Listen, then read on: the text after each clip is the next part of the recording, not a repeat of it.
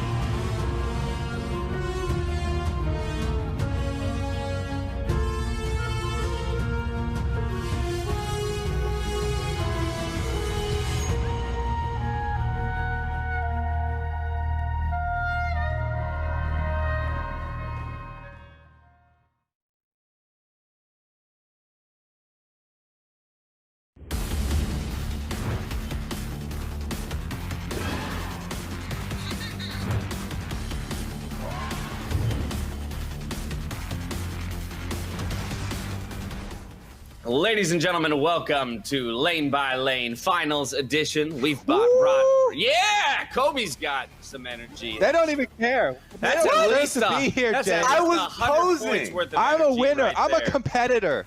Damn Oh right. my God. Damn right. Kobe comes to win. Well, it's finals weekend, so we've brought our 3 top competitors from this year's editions of Lane by Lane, Freak, Kobe, and Raz. We're gonna dive right into it, gents. Docking for that one. Not Nah, not as many. Okay, so we've got a whole bunch of questions coming your way, gents. I'm gonna go dive right into it. Which of the remaining teams is going to win the LCS FlyQuest. Summer Split? Freak takes FlyQuest. It is going to be FlyQuest. I mean, it's so obvious. First of all, they've already beaten, Team Liquid, the four-time champion. They beat Cloud9, the defending champions. I mean, let's be clear. They're obviously the best team here. They've got the best jungler left in playoffs. Jungle difference obviously incredibly important. The entire team playing at an incredibly high level. Solo could easily be the best top laner here as well. Their bot lane's on point. We just saw Ignar beat out Core JJ in their last best of 5. So really, I mean, you look at, like, you compare players and it's just not close down the line.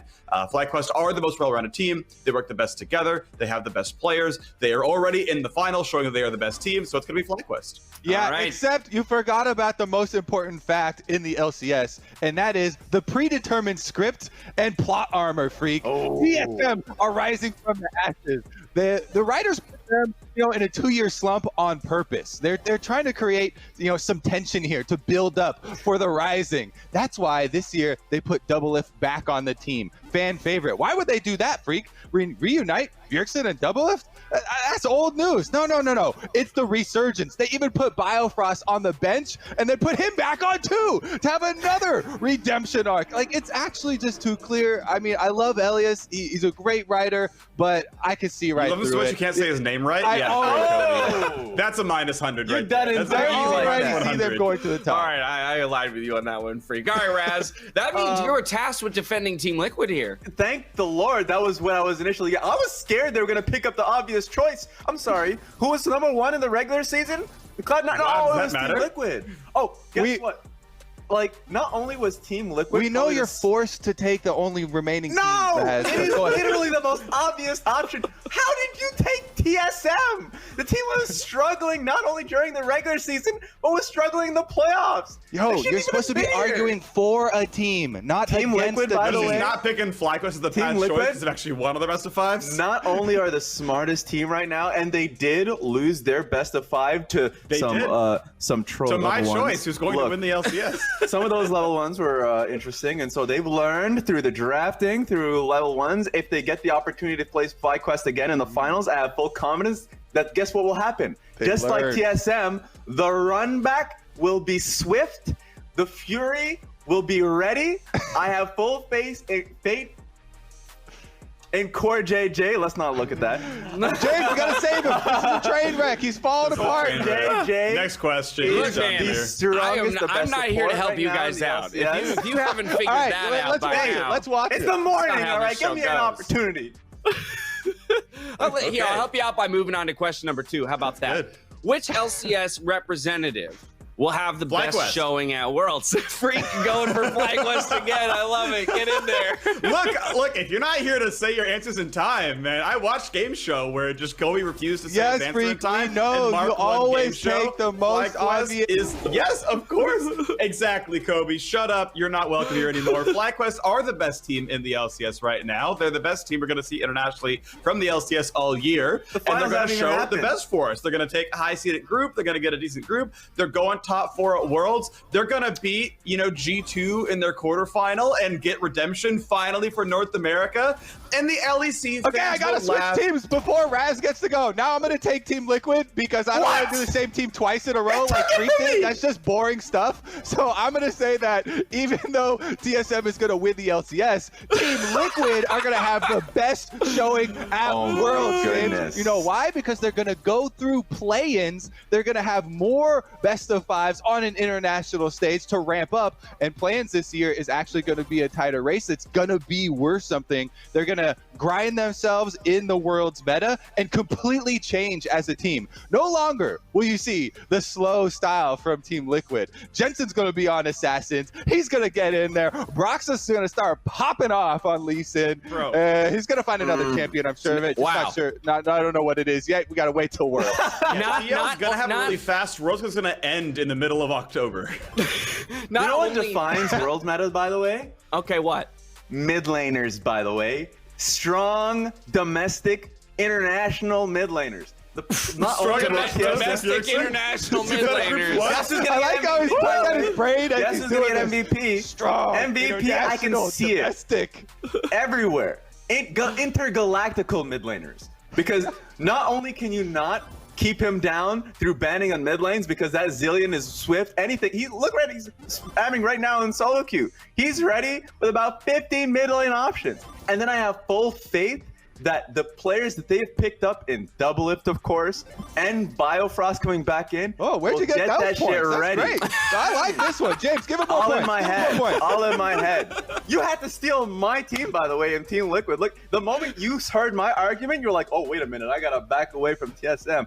But the problem is you lack the faith in TSM's ability to be able to get into an international event, use the time that they have from now till Worlds to get their shit in order. Raz, are you telling me the only thing that's kept TSM from a title all these years is faith?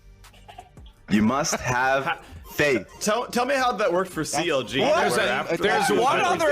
There's another Ran award to 10th.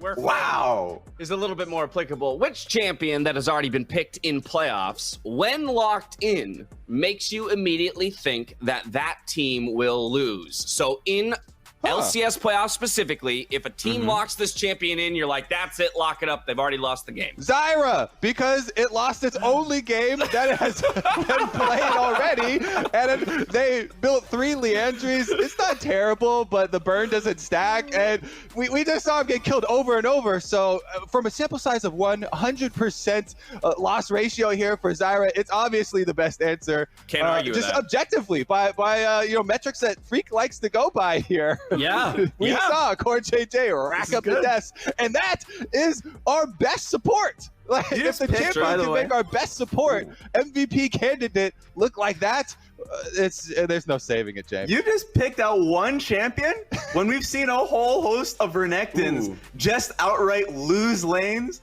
lose games. Did you see Solo's Renekton from the regular season 1v9 though?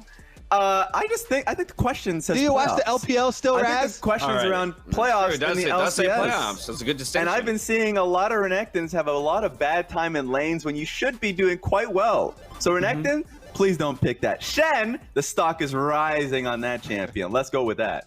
Yeah, Okay, so doesn't Raz, wanna see the you Renekton. got in there a little bit before. Here's the thing. The champion that I will see in the LCS playoffs get picked and immediately lose is Lee Sin, because the only team who's going to play Lee Sin is Team Liquid, and Broxah on TL isn't going to win another game all of playoffs. So as soon as we see Lee Sin, we know it's on TL's side, and we know they're going to lose. They're going to get 3-0 by TSM. If they somehow miraculously win that series because they didn't play Lee Sin or they found a new jungler, they're going to lose 3-0 to FlyQuest. So if I see Lee Sin, I'm like, yes, TL's indeed in this draft. Goodbye, you're out. Raz, I'm sorry, you picked the worst team possible for that one. Lee Sin is literally the most popular jungle champion in our game. Yeah, but there's only 3 teams left in the LCS playoffs, and FlyQuest not going to play that one. That was an accident, Kobe. I'm so sorry. There was absolutely no reason for me to do that. But I'm happy it's there. I apologize. I gotta. What's his happy retort? to You, I want you to see should- what you he's should back. pay him back by giving me a couple hundred points. Yeah, that sounds right. I got shot with the crossfire here, James. I'm sorry, Kobe. You know it's real dangerous out here playing lane by lane. All right, our 4th question of the day. Other than North American casters, who is the greatest caster in esports and why? So we're not allowed to choose North American casters, but we are choosing across all esports. Oh, I got one. But the best casters are North America and other titles. There's so many casters guys I'm a huge fan of. Typical And they're all North American caster lacks world perspective. I don't know about this one, guys. Well, so I'll be honest. I Yes. believe the classification of NA casters here is supposed to indicate NA, LCS LCS. casters. So Yeah. you could pick an NA caster of a different esport. but- Ender and Dracos and Yeah, there are a lot of NA, yeah. You know, like we can't get Dracos, we NA. can't get Frost. I've got Oh, one. it's gone. I was gonna good also point. be like Golden Boy. He's caster / host. He does both, but he's from NA. Also from NA. I mean, what do you do when all of But- the good caster talent is Yep. from North I'll go. America? I'll go with Machine. Can I do the host? Yeah, Machine's There great. you go. There you go. Because I really casts like some, too. He Machine. casts some. Whenever Good he one. shows up, he does multiple games. Whenever he shows up on LEC, I always really like him as well. His accent, that is just clean. Sometimes you hear a new accent and it kind of grates on you, but immediately the first time I was like, hey, he's very smooth. I'm gonna be honest, Kobe. I'm pretty sure. I think if I had his accent, I'd be a better host. Honestly, I think I that's agree. how. I think that's how. As- As, As a as person, one of you'd be your a better close host. friends, I think that's something you need to work on.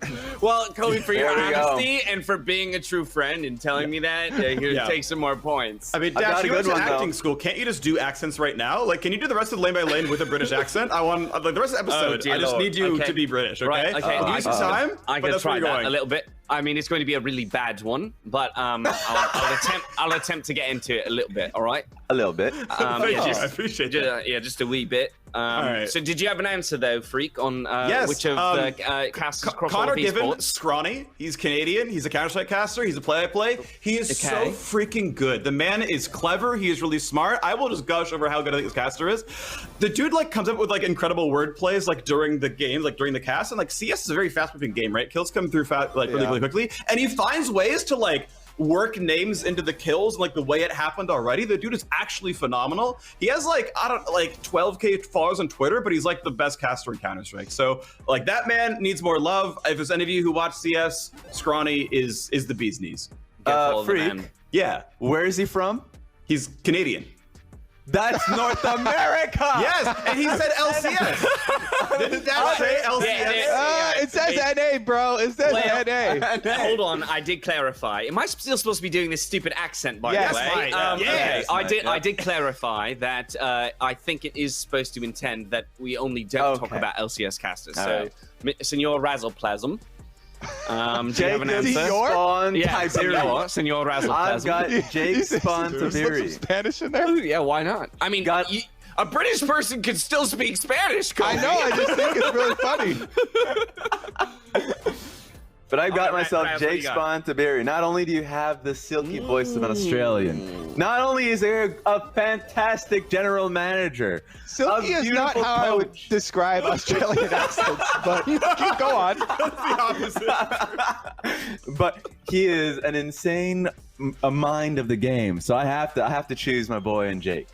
All right. I feel that. I feel that on another level. He's a There great we guy. go. All right. After that, we're going to take a quick break. With their current standings, Kobe is out to a healthy lead, 4,800 points. Freaking second, 3,500. And Raz, though, with a nice surge there in his final answer, up to 3,100. Still very much in contention. When we come back, we'll have the conclusion of this finals edition of Lane by Lane.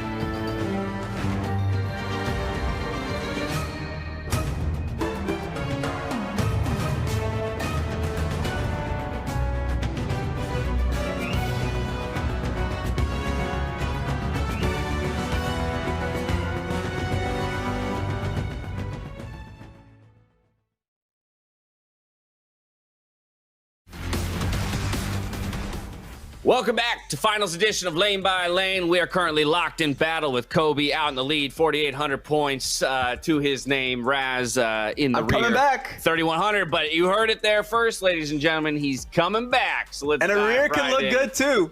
I'm just putting was that that? out there. A rear can look good too. A rear can look That's good. one good-looking caboose. That is. That is. All right. Question number 5. Of the eliminated teams, if you could pick one and bring them as a sub to Worlds, One who player? would you bring? Or as a team? No, of the Cloud9. eliminated I'm teams. bringing Cloud9. I don't care. Boom, Kobe's in. I got to get there before Freak takes the obvious answer here because I am for sure jumping on Cloud9. I know he would immediately snap them up. I still think this is a good team. Even though, Cloud9 fans were devastated. They're like, oh my God, how did we fall from 35-2 as a record from the beginning of the split and spring until this and drop to 4th place? That doesn't mean the team has had a complete collapse. These are still good players. It's because you had your bar set so high by how hard they dominated that the expectations have come back down to earth for them. Still think that would be an amazing sub team, especially because they play the aggressive style. And at Worlds, that is where a lot of the NA teams have fallen before. They haven't been able to, play the faster, LPL scrappy styles with a lot of the skirmishes. You're shaking your head, Raz. Get in here. I don't agree with that. There's a reason why the fans don't want to see championship points qualifying a team, because I don't really care about what happened in the spring split. I don't care what happened in the summer split. What happened lately? What's your answer? Yeah, then? wait, I'm really don't waiting have to it see on what your the locker. answer is. Guardians. Golden Guardians. No. I mean, look, Bias. No. Look, I am not a biased person right now because I see gameplay. He just talked about early game style, scrappy style. Guess who does that best? Golden Guardians. They come out ahead. They come out strong. And if you're talking about recent performances, they look the best while losing. They went up against TSM, 3-0'd them. Went up against, should have 3-0'd them, could have 3-0'd them. Obviously, TSM came back, but that's where lessons learned, and they learn the fastest. So I'm excited to see what happens next year, of course. But it has to be Golden Guardians because I know they will play much better, much more recently than Cloud9 has. He's calling out that learning curve All for right. Golden Guardians. Freak, what's your answer? I've got. I'm gonna lose points for this one. I don't care. We're picking. All right. We're picking Cloud9 Academy here. All right. Oh Here's the thing. Here's the thing. They have massive international world's performance domination. They are, I think, 2 or 3 time Academy Worlds champions. Okay? That's an old this- team. so this To is bring where you he that trophy, loses it's the a team who has points. done it before. Look, they won Academy Worlds. How much I will harder say is for Real Freaks, Pala Faker is rank 1 Yeah. in North America right now. exactly. At least I think he still held it. He was losing some games last time I was watching him, but I do love me some Pala Faker. 100 points to Kobe for the assist. We get some points to Freak Love for Pala Fudge as well. Faker, but the I was gonna say Golden misclassification Guardians, of the but international Fudge is great. experience. I want to let Raz get some points. Yeah, fair Oh, enough. well, okay, All right, okay, which all right. champion would be the worst to have been quarantined with the past 5 months?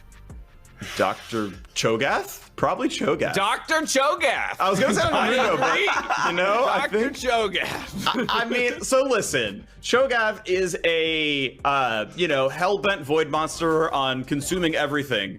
And I'm stuck in, 1,000 square feet with the guy. I'm dying early in that case. And even if he doesn't kill me, he's gonna eat and just get bigger and bigger and just break the walls down. And suddenly there's no roof over my head anymore. I'm screwed. If Cho's my roommate, I'm done for. Okay, at least Cho will talk to you. I'm gonna say Rammus is the worst because in quarantine, the biggest thing, I miss people. I miss interactions. I'm an outgoing person and I like to go party. Rammus is just gonna say okay to literally everything, Which is That's great. You actually get gonna your drive me way. insane. You It's get actually your gonna way drive with me stuff. insane. No matter, I'd I'm rather trying to have talk to this person. Look, I'd rather have a yes man and someone that is literally there and I can see them. Okay. Timo, I can't see you, Timo. And he litters in your space, and on top of that, he points at you. Look, he is literally the worst person you could possibly have in your apartment space. I ain't living with that champion. Oh my God, the Timo points are popping off. Did you get S-rank Timo, by the way, in Spirit Blossom? He's sending you around to do pranks. I played League of Legends during quarantine, all right? I got S-rank on my 5 champions, around all the Spirit petals, and Timo's like, hey, let's not let's hard run around. to do. No, This is the Kobe, worst brag this is ever. ideal. No, this guy's like, hey, let's go do some pranks. Like, you want to put this mushroom in front of Thrash? It's gonna be really funny, right? It's on his lantern. No.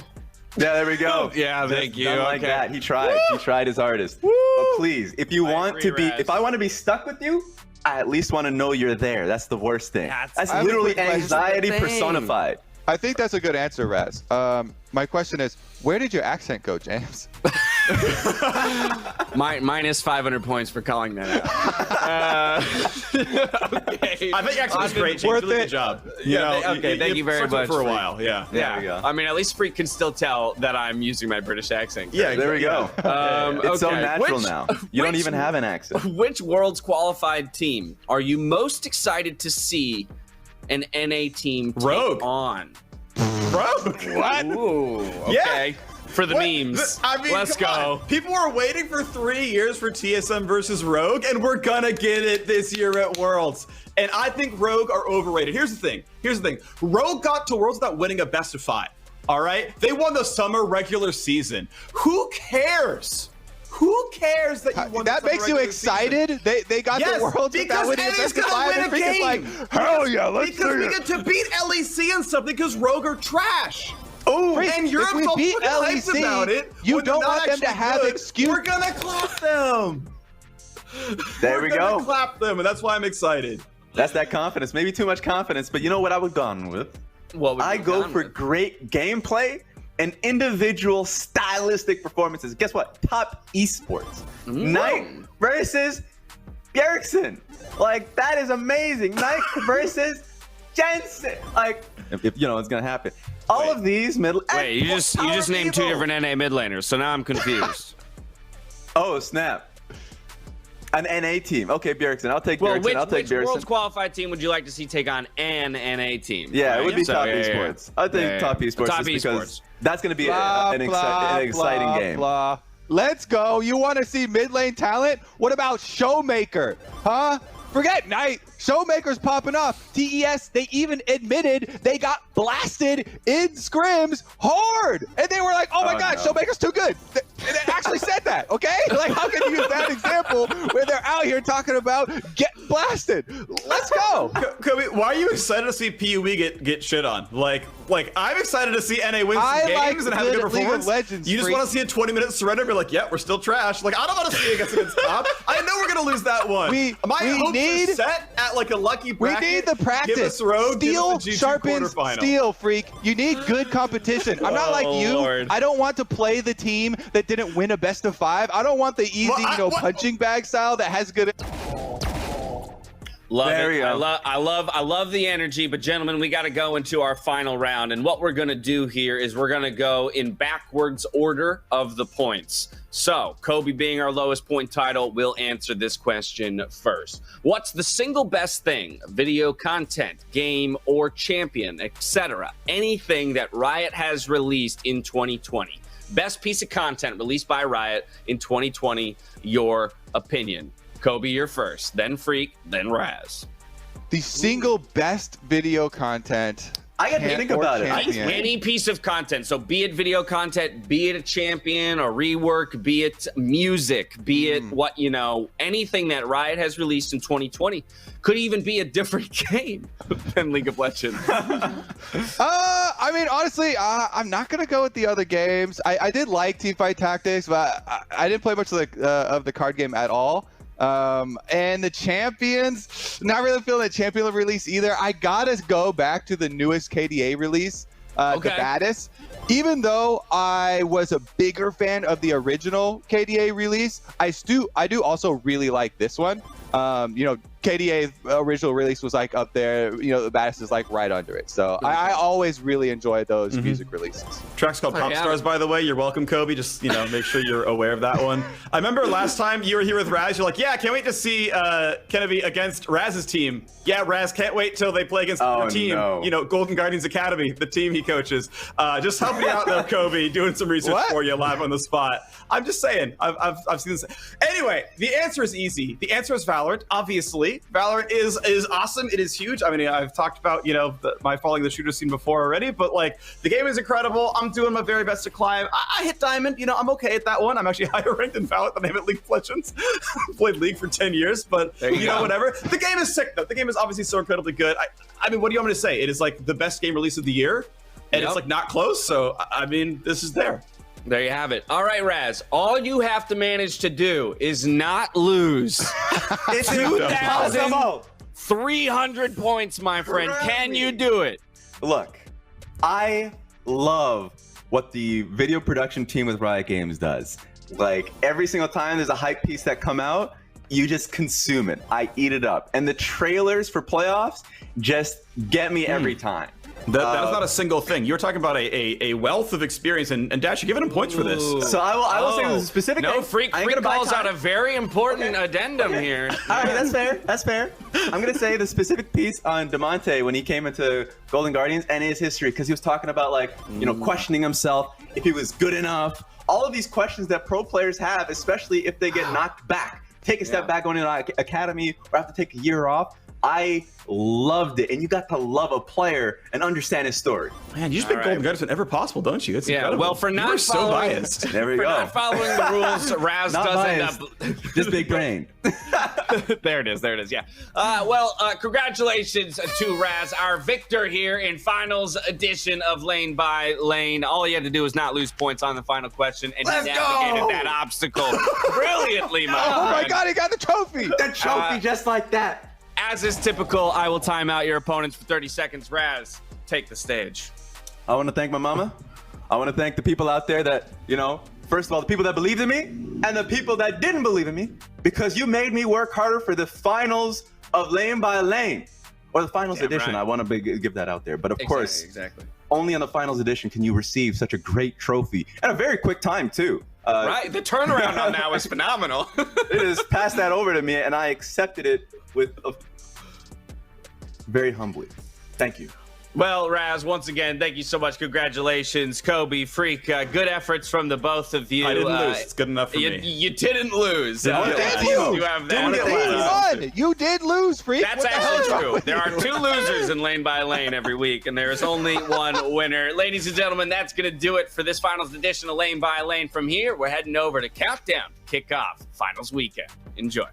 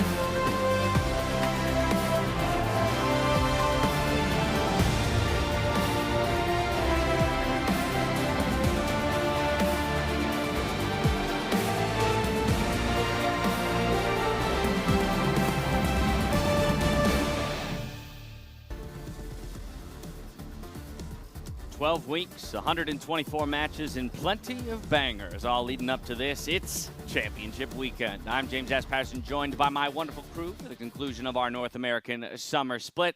And gents, let's dive right in because we got a whole lot to cover here today. We've had plenty of standout players vying for the spot of our Honda MVP, from the rise of rookie talents like Tactical to the growth of the entire FlyQuest roster. But of course, there can only be one Honda MVP. After much debate between fans, analysts, producers, and casters, it's going to be CoreJJ. Wow. Defining MVP is in the word valuable. What would a team be if you removed this player? I've been feeling distant, like the world is slipping, losing touch of our reality. Ignite is on. Good damage, good play. They got him on track. They're running out of health. And that's going to be first blood coming through. Feels like my body is changing, but lows are something different. I'm fading, it kicks in, it hits me like amazing. The poison. The hook's going to land. CoreJJ rarely misses. It is really honor to me. It means I'm actually back on the top as Captain America.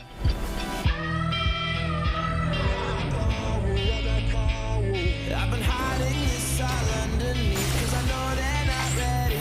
Beautiful hook from CoreJJ. He can see angles in the game where other players don't. I don't think we've seen the Bard be this good in LCS. I got power, superpower. His ability to think 5-10 seconds ahead. I got power. He has just great vision in the game.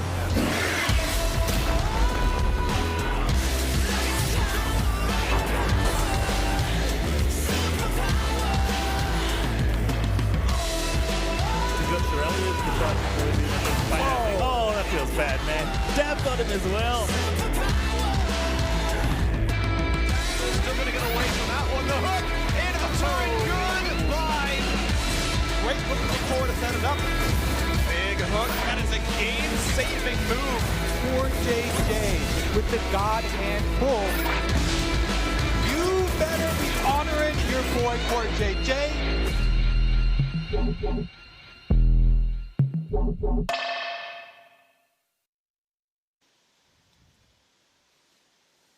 Much deserved for CoreJJ there. A very consistent summer split, helping Team Liquid recover from what was one of the worst spring split performances out of the organization. Quite a turnaround all the way to Honda MVP.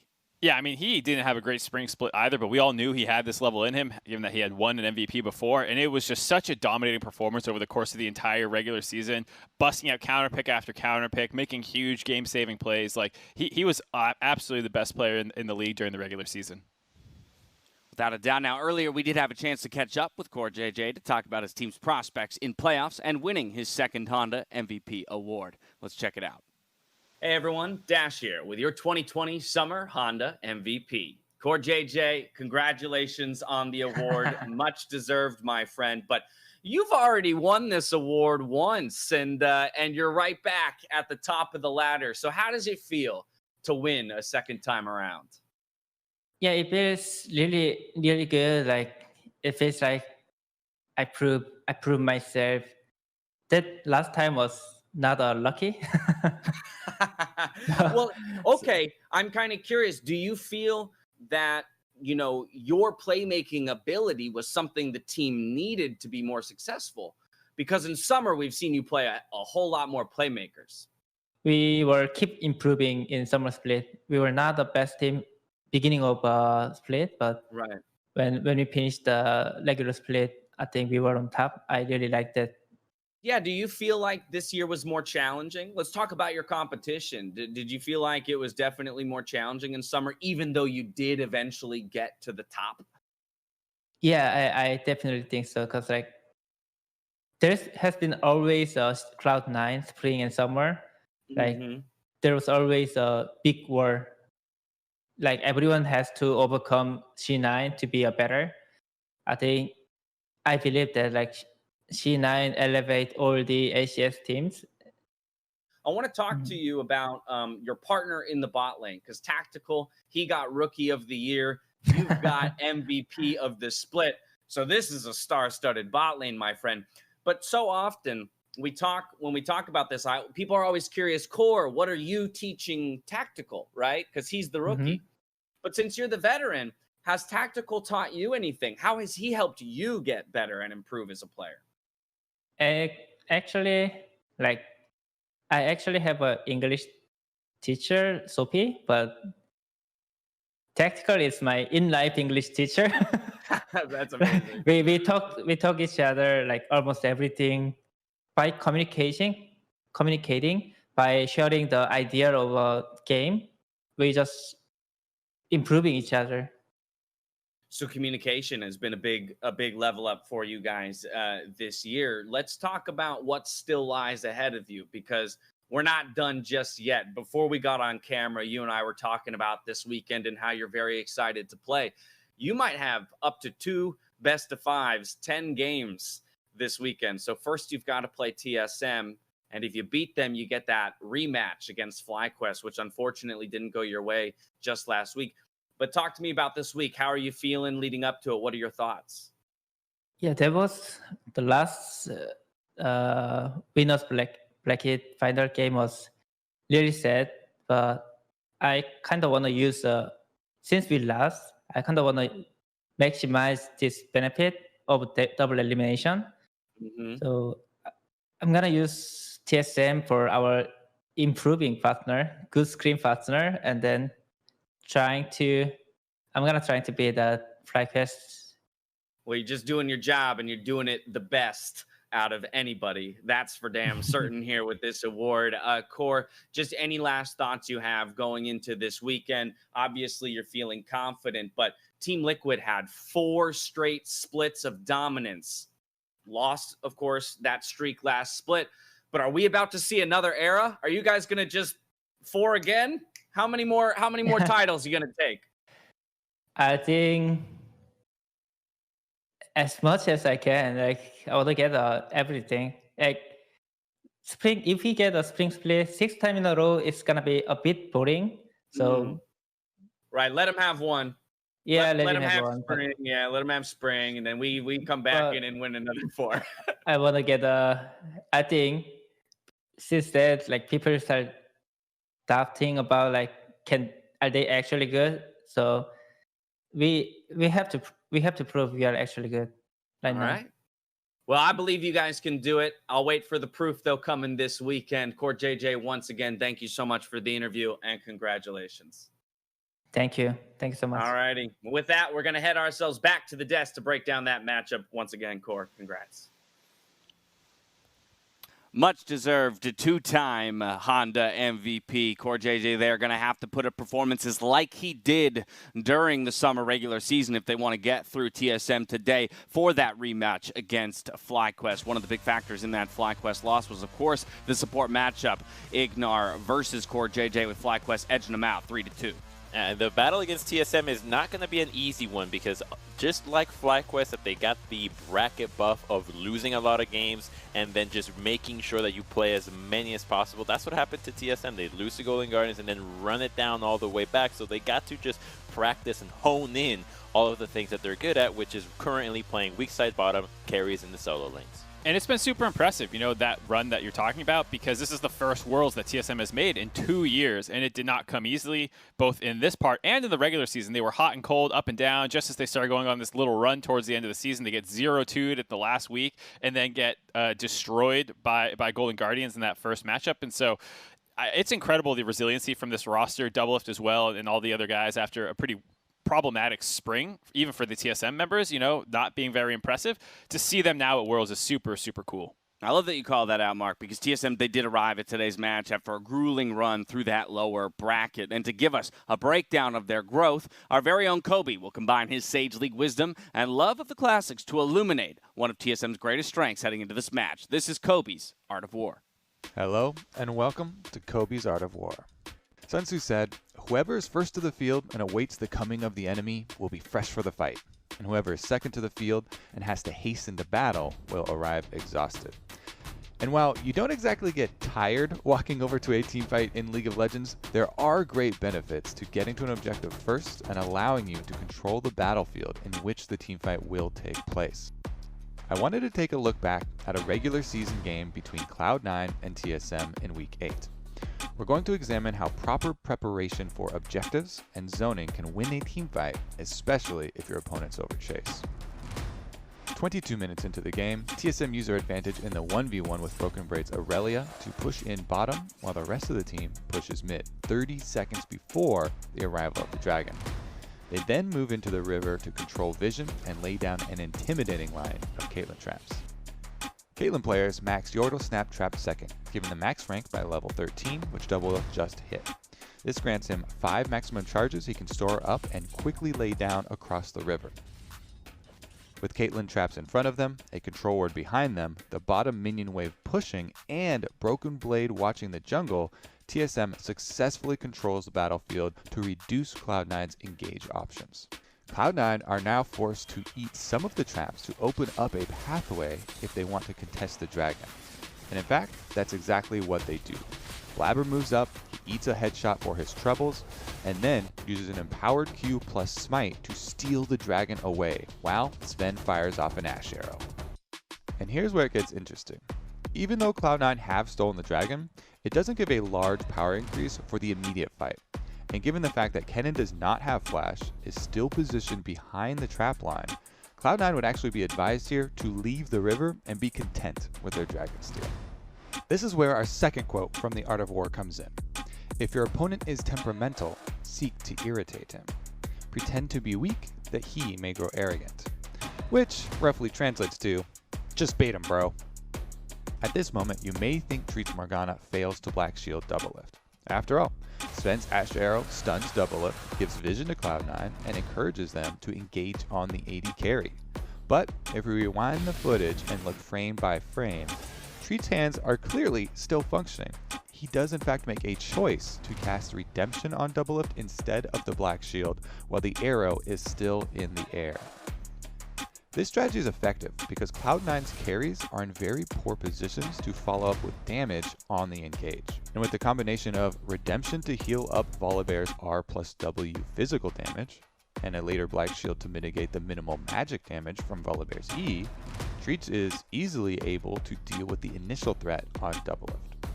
Now, even though Niski is the closest DPS to following up on Blabber's engage, he is on Azir, and it is dangerous for Azir to chase very long distances in teamfights, as he must use his Conquering Sands ability to move Sand Soldiers forward, thus leaving him without an escape tool and vulnerable. Meanwhile, Broken Blade stuns Kennen far back from the teamfight as he attempts to navigate through the traps. And even though he does not stun Sven, the attempt zones him away from the side of the river and into following Niski and Vulcan in their path behind Blabber, further grouping up the Cloud9 members. This is finally the moment TSM have been waiting for. Set's ultimate does 50% of the target's bonus health and AoE damage at rank 2, making Volibear, with all his extra health, the ideal target to dunk back into the rest of his team. But the river is 1,000 units wide, while the ult only has a diameter of 600 units and falls off in damage near the edges. So this is where we see the true value of TSM baiting in their opponents to funnel through the Caitlyn traps and around the Aurelia stun. Spica gets a massive 4-person ultimate. Because the grouped up members of Cloud9 don't immediately flash away from the incoming showstopper, they take the sweet spot damage, and Spica is also able to cast a follow Facebreaker just as he is pushed back by the Emperor's Divide, stunning Blabber, Niski, and Vulcan for follow-up AoE damage from Doublelift's Peacemaker and Bjergsen's wildcards. When Broken Blade's Aurelia ult comes through, they try to flash and scatter, but the damage has been done and it's too late. As TSM chase down the 2 flashless Cloud9 members inside the Dragon Pit, Bjergsen stuns and Treats exhaust the only remaining threat in Licorice's Kennen, allowing them to pick up their 3rd kill in the subsequent Baron. TSM go on to win this game, in which they demonstrate multiple times the power of early objective preparation, proper spacing in your teamfights, and tricking your opponents into overchasing.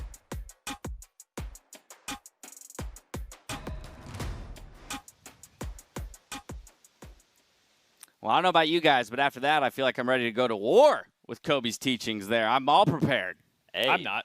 No? Yeah, You're not, Martians? Art of War is really applicable to League of Legends. I have for sure learned a lot about just transferring that knowledge to the game because that really was just preparation, right? Should it be on the recommended reading list for all LCS pros? I think so. I think it could go that far. Maybe we should collate a list of books for LCS pros to read. Anyway, we're just minutes away from our championship qualifying series between Team Liquid and TSM. Well, that's a very important book.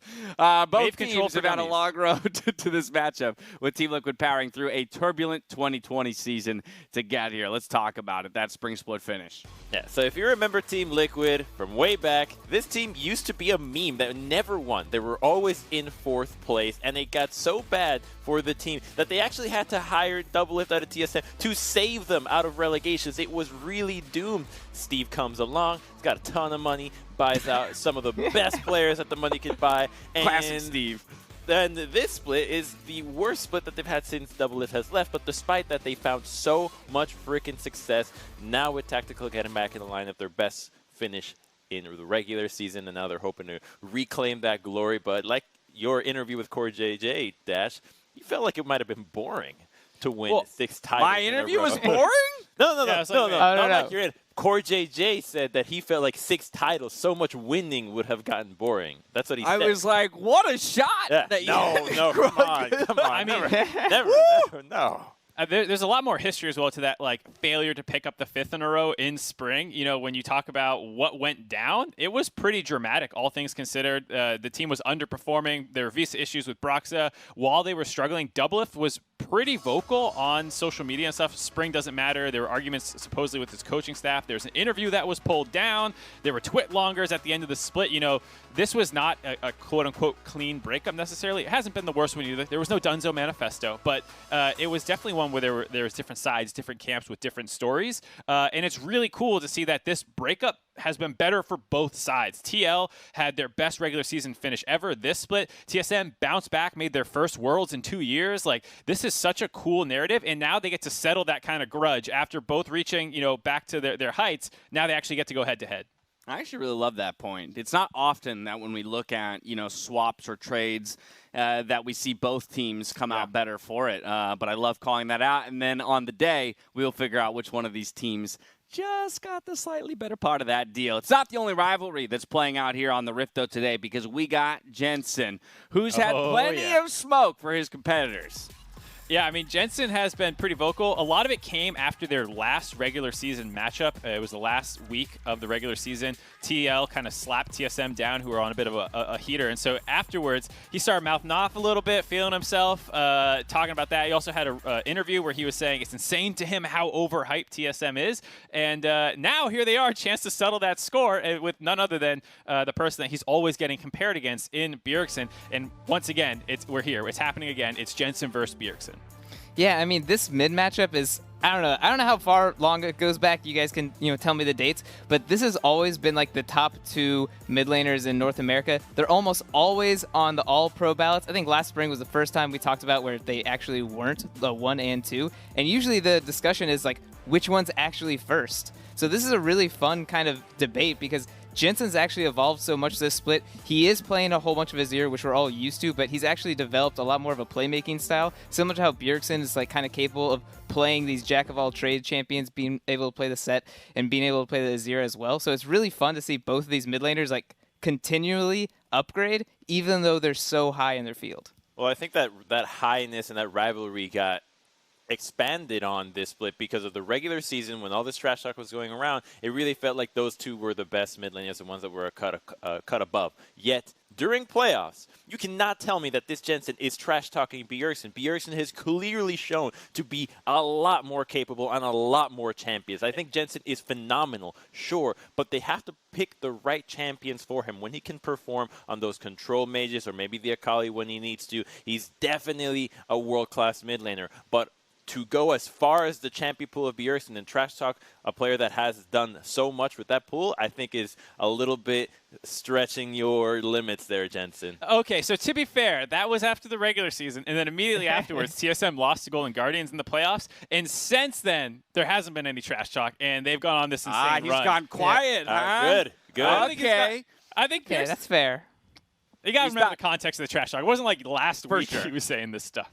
No, he's thought a little bit better of it. I like the calls that you had there, Crumbs, around Champion Pool, the different strengths between these two players. Jensen, both players have shown their ability to carry. Bjergsen, though, slightly wider pool. Jensen generally indexing towards that mid to late game team fighters and carry champions. But while this may be our featured matchup, rather, it is not the only matchup that I do want to focus in on. Of course, we talked about the history with Doublelift between these two teams, but I want to talk about the matchup as well. Doublelift versus Tactical in the bot lane. This is such a weird matchup to talk about where we're like, oh man, this is going to be pretty close because we're talking about Doublelift, like historically strongest AD, like most titles, and then Rookie. And for some reason, this is actually a matchup where we're like, this could go either way. We don't really know. Like, so far, Tactical's played more champions, more meta champions. He's been playing the Caitlyn, he's pulled out the Jhin, and he has a lot more lane dominant style than Doublelift, who's known for these, like, Lucians by pocket pick, man. So the fact that these guys are going toe-to-toe is really exciting, and Doublelift actually is the one that needs to prove more today than Tactical. I mean, I actually think it's cool that we have a rookie coming into this matchup like that because it is a testament to how well somebody could be having very little time within the game. League changes way too much so that somebody that is new can enter the game and still be completely up to date, whereas somebody that might have played for 10 years might actually still be holding on to ancient ways of approaching how the game continues to evolve. So I think that Tactical being a rookie could end up being a strength that he has that allows him to make those wild plays that no other player is thinking of right now. Well, there's a specific wild play that sticks out in my mind, Mark. Let's rewind the tapes to last week where Tactical popped off. Yeah, this was such an insane play. This is after FlyQuest just won a fight and was up 5 men to 3. Tactical is not fed. There's no ultimates up. Jensen does not have his ult when he decides to pick this fight. There's super creeps coming in the mid wave. And what usually happens there is FlyQuest just uses minion pressure to take the turrets, and Team Liquid players are going to focus on clearing the minion wave. That's usually what happens, but Tactical is like, no, that's not a good option. We're going to lose the game if we just focus on wave clear. So he fights PoE. He jumps in, and he keeps going forward. PoE sends that ball behind to expect that. He keeps dodging out in these skill shots. If any of them tag him, Kalista's attack speed and is linked to her move speed with the hopping. And so if she ever got CC, it'd be very easy to catch her and finish her off. But she dodges 4 consecutive skill shots, which allows him to hold his QSS till the last one and keep fighting. This keeps him in there long enough for Jensen's ult to actually come back off cooldown, and he can just keep going man mode, aggro, insane. And it was such a crazy play both in the decision-making to actually go for that instead of focusing on wave clear, which is what Jensen was doing. He actually double-bombed the minion wave. Tactical's like, nope, we're picking the fight and we're going to win it. And then he played it so mechanically well, it forced FlyQuest to peel off the turrets and have this panic collapse on top of him where he just keeps outplaying them. And then they're able to actually win the game because of that play. I think man mode aggro insane might be the best way to explain that play there. I have a little bit of a tidbit to add on. In talking to Core JJ for the Honda MVP interview, I did ask him off camera just to recount that play from his perspective because I wanted to understand how it all broke down.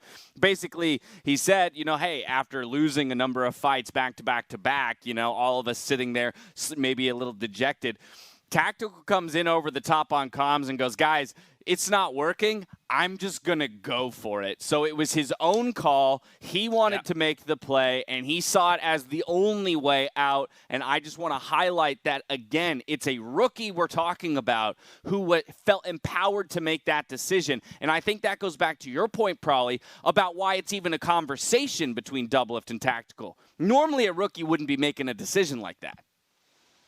Oh, yeah. I have no clue what was going on in his mind other than, I guess the game's lost. So nothing's wrong if you already thought you were going to lose, right? It's kind of like carte blanche. Do what you want because you're going to lose, so let's go for it. But I'm really happy that he kind of saw the advantage and took it. I was really expecting let's just, try to hold our turrets and hope they can't end it here. That was not even in his thought process. He's like, yeah, let's go. Orianna, 1v1. Hoping for some more pop-offs today. Probably, I want to come right back to you on the point about draft. We'll no doubt play an important part in this matchup, but I've got both you and Mark here to give us the 101 on what we expect to see from both of these teams heading into the series. Let's start with Team Liquid. Yeah, so Team Liquid's draft strategy, I think you can start figuring it out when you watch their regular season games, but the most important draft strategy they have is make sure Core JJ gets counterpick. I doubt they'll ever blind pick as champion unless maybe they're going with the Thresh Kalista, which is just such a strong bot lane. Other than that, they're always going to save counter pick for CoreJJ. I think it's really smart. They're also going to pair this up with a utility bot lane. We talked a bit more about Tactical's kind of champion pool. He's going to play like the Jhin, the Ashe, the Kalista, some kind of CC. And really what they want to do against TSM is they don't want anything to happen. If the game is 0-0 at 10 minutes, that's a great win for Team Liquid because they want to get to this front-to-back team fighting style that they're good at and get these long late-game team fights where they can actually like power spike around the 25-30 minute mark. The thing that TL is going to have to worry about going against TSM is Broken Blade. Broken Blade's such a monster in the top lane that the strategy of TL early picking their top laner is going to come under a little bit of stress here with whatever Broken Blade has in his massive champ pool to try and counterpick. The other concern is jungle pinch potentially. We've seen a lot of champions out of Spica. Haven't seen that many out of Broxah, and we've seen a couple bans thrown against him that seem to hamper him in the Lee Sin and Graves. So we'll see if those two things can get exploited by TSM. Well, those are the high-level ideas for Team Liquid. Let's flip the script and take a look at TSM now. Yeah, so TSM, again, is like the TSM of old, where they used to just dive top lane, and I think that's a draft strategy they should be employing against Team Liquid. Team Liquid usually plays tanks top, so getting the counter pick for Broken Blade is going to be extremely important, and the fact that they're playing Bjergsen versus Jensen, Jensen's champion pool is fine, but it's mostly just control mages. So I think Bjergsen can actually blind pick the TF, he can blind pick the Azir, and this gives a lot more resources for the rest of the map to use, but most importantly, like Team Liquid's style of wanting to get to late game, TSM does not want to get to late game. Their mid game has been getting better, but it's mostly just them team fighting. So I think they want to start out scrappy. They want to get these fights, and I think their main goal is going to be in the game before 25, in the game before 30 minutes, because they don't want this like slow-paced TL style. They want to make this like a very bloody game, more akin to like maybe Europe or LPL. Yeah, not much Drake stacking. They only have 3 souls in playoffs in 15 games, so they're much more about executing on the top side. Their concerns, of course, are more about AD carries potentially being pinched. Like probably was saying, Tackle has what seems like a better pool so far. And then the other thing is high execution comps. When you're going for these really aggressive playstyles, they've played a couple all-range matchups or all-range comps, 5 range, no frontline really, and that's very volatile. It can work. They've won with these, but it is still scary going up against a team fight team where if you don't get this monstrous lead, like Team Liquid's going to have a better team comp 9 times out of 10 if you're going for this high, difficult draft strategy. Well, that's a lot of high-level thoughts. You mentioned team comp right there at the end, Mark. I want to take a look at what would be a mock draft. Specifically, probably we're taking a look at the roles here. Where in the draft the roles will be selected, not necessarily the champions. Yeah, so pick order is going to be really important. If you can see on the top bar, that's going to be TL's draft. I think their first 3 are always going to be AD carry, jungle, mid. I think AD carry first pick is a no-brainer for TL because they play more champions than TSM, so they can actually pinch the AD carry pool, take that first pick. But if you look in the 4-5, you see the support and top laner. I think TL is going to take this every single time in 4-5. This gives them 2 bans to protect either the top lane or to set up a counter pick for CoreJJ. Yeah, and I think it's... Oh, go ahead, Mark. No, I was going to say... It's really interesting what's going to happen because TL has a lot of things that they would normally first pick that you're a little scared about. Like normally they take their top laner early, but you might want to wait till after the second phase so you can pump a couple more bans up in there if you're busy banning out AD carry pinch or something in the first phase. This can all change a lot, but with specific picks, but I think the overall idea of you seeing TL hold support for close to last and TSM holding top for close to last is going to be the root of both drafts. I think what's interesting here, though, Mark, is the fact that this is a draft with TL on blue side, which was the expected pick coming into the day because of the win percentage of blue and their previous preferences, but they've in fact chosen red. Yeah, it was a total shock to me. Probably and I did all this prep. We had all these specific draft points to make. This morning we wake up 9 o'clock. TL's on red side, and so it threw a lot of it out the window. But I think a lot of the principles that we hit here are still going to hold regardless of actual side. Yeah. All righty. I do want to take a look at predictions as we get ready to throw it, just so I have you all on record with who you are predicting. So, Crumbs, who are you taking in this one? TSM, TL? I'm going TSM Dash. I think. What? Woo! What the hell? What happened? Come on, normally, guys. Crumbs is the only one who goes the opposite direction. Yeah, but all three of you the underdog aligned. is TL. Crumbs, how do you not pick them? Yeah, all right. Well, whatever. Well, there it is. They're all aligned. They're all aligned. We're looking at TSM moving on to take on FlyQuest in the finals. With that, we're going to hand it over to Captain Flowers and Kobe. A belated happy birthday to you, my friend. I'm hoping for 5 games to celebrate. Take it away. Every trophy has a story. It's not really about, is TSM's 7th trophy marginally better than what I already have? Because each time, I feel like more and more people want to see you fail. It's like just even more exciting each time to challenge yourself and defy people's expectations. I live by the beat, I die by the beat since 1990. coming around from the side. I die by the beat like MPC. Who I name William after, cause I get bills from these beats. The industry, you know we keeping it real up in these streets. It would be definitely like a dream come true. I'm playing this game for now 6 years, and winning a title is always what I wanted to achieve. I don't think anyone really remembers like, oh yeah, I got second place. Like no one really cares about that. I feel like I would celebrate for days. I don't want to be remembered as one of the Team Liquid teams that ended up not having success. I want to be remembered as part of the Team Liquid team that started another LCS win streak. Switch up the plan. We all say it, we all claim it, but it's no use. The greatest rapper alive is probably stacking produce. To win another title would just be proof that I'm not washed. You can start to doubt yourself a lot when you're in teams that don't really click or where you have to compensate a lot for the other players, and I started to lose kind of focus on my own individual play. Bjergsen's done. Oh, Bjergsen is going right back into the fight. This man does not stop. It's pretty clear to me now that I am more than good enough to win the trophy. You and me, rolling together in this perfect harmony. I'll always put the win above pretty much anything else in my life. And I'd say the same about Bjergsen. For me, some of it is persistence. And me, rolling together in this perfect harmony. I was put in position to carry, and when I needed to pull the trigger, I just pulled the trigger. Double lifts heel, barely keeps him alive. Team Liquid and TSM has already won plenty of trophies in their past, but we've never actually had a trophy as an organization. So even though we're coming through the upper bracket, I wouldn't be surprised if people still think we're the underdogs going into the finals. I'm not sure if we'll ever be able to convince people that we're the best team in NA, but at least if we win NA, like we have the title. These past years, Team Liquid has been the most successful organization in North America. I still believe that if we show up on the day, we can make it there. Really showcase what we're made of, showcase that we are, in fact, the best team in North America. Snapping on the track like the illest conductor with no contradiction. I brought my heart to the table. Fact and never fiction or fable. Ready and willing, you better believe that I'm able to spit power through these lines faster than fiber optic cable. I honestly think the more fun for me is blocking other people from getting repeat trophies or more trophies, or kicking them out when it really matters, beating people when they want to win the very most. So I would really love to take out Team Liquid in this match. I carried that team for 2 years, and it would be really, really satisfying to knock them out of playoffs. And I feel like if we can beat TL, we're definitely going to roll over FlyQuest. So, one step at a time. I think that would be a pretty nice story. Y'all better write this down. It don't matter. Cause 10 years from now, we on top, and we ain't never gonna stop. All money in. Watch.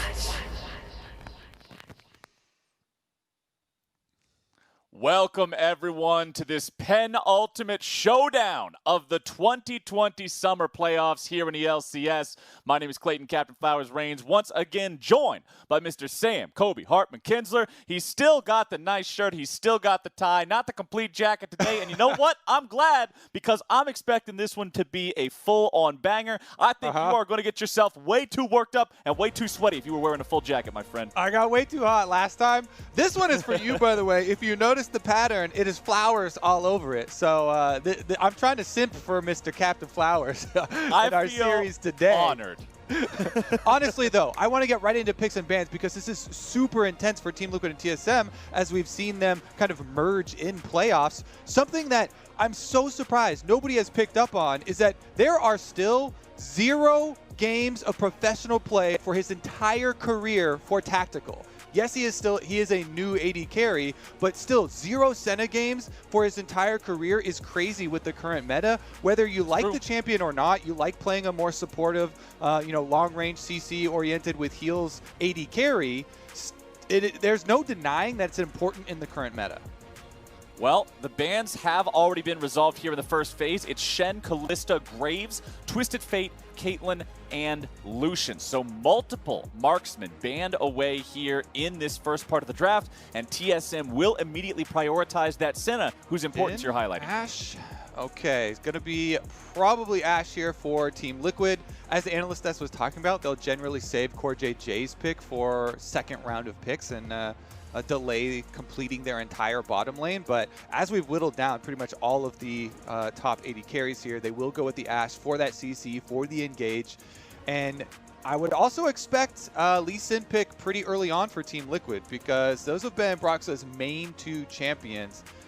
Lee Sin, his most closely associated champion for them, and then rounding it out with some sort of top lane pick for Impact, expecting a top lane tank since Shen is banned out, maybe something like the Ornn, and there's the Lee Sin we were looking for. Yep, it's almost like you're a professional analyst, man, predicting these coming in there with Broxah on the Lee Sin. Now, Spica will be on the Nidalee to challenge him there in the jungle. So powerful duelist, powerful carry champion in the jungle early on. Renekton picked up as the blind top laner here for TSM, and Team Liquid are thinking about Ornn as the response. Yeah, what do you know? It's pretty easy to predict Team Liquid drafts. So let's go to TSM side. Renekton, Nidalee, again. This is a combination that they love. There are several teams in the LCS, 100 Thieves, Cloud9, TSM. These are the ones that most prolifically throughout scrims and stage games have gone to top lane, just absolute smashing combinations. Renekton, you W stun, set him up for an easy spear for the Nidalee, and this is going to be, again, TSM trying to win a big advantage on the top side of the map and use that to control earlier objectives. And with both teams still needing a support pick, it's support bans coming here in the second half of the draft. Rakan banned away by Team Liquid. TSM taking the Thresh off of the table, trying to prevent both Biofrost and CoreJJ from being on these playmakers. Yeah, definitely want to whittle down on that champion pool there for CoreJJ. TSM showing some respect, trying to get a couple of those out. And Biofrost, the Rakan ban is also no surprise. His Rakan got them right where they are today. Putting Biofrost back in, putting him on one of the only CC champions for the entire team comps in multiple games for TSM in their last series. Biofrost definitely stepped up, and he was huge for them with that champ. Team Liquid's final ban of this draft will be LeBlanc, so wanting to pay a little bit of extra respect here over to Bjergsen. Only 2 bans aimed towards the mid lane here from Team Liquid, and we've seen Bjergsen absorb way more than that in the past, so at least the mid laner for TSM getting a little bit more breathing room here in this first draft. Morgana will be the final ban from TSM, once again looking towards its support role, and Team Liquid leaving that support pick for last, prioritizing CoreJJ above all else, will go ahead and pick up the Azir for Jensen in the mid lane. Yeah, they almost always get CoreJJ counter pick into enemy AD carry, and oftentimes the entire bottom lane showing. Team Liquid, no surprise here, they are opening up this series with a very safe standard draft for them. This is the most closely associated strategy with Team Liquid. It is very, very tanky frontline with the Ornn, upgrading items later for a late game carry for Jensen. He's back on a ranged carry. We saw previously Team Liquid versus FlyQuest, where they tried a couple of different strategies. They had the dive comp, him on the Akali, but were unsuccessful in getting their victories with those other strategies, so they've gone right back to old standard. Meanwhile, TSM, here you go, Captain Flowers. It is Bjergsen's Syndra. There we go. Champion that got him over to the LCS, honestly. Got him noticed so much in Europe. So many games played on this throughout his career. One of his staple picks. We will also see Biofrost there on the Leona, so another powerful engage option with multiple layers of CC to combine to make sure they can lock down those valuable targets. And the last pick of the draft, the pick that Team Liquid saved to make sure they could see the entirety of the TSM composition, will be the Braum for CoreJJ. So not as much playmaking potential here, but does have a lot of defensive power for when Spica and Biofrost and Broken Blade try to dive in. Yeah, we often describe Team Liquid as a team with their players, with their coaching staff, as trying to craft strategies to become a fortress, to become a stone wall. And what better champion than Braum to hold the door there, literally. They have one of the beefiest front lines, one of the beefiest, defensive tools here, Ornn plus Braum. When you combine those, not only can the opponents not, use Braum to break away the ultimates, but you have a lot of CC to set up your later game carries. Well, the bans are in, the picks are locked, and with Champion Select complete, let's load onto the Rift for Game 1.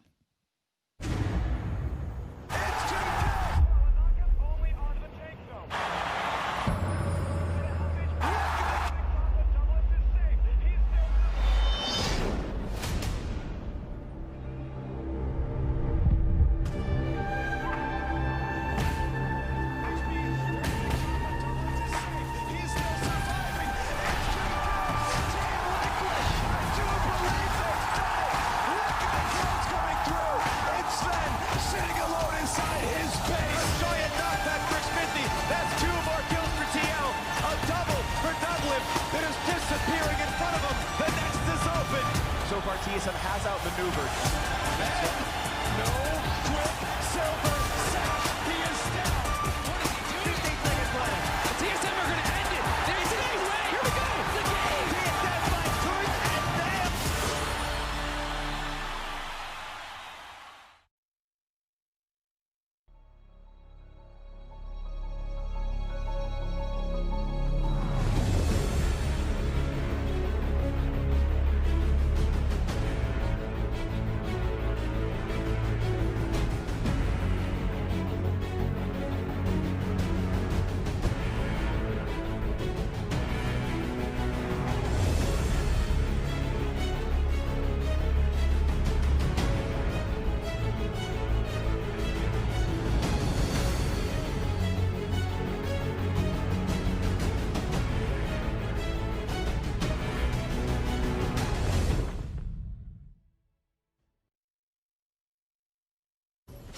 This is Team Liquid. It's game number 1. It's the match to decide who gets to go on and play in the final tomorrow.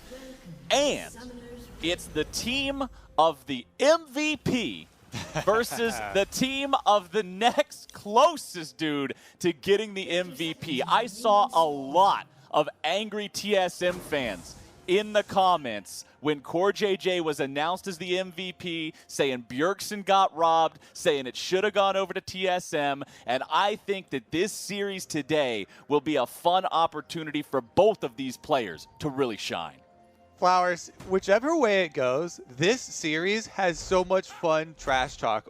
There's almost too many places to start here because you mentioned fans, and their concerns about TSM and Bjergsen. Jensen himself has voiced concerns about Bjergsen being overrated by people, and it is going to come to a 5-game culmination here in this series. Can Team Liquid, can Jensen prove their point and take down Bjergsen on his most iconic champion, the Syndra? We'll definitely have to see. As far as the jungle routes and their interventions on the mid lane setup, it is bottom side start for both of them. This is expected for a Nidalee Renekton combination because we talked about it in Champ Select. Nidalee Renekton, it's one of these prize combinations that initially a lot of our teams picked up from the LPL teams that were running a lot of super high priority on top side and on early game compositions. And TSM has been one of our teams that have successfully used this combination already. Spica, very good Nidalee, will like to get a pretty full clear, power clear up to the top side because Nidalee can clear so quickly. You want to get your levels in. And then when Renekton, you can tell if they're going to go for it if he tries to slowly stack a wave to get one or a couple waves stacked up and then go for the stun into spear onto the Ornn for a big punish so you can actually push in and deny experience. But that will be an early indicator for Impact to also try and play more defensively. Right, gotta really respect the power of those two champions early on here in this game. Bjergsen and Jensen both on picks that will have a lot to say here as we move forward in this game. Bjergsen on that Syndra has done so much work for his team, and Impact is now in a pretty bad spot against Broken Blade, who gets aggressive against him here, finding that level 3 before Impact has his. Means you've got the extra ability, and the trade is pretty much guaranteed to be in your favor. Yeah, there's blood in the water, Flowers, and that attracts junglers. This is a defensive ward from Impact we're talking about. You can tell, Broken Blade, he's just saving rage, only last hitting right now, building up that wave that we talked about. Spica gets hit. Well, Spica and Brox are already into a jungler 1v1 out here, but the problem for Team Liquid is the fact that Broken Blade will be stronger if this turns into a 2v2. Broken Blade does have that wave shoved all the way up. Impact has to answer that underneath the turret as Biofrost goes into the bottom lane, and Tactical is in a lot of trouble, tries to get away. But first blood in the series goes to Doublelift. Biofrost and Doublelift, and they're not even done. They're still giving CoreJJ some more damage under the tower. They can push this in, and even with the speed boost out of base with the early kill, Tactical is going to have a hard time getting there in time to get the experience from this minion wave. So that is a very, very detrimental death to the Team Liquid bottom lane. Tactical losing out on about 5 minions worth of experience in addition to the extra gold for First Blood, going over to Doublelift, whose Senna has become, it has gone from a meme from when they first started using it with his attempts on the meta shift into an undefeated playoff champion for TSM. Pretty incredible transformation there for Doublelift Senna, and things are going phenomenally for TSM in these side lanes early on in this game. Broken Blade winning against the Ornn early on, as you would expect. Doublelift and Biofrost showing that aggression in the 2v2 that gets them that first blood. And I want to see Broxa get involved now because he's on this champion that is supposed to succeed early, that is supposed to have an impact early on in the game. And he has 2 different lanes that are going to be calling for his help. But topside, it's Broken Blade calling in the backup as Impact tries to get away, but the spear finds its mark, and TSM will pick up kill number 2. Look at all those minions that are bleeding away from Impact. Yeah, even with the flash coming through and him dodging out on the initial combination, Spica still can jump forward for it. Not a lot going on here bottom side. Saw a little bit of a trade back and forth, but honestly, Biofrost is so tanky there on that Leona. It's not really much to write home about. Tactical and CoreJJ in this 2v2. We got to see Tactical pop off on the Callista last week to keep hope alive for Team Liquid in their series against FlyQuest. Of course, they did ultimately fall in that series, but it was Tactical that brought it to a Game 5, so we've seen his potential. We've seen the carry power that the newest member of this Team Liquid roster has, but getting first blooded here by Doublelift, first blooded by the dude he ended up replacing. Pretty exciting there for TSM. Maybe a little concerning for Team Liquid. You heard Doublelift talking in the video before the games kicked off today, saying he carried this team for 2 years.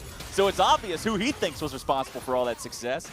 Yeah, the trash talk definitely spicy. I think your point about Tactical is really good, though, because especially for a rookie, he has been so good for Team Liquid, and this would be his first LCS Finals appearance if Team Liquid could take this series. So there's definitely a lot weighing on this. He's done so well already in his rookie split, but he would love to crown it and top it off with an appearance in Finals. Jensen finding some damage onto Bjergsen here in the mid lane now as well. Teleports have recently been used by both of these mid laners, so remember, whatever damage they land is going to stick and at least force a back that will have a pretty severe impact on their experience and gold comparisons from having to miss a couple of waves with no TP being available. So Jensen taking these aggressive choices here could put Bjergsen in a bad place. But Spica goes after the crab, gets his level 6 here on the Nidalee, and with Biofrost nearby, these two now will go after that Drake as a duo. There is a ward in the pit, excuse me, to see exactly what's going on here for Team Liquid. CoreJJ and Tactical are moving over, but the Drake is so low. Spica and Biofrost should be able to grab this one before TL makes their way over here. Biofrost with the flash over the wall. Drake for a summoner spell. You'll take that one for TSM.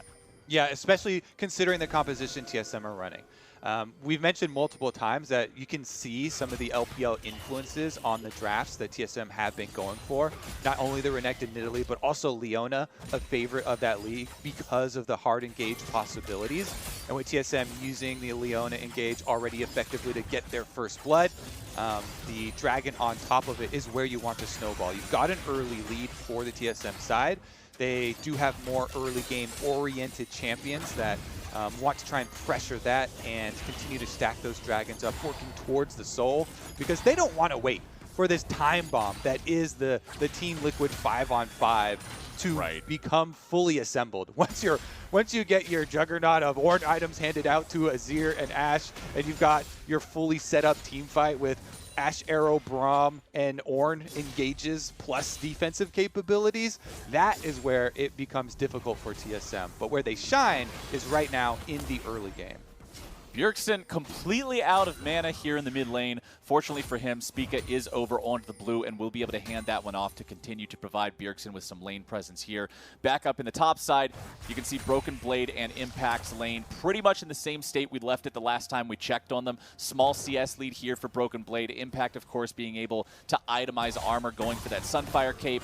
The typical Ornn strategy of Sunfire Cape into Abyssal Mask and then upgrade them both for extreme value isn't going to change this game. Impact throws out the Volcanic Fissure there, but doesn't bonk his head into it, so not quite as much damage as you would expect. But hey, he gets away without getting beat up by the Croc. It's all right. It actually is kind of hilarious that your main combo for a champion is to just ram your head into a wall that you've created. Here we go. Might be a fight over the Rift Herald, though. Impact does have the Ornn ult. That was a long-range arrow coming in there, and the Herald is stolen away by Broxah, but Team Liquid have to get themselves out. They're in a 2 versus 3. Jensen's coming over now to provide a little bit of backup. TSM will not be able to find a kill, and now CoreJJ and Tactical have also joined the fray. Spica wants to get out, but there's no way home, and that is money in the pockets of Team Liquid. Tactical picking up their first kill of this game, and Broxah with that steal onto the Rift Herald, that's picked up by CoreJJ. Money in the bank. Rift Herald ain't easy, Captain Flowers. TSM just get it taken away right out of their hands by Broxah, and this is that caution we were laying down. If you give over early mistakes to this Team Liquid composition, early gold, this is going to fund their war efforts for the late game. Picking up the Rift Herald is turret plates. That's guaranteed cash as well on top of this. And with the lane swap here, CoreJJ has it in his hands, which is slightly less than ideal because it guarantees he'll get some of the money from the turret plates and he can't fully give the money over. But it also means that he's probably going to activate it there, with Tactical around in one of the lanes, so sharing it with the AD carry. And the kill going over to Team Liquid. While it does not make up the entire gold difference and TSM are still in a power position, this is what the Team Liquid fans really want to see in the early stages. It's trying to steal away little things. And look at how low this gets. Spica does hit the eyeball, and it's very, very difficult to actually know and calculate the damage your eyeball true damage is going to do. So you have to combo your damage right when you hit it. And just, what was that, like 58, I think I saw? 44. It ticked down to 44. Yeah, where Broxah is able to steal it away. And then with Tactical coming up, they also get the kill on Spica. That's kind of a dream scenario for them in the early stages. Sometimes it's those little differences that make the biggest impact in the game. Top side there, you can see the items displaying on your screen. Blade of the Ruined King, completed for the Renekton, is a big power spike in that 1v1 situation. Of course, Impact now completing his Sunfire Cape will have some defensive power against that one. Bjergsen goes away from that Shurima shuffle attempt there in the mid lane from Jensen, using the flash to stay safe from the ulti. With Broxah nearby, surely would have been death for him if he did not get out of that one. Yep, he recognized it and is a good move by Jensen, because Jensen will take the ultimate cooldown for flash trade any day of the week. Now Bjergsen has to be very careful about his positioning on this Syndra. And they might have to get some more vision around there as well. You see already a collapsed mid lane from Broken Blade.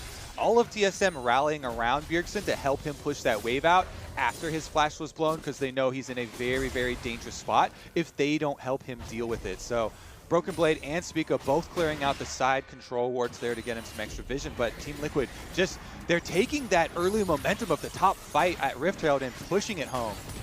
And exactly how you want to see the Rift Herald used as well, making sure they got a couple of the plates down before summoning it up. But TL are now in some trouble. It's Bjergsen coming in with the TP, and Tactical surely going to fall here. The damage comes through, and Bjergsen takes the money. TSM looking to make it a twofer, as CoreJJ will fall to Spica, and Team Liquid sends in the reinforcements, but they only arrive to see the corpses of their allies. 2-for-0 TSM in the top lane. And I've got a side story for you, Flowers. Down on the bottom side, Broken Blade dove the tower. I was watching the mini-map. I could see the little icon for Renekton going deep to stop Impact's teleport, and he does complete his mission. Well done, soldier. He stopped the teleport, but it came at the cost of his own life by diving into that tower versus Impact. And so Impact gets the kill, the solo kill onto Broken Blade for the cost of the teleport interruption. Top side, though, it is the early move from TSM. They teleport first. Bjergsen is up there. He gets the Q onto Tactical, gets the stun onto Tactical, immediately killed off there with the burst damage, and then they easily pick up CoreJJ as well. And in a little bit of hindsight, you can say, okay, yeah, you know, they picked up so many of these. Maybe it was pretty risky here going for this one, but Broken Blade, he sees it, he's going for it. I'm all in. He uses his ult for the extra health. Slice and Dice is in there. With the tower shot, though, Impact's able to clean him up, as you know. And no surprises in the extra information. Yep. A lot of damage coming out from that Wombo combo from the Ornn. You can get the back-to-back brittle procs like that. That'll put some more money in Impact's pockets. Give him some more EXP, too. Remember, as soon as he hits level 13, that's when the items can be upgraded. And then 14 through 17, he'll be giving those gifts over to his friends, making sure everybody else is popping off, too. Side of your screen right there. 26 Senna stacks for Doublelift. Remember that as many of those as he can get is the goal here, as he wants to be extending that range advantage, making it so he can get every huge auto attacks as the game moves forward. So currently on the first one of those range bonuses, 14 more until he gets the second. Yep, every 20, you get an extra 25 bonus range. And the first like 3 or 4 of them, that's where you really start to feel the big range increase, and you can get those unanswered exchanges on opponents. But man, Team Liquid have actually caught up in gold versus TSM with all of this early power that has gone over, and the early tower as a result of the Rift Herald steal and the extra damage they got with the true damage from Rift Herald charge allows that first turret bonus for Team Liquid.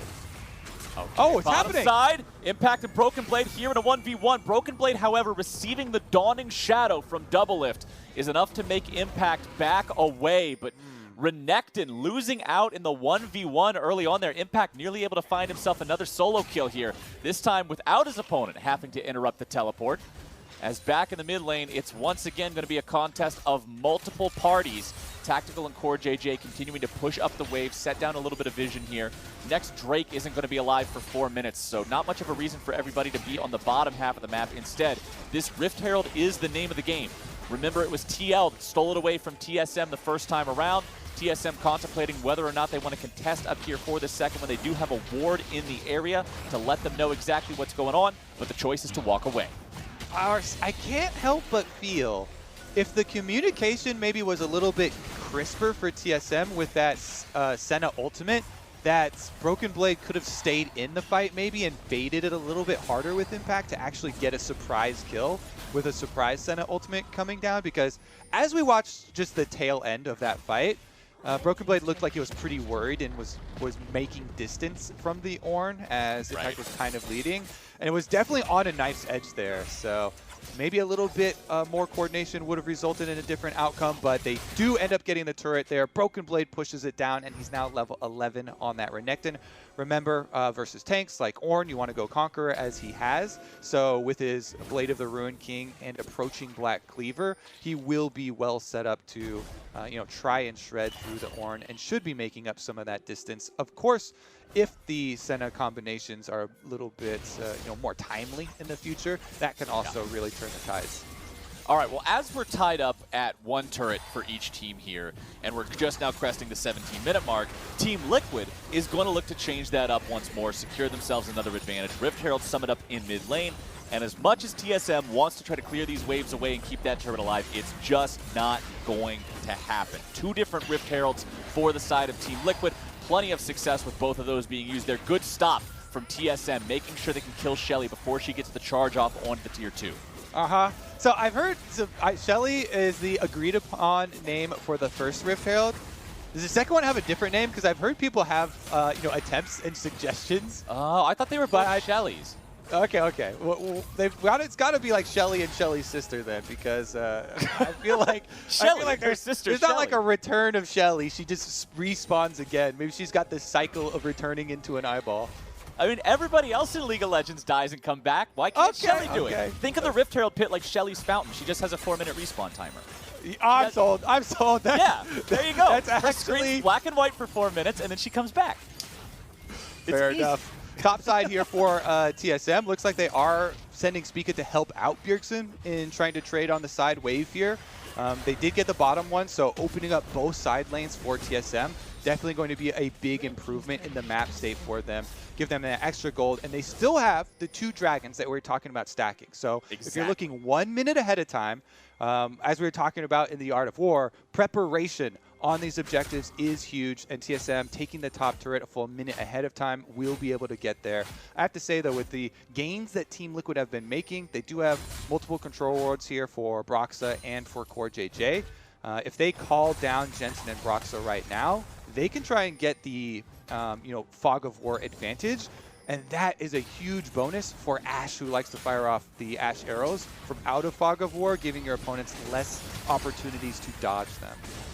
You can see Team Liquid players migrating south for the Dragon fight right now. 20 seconds left to go. Red buff has just been picked up by Doublelift for the side of TSM. TL does have control over this bottom side river. Ward placed over the wall by TSM. That one is disabled by a control ward right now. And TL are doing their due diligence, getting rid of this vision from TSM as they wait for this dragon to spawn. There you go. Now it's alive. Jensen's going to go ahead and take care of the last remaining remnants of this minion wave. Bjergsen goes for a scat of the week, but will not find Jensen with it.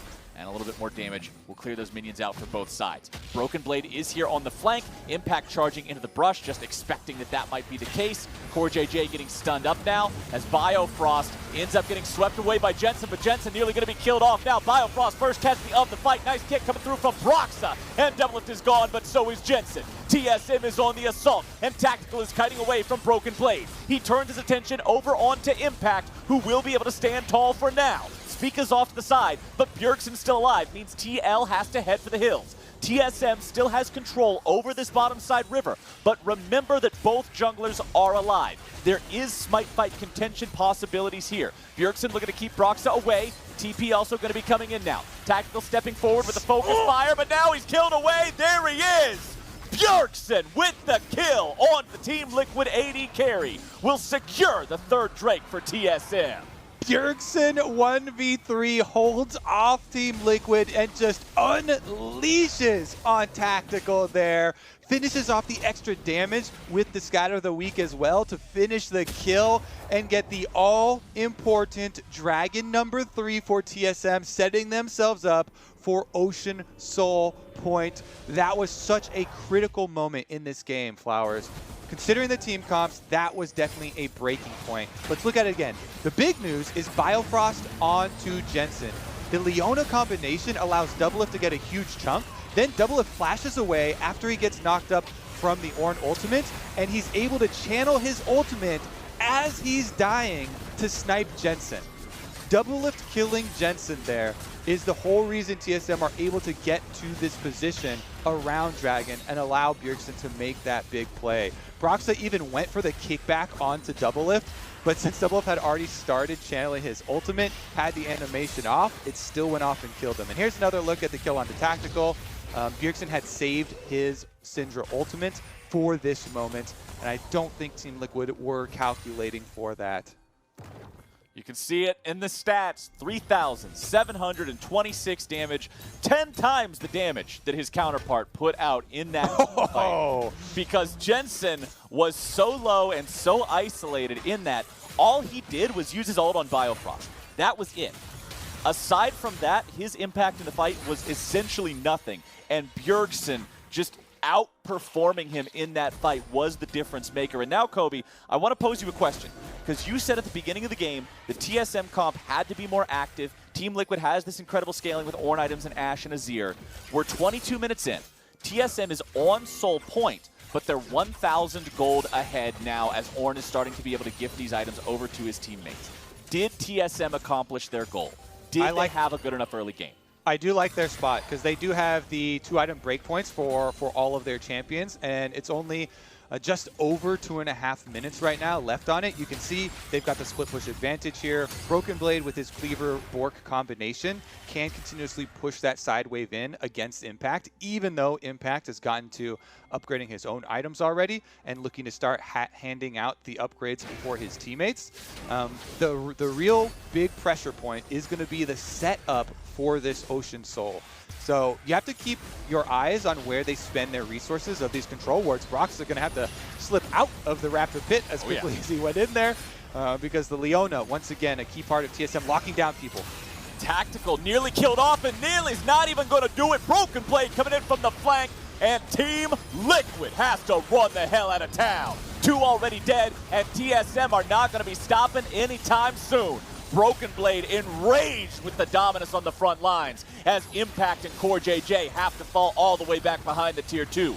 Jensen with the Sand Soldiers over the wall, but he's still got to be respecting the long-range artillery of Bjergsen Syndra.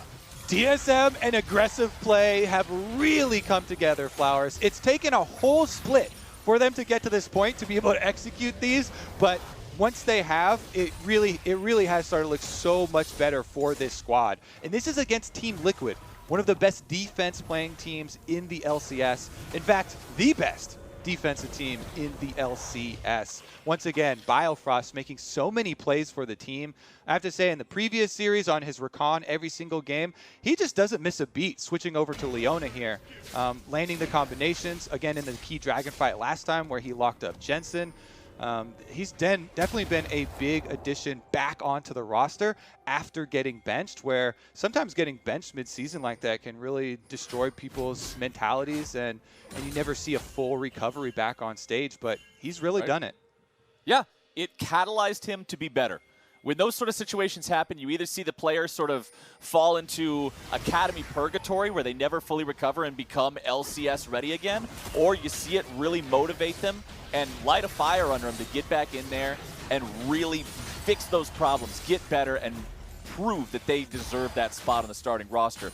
Biofrost now with that Gargoyle Stone Plate means he will be able to dive in with impunity, so I expect to see some big old Chad Leona plays coming out of him in these upcoming fights. Speaking of which, the next one here in 15 seconds is from an Ocean Soul for TSM. TL must respect this. The game becomes so much more difficult if TSM can acquire this Blade soul is for flanking themselves. right now on Renekton. Broken Blade has done a great job so far, always being in on these flanks. There comes your Leona ulti, able to find Jensen. Bjergsen's going to grab the killing spree, now having to run himself away. Impact looking to grab the damage, and it'll shut Bjergsen down. Now Tactical's going to be dealing with Broken Blade in the back end of the fight as Spica tries to keep himself alive here too. Impact going to be taken low, Broken Blade going to be taken low. Impact going to be getting himself barely out, and so will Broken Blade.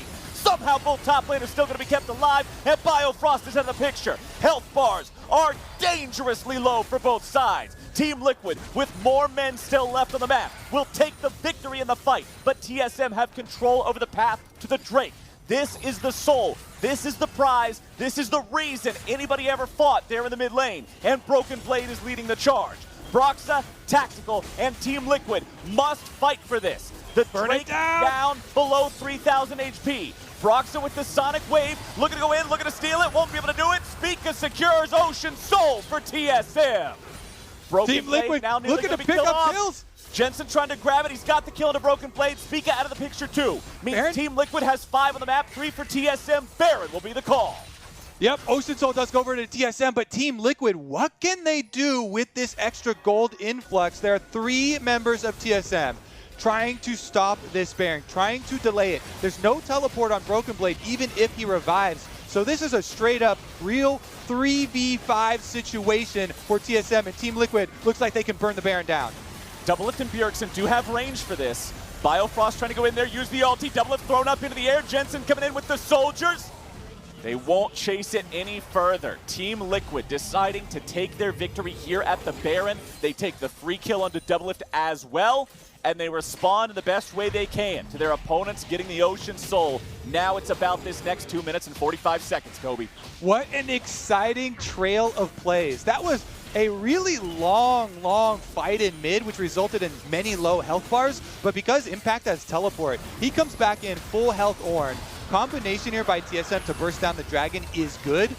Broken Blade goes top though, and Jensen's teleport, or goes to escape through the top side, and Jensen's teleport with the extra speed means he chases him down and gets the resulting Baron for Team Liquid. So really, the big takeaway is, can Team Liquid quickly build some Executioners so that they can cut healing of Ocean Soul and make use of the extra gold that they get off of killing Baron and trying to push here to make the comeback, to make that scaling game work. They've already got multiple upgraded Ornn items, but here comes the fight.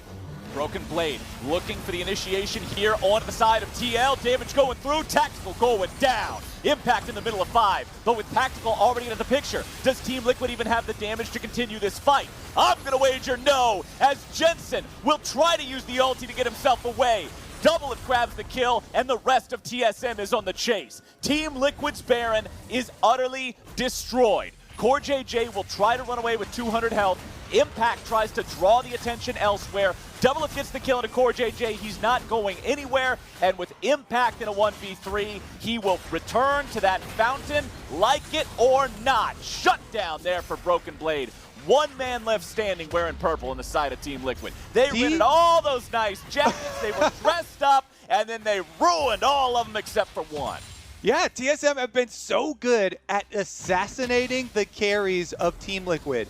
Despite this beefy front line, Ornn, Braum, some of the hardest champions to get past, with a Lee Sin kickback as there as well. TSM have been flashing forward. Bjergsen did it on the Syndra. They've had Leona engages, Doublelift constantly ulting over the top with the Senna to finish off critical damage on these Team Liquid carries. And TSM have been basically surgically removing the carries of Team Liquid at the beginning of these fights. Broken Blade, you see on the screen, rotating up with a flank on the Renekton once again. Even though Tactical was able to get away from him, Biofrost lands the snare, and they just full CC Tactical down to 0 before Team Liquid even get everyone in place. Then Jensen tries to do his best, but Biofrost, used the Leona ultimate on him, and it was 5v4 at that situation. Broxah didn't lay a hand on anyone. You see that Lee Sin in the brush there? He came up from bottom lane. He actually didn't touch anyone in this team fight. TSM were just too quick, better coordinated. They jump on them with the numbers advantage, and they just rip away the chance at Team Liquid trying to scale with the Baron money, with all the extra cash. And this Ocean Soul for TSM should bolster them to the point where they can try and push on the Team Liquid defenses now. Well done from TSM, jumping on TL when they weren't ready, picking a situation that Broxah wasn't being able to get involved in, and now Team Liquid without that Baron. The time is over. Baron is a temporary buff, and now those times have passed. TSM still have that Ocean Soul for the rest of the game. They still have a 3,000 gold lead. Now, some of that gold is being made up, a lot of it actually, by the fact that Impact does have the extra gold value of those Ornn items for his team. Just between the 2 items on himself, that's about 3,000 gold's worth of value. And now we've got Death Crown, we've got whatever Blade of the Ruined King Part 2 Electric Boogaloo is called, and we've got the Black Cleaver upgraded as well. Death's Dance just now being completed for Tactical. So that means everybody on the side of TL, except CoreJJ's Braum, has the upgraded Ornn item ready. So this gold difference really isn't there the way it looks like. TL trying to be careful and mindful of these engages, of these flanks. Broken Blade has been very adept at working his way around TL this game. The Ornn Ram just kind of ran away, so that's unfortunate. Jensen summoning up a turret here on the ruins of the tier 1 of the TSM mid lane turret. Tactical shoots an arrow, and that one's going to whiff as well. TSM, having seen so many ultis fired off by TL, not nearly as worried about the potential of their engage now, as Impact will frontline here against the damage of Broken Blade and Spica. Fight is breaking out. Nice ulti coming in there from Biofrost to start things, but now he has to flash away because he's in some serious trouble. Going to be getting the heal there from Doublelift. Impact eating up some of the honey fruits to keep himself topped off on HP. Turret does self-destruct there in the mid lane. Spica takes some damage, but the Elder Drake is spawning in 10 seconds. TSM have priority over the river. Broxah over the wall, looking for the chance to potentially engage here with a big kick. He has the flash. We've seen Lee Sin's change games and define fights from positions like this before. Core JJ at 40% HP. The Braum must be so careful. Even a half-second misexecution here is death. Speaking of which, Bjergsen just said, see you later. Broxah into the Guardian Angel already, having to get himself away. Dawning Shadow coming through. Broken Blade looking for you. Grabbing the killing spree on to Broxah, and Team Liquid's in a 4v5. TSM chasing them away. But remember that TL aren't even the main picture here. TSM is looking for the Elder Drake. Impact goes for initiation yet again, and the Ram will once more never find the target. Core JJ taken out by Spica as Tax deletes the railgun from Doublelift, and TL only has 2 men left alive. Did I say 2? Oh my goodness, it was almost 1. Jensen has to get himself out of there, 200 HP remaining. Broken Blade wants to go for it. A little bit of damage. Game over, he said. His body teleported back. They flew him home to be buried. Oh my God, Team Liquid can't hit a skill shot to save their lives, Captain Flowers. The engage is over and over, whiff after whiff, and TSM punished them hard. Bjergsen popped Broxah like a balloon there with the Syndra, and now TSM, they're gonna take everything on the freaking map. What a disaster for Team Liquid as they manage to get themselves in a situation where their opponents are able to take both of the Uber buffs at once. It'll be Baron and Elder Drake here for the side of TSM on top of an Ocean Soul, on top of a gold lead. TSM should be able to win the game very swiftly from this position. Yeah, you can say that one again. Let's see there. Sticking around here on the Baron too. Very swiftly. Yeah, unless Broxah randomly went over there and pull some hero play to steal away another, get a Baron here for Team Liquid. Yeah, there's not going to be an easy response here for the TL squad. They've got level deficits on pretty much everybody in all positions here. Even with the Ornn upgraded items, they're still missing slots. TSM have got a tremendous advantage here with Ocean Soul, Baron, and Elder Dragon. They've got the trifecta to try and push in on the base. Bottom side is also dead already with the super minions swarming into the Team Liquid base. Team Liquid have to have crazy rally caps on right now to get a solid engage. You need Ash Arrow into Ornn Ultimate on one of the carries. You have to hit Doublelift, you have to hit Bjergsen, take him out at the beginning of the fight, or else TSM have shown they are going to destroy you. Well, here comes the CC on the Jensen. Elder Dragon says, see you later. Bjergsen had the ulti already in the air, just in case the Elder Dragon was asleep at the wheel. And now with one of the carries of TL out of the picture, TSM are on to the Nexus turrets. First one already down. Impact going in, looking to save the day. They got to go in. It's now or never. Looks like it's going to be never. Spica grabs the kill into Impact. Broxah looks to make the kick. Won't make it stick. Doublelift on a killing spree. Double kill for him. Core JJ, last man standing. A little bit more damage comes through. Broken Blade walks away. He'll die at the very last minute, but it does not matter. TSM, they execute better, and they take game 1. It had been 511 days since TSM took a single game off of Team Liquid. It has been 531 days since TSM have won a series versus Team Liquid. And they are starting this series off very well for themselves. First game over to TSM, successfully executing on their comp. They went for the Renekton Nidalee play that we called for. The actually unexpected 2v2 kill down bottom. Biofrost engaging, Doublelift getting the kill there with the Senna for himself and playing the Senna really well in these team fights. It's just a really big ramp up for TSM. This series is already starting to encapsulate the growth that we've seen from this squad over the years. And as the sun sets on game number 1, it's time for us to step away. Once we're back, the State Farm Analyst Desk will break down the win.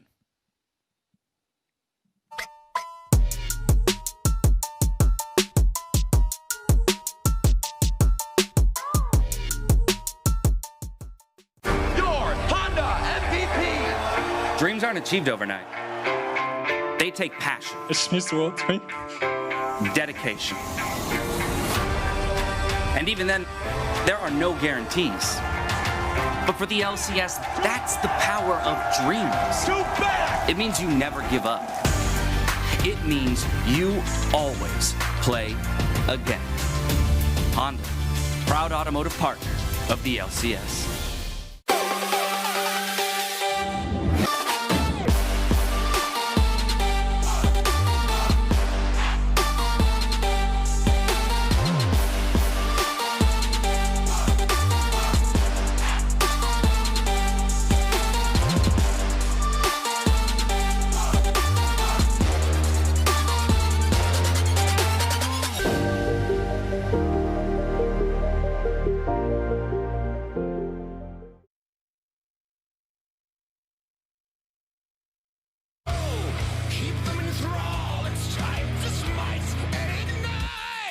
This harness will guide us through dangerous night.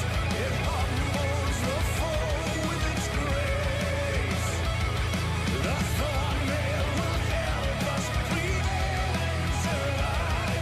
Our deadliest fate we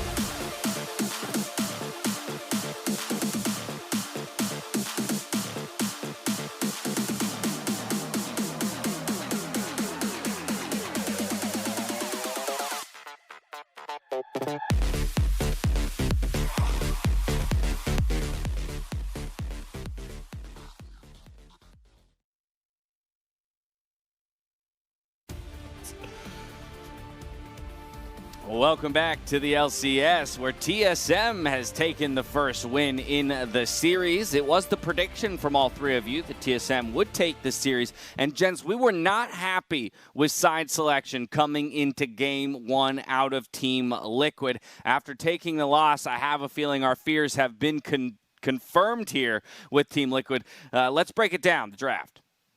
Crumbs, you want to go first? Yeah. So, I mean, well, I saw that you guys had the little side thing. Yeah, we know that the size, but I felt like TSM really got what they wanted, but I wanted to give these guys their platform because they were the ones that were talking about all this intricate order of champions. Okay, so to break this down, this was what our mock draft was, and the important thing is the order of champions that you're taking, like Crumbs is saying. And we thought TL was going to pick blue side because you can do this pinch in the bot lane where you're forcing them to ban Caitlyn on one side, you ban Ashe, and Senna on the other. And then what does Doublelift play from there? Because you can first pick the Kalista. You have all these options available. Is that going to force him onto Jhin? And by not doing that, you totally throw the draft out of order. And then you can't even, you don't, like on red side, which TL picked, they don't even have good counter picks for top lane. So I was so baffled at what they thought they were going to get on red side. Yes, probably. Yeah, thanks for calling on me. I had my hand raised.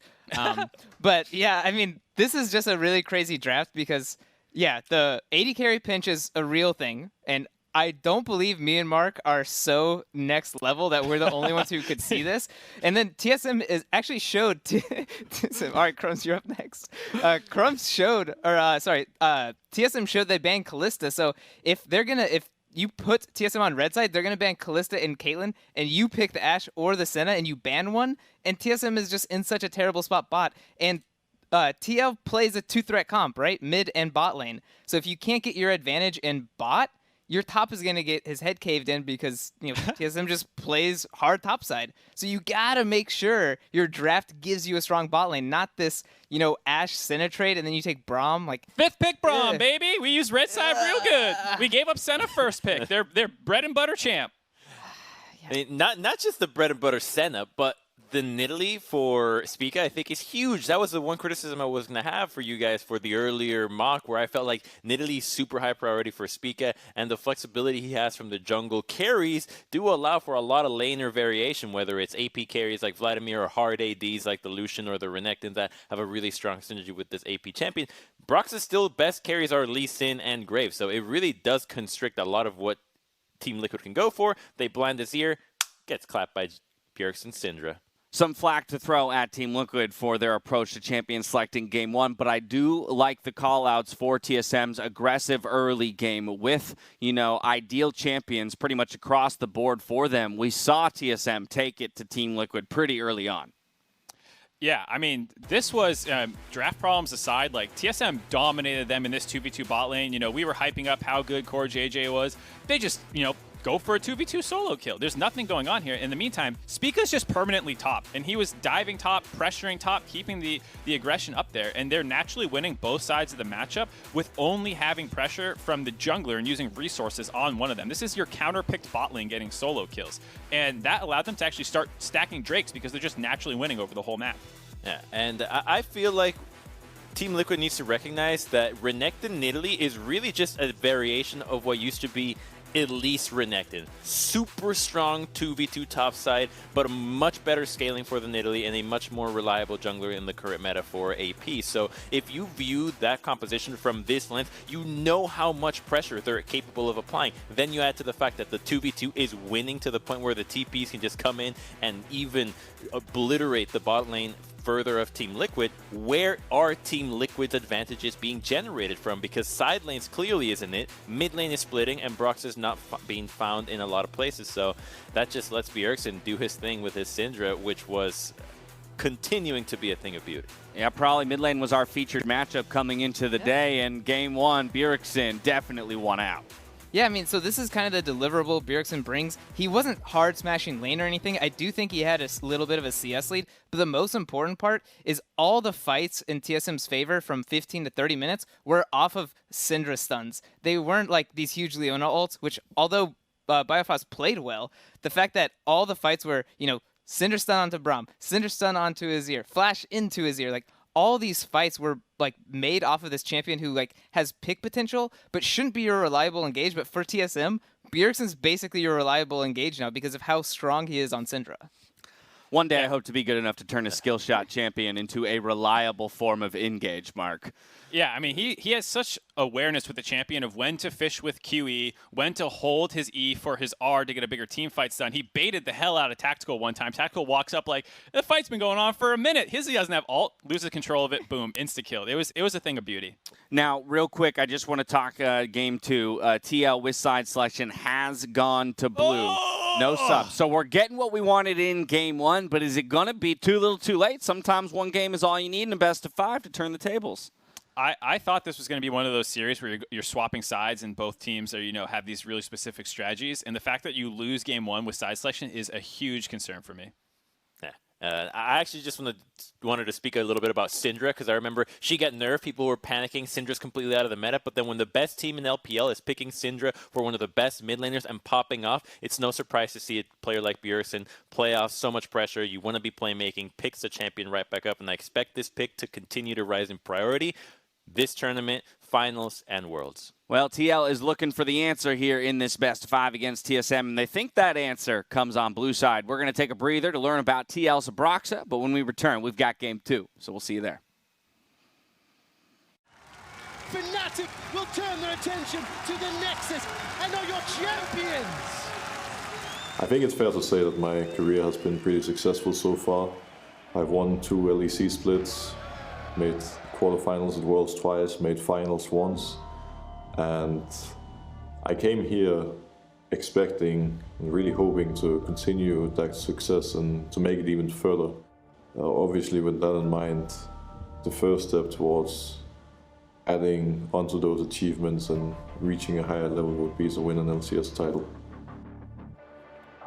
I joined Team Liquid with really high expectations of winning in North America and making a difference at international events, and Spring Split being a failure was difficult to accept. We had different issues happening around our team in Spring Split. Some were in our control, some were outside of our control, but at the same time I don't think there's any excuse for not even making playoffs. I've never missed playoffs before, and ending 9th place in Spring certainly wasn't something that I was proud of. Playoff chances. Missing playoffs is not very excusable. This is a roster with multiple people who've won world championships, another world finalist, MSI finalists. They finished 9th place. These past years, Team Liquid has been the most successful organization in North America. When you think of Team Liquid, you don't think of a mediocre team, you think of a team that's actually able to compete and that almost nobody can take down in this region. There's really high pressure on this team. There's really high expectations coming both from the outside, but just as much from ourselves to actually perform. I have been very used to dealing with the exact same expectations in Fnatic and always considering anything less than winning a failure. It was a very new experience for me, a very difficult one, but I've always known that at some point throughout my career, there was going to be a sort of downfall. You can't really avoid that. Eventually, at some point, it's going to happen. Whenever I'm in a situation like that, while I feel a lot of pain at first, I, after some time, try to view it as a bit of a learning lesson in a way, try to grow from it and really make the most of it. I don't want to be remembered as part of one of the Team Liquid teams that ended up not having success, and that was to some extent a failure. I want to be remembered as part of the Team Liquid team that started another LCS win streak. TL 15-3, the best they have ever done in the LCS. The top season playoffs looking for their 5th LCS title. From where I stand, we need to win this LCS split in order for this year to be considered anywhere near success. Obviously, competing at Worlds is really important as well, but the first step in the right direction is to take home the trophy and really showcase what we're made of, showcase that we are, in fact, the best team in North America.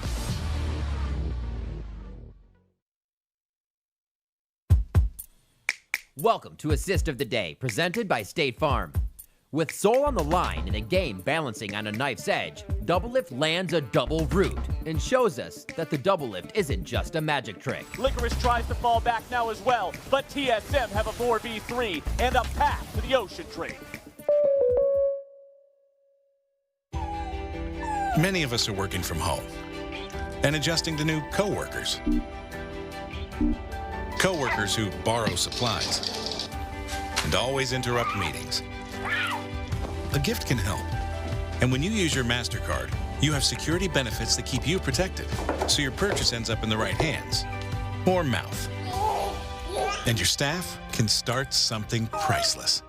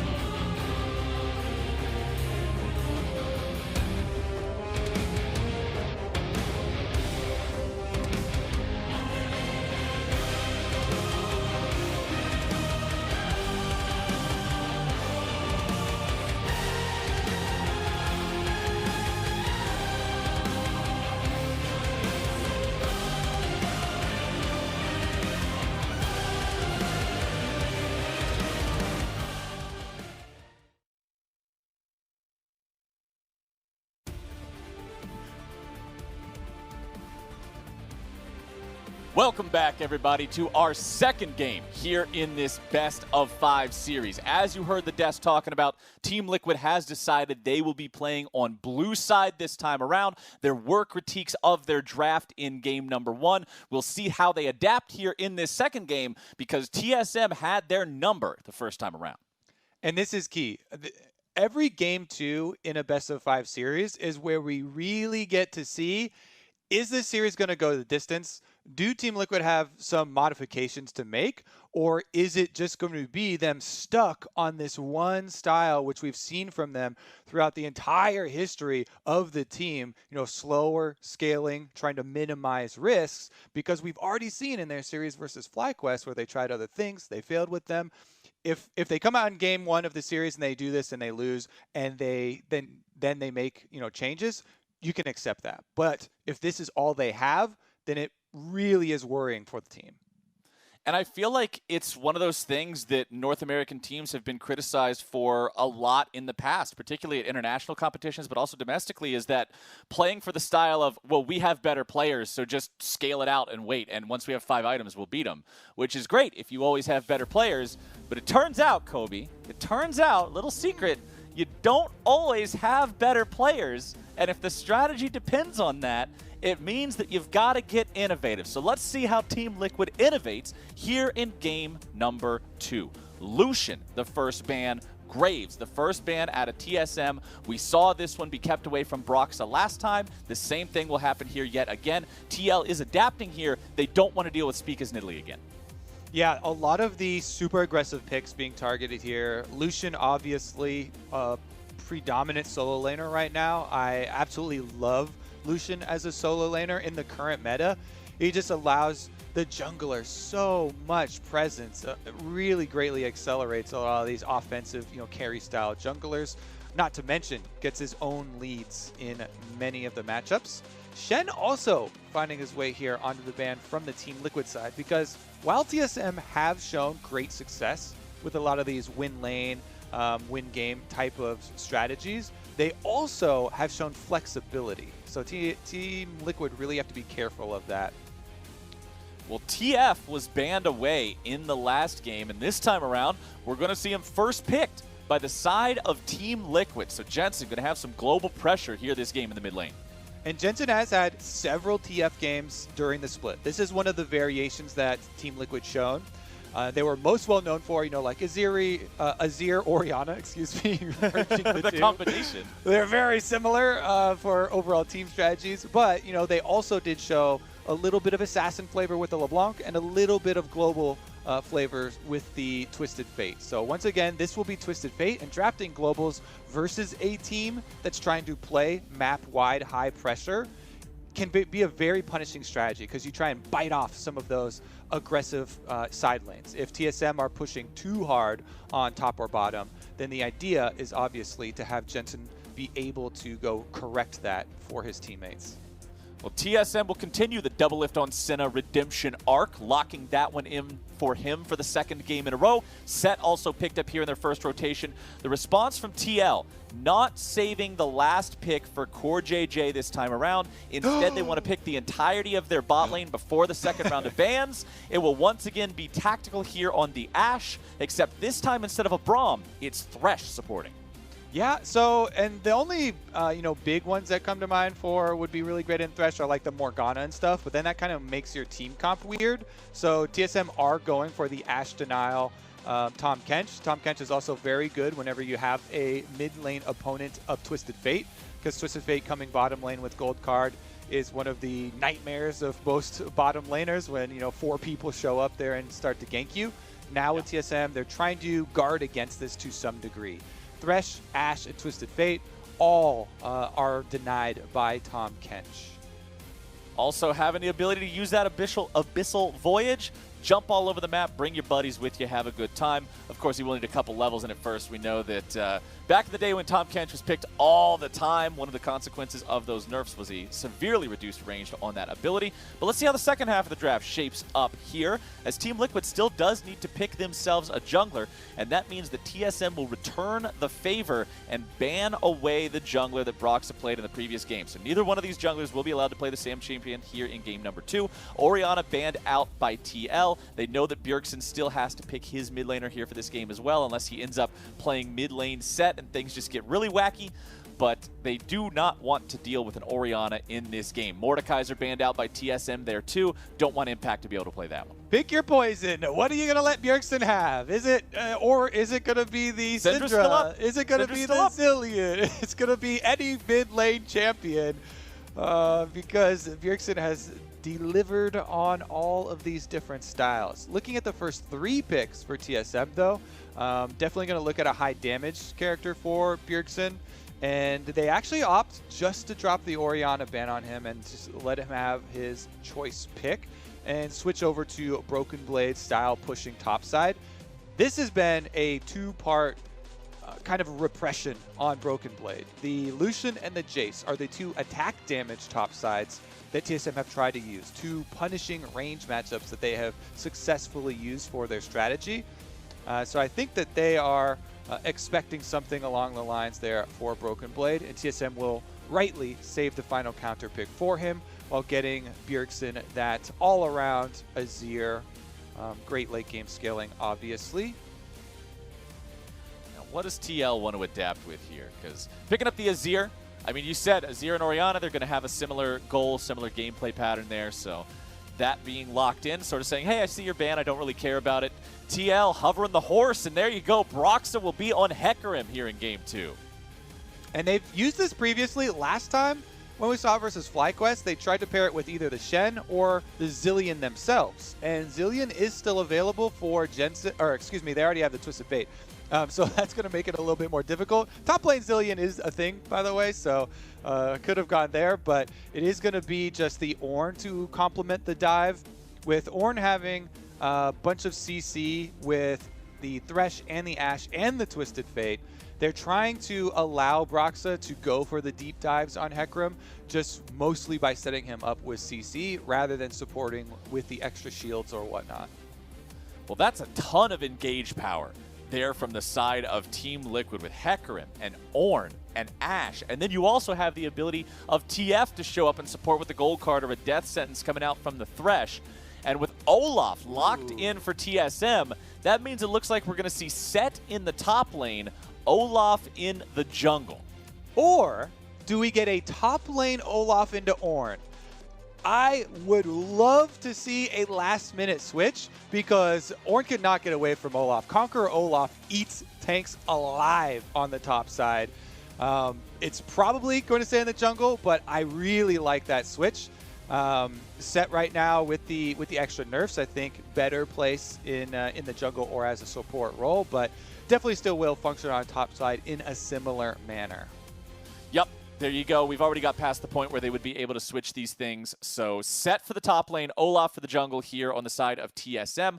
Once again, they've got some strong scaling options for themselves when you look at the ability of Doublelift Senna to keep on stacking, building up that range. Also, Bjergsen on the Azir. We know what he can do on a carry champion like that. But over on Team Liquid, particularly because they're down 0-1 in this series, particularly because they're the ones who need to come back and even things up, they drafted themselves a lot of tools to do that with. They've got plenty of options for deciding where and when the fights are going to be on their terms. It just comes down to execution, because not only did I prefer TSM's draft in game number 1, I think TSM just executed on the Rift better. And the biggest thing to watch, magnifying glass on Jensen's Twisted Fate. This is the global change for Team Liquid. They want to be able to punish some of these offensive moves that TSM have been very good at setting up. In order to do that, you need to get TF some breathing room around mid lane. Bjergsen on the Azir can try and push in early, and we'll see if there's some early jungle visits. I always like, even if you're on the Twisted Fate's team, to go visit mid lane to try and get the Twisted Fate a timer to make a play with you. Broxah on this Hecarim hasn't actually found the wins yet, but I don't think it was, any real big mechanical errors or problems piloting the champion. It was more in the team executing around it. Also want to point out here, as we're waiting for the minions to spawn, Bjergsen does have the Comet on his Azir. We generally see this when we know that the player wants to focus more on the laning presence, have some more powerful early trades, a little bit more burst on the back end of those, as opposed to going for something like a lethal tempo that provides the extra team fight strength later on in the game. So Bjergsen knows he needs to keep Jensen down. He needs to make life difficult for this Twisted Fate early on in this game, and that will be the call here for TSM. As minions are spawning, everybody's taking their places, and both junglers will once again start on the bottom half of the map. Also keep in mind that there is going to be a significant amount of healing on the TSM composition as they start to come together.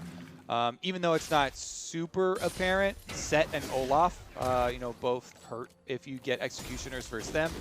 Set has really good regeneration when he gets low. Olaf, as you can see right now, with the W active, heals a lot, and then the Senna healing definitely over the course of the game will stack up. So healing reduction will be a viable stat for Team Liquid if they want to stop off and get that early on someone who can apply it easily.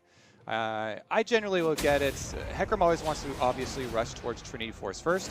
You don't even want to spend any money upgrading your jungle item, but it's actually pretty easy for a Hecarim to stop off and get it and apply it with your Q AoE physical damage as well if your Ashe really doesn't want to stop off. Yep, either one of the champions has the opportunity to go for it. Of course, if Hecarim does decide that it's his job to get it, that will make him very squishy when he charges in. Will require a lot of coordination from the team to make sure he's getting the maximum value out of the healing from his W. Remember, on Hecarim, it's not just your own damage you're life stealing from with that W active, it's the damage of anybody on your team.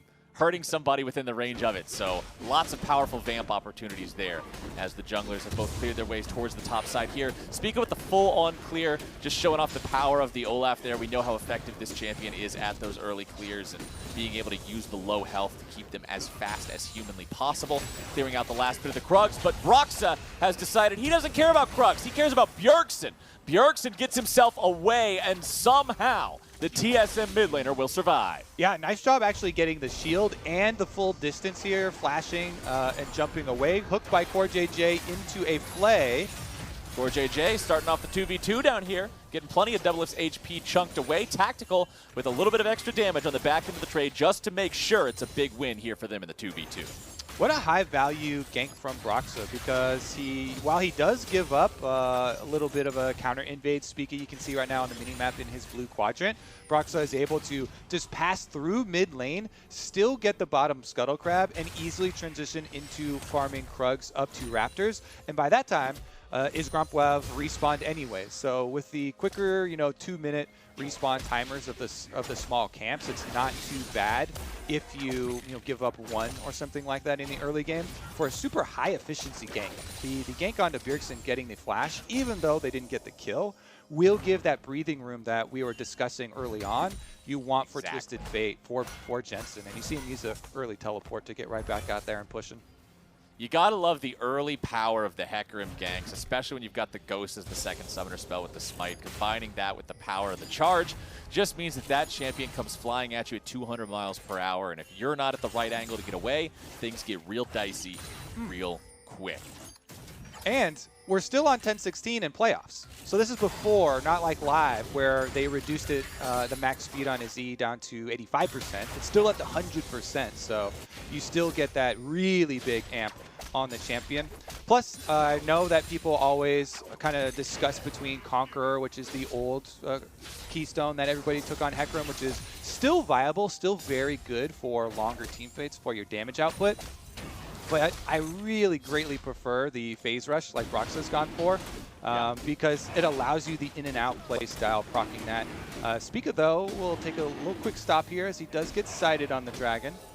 Yep, Broxah's aware of what's going on, but considering Spica does have help from Biofrost, considering this isn't Olaf, and as a Hecarim, you don't really want to be running into him just face-to-face like that. That is the first Drake of the game here secured for TSM. That's an Ocean Drake, means there won't be an Ocean Soul here in the second game like there was in the first, but TSM starting off that stack and keeping it going from game number one. We saw how they had that control from start to finish in that first game, making Team Liquid answer them, and you know it's got to be on Team Liquid's mind to not put themselves in that precarious position here yet again. And since Olaf power clearing fully on track here for Spica, he's able to transition to top side. It looks like Broxah might get the top scuttle first though, before Spica can finish up on those Krugs, because he's so low health for Olaf. And it is actually not going to result in a huge experience discrepancy. Scuttle Crab super valuable here as Broxah is able to get the second one, even though Spica off of Krugs does get that level 6, does have his nice CS lead in the jungle. Yeah, 53 to 37 means 4 camps up for the Olaf. Exactly what you want to see on this pick that is designed to excel early and fall off late. Farm in the top lane is more even than we saw in game number 1 as well. Broken Blade not playing a champion that has as much early burst and powerful trading potential as the Renekton from that first game. So things are staying very even here between these two. Also advantage for Impact up here is last time around TSM had an AD laner and an AP jungler. So the itemization was a little bit harder to ignore all the damage. Impact can just go Sunfire Cape and really tank up against both the Olaf and the Set very effectively here. Doublelift also at 10 Senna stacks 7 minutes into the game. So halfway towards that first range up. Yeah, definitely calming down here in game number 2, given the setups. Once Olaf can get to warrior completion too, that's going to be really big for Spica. And you have this big spike before Hecarim has really put together any parts for the Trinity Force. Broxah right now is just trying to power farm.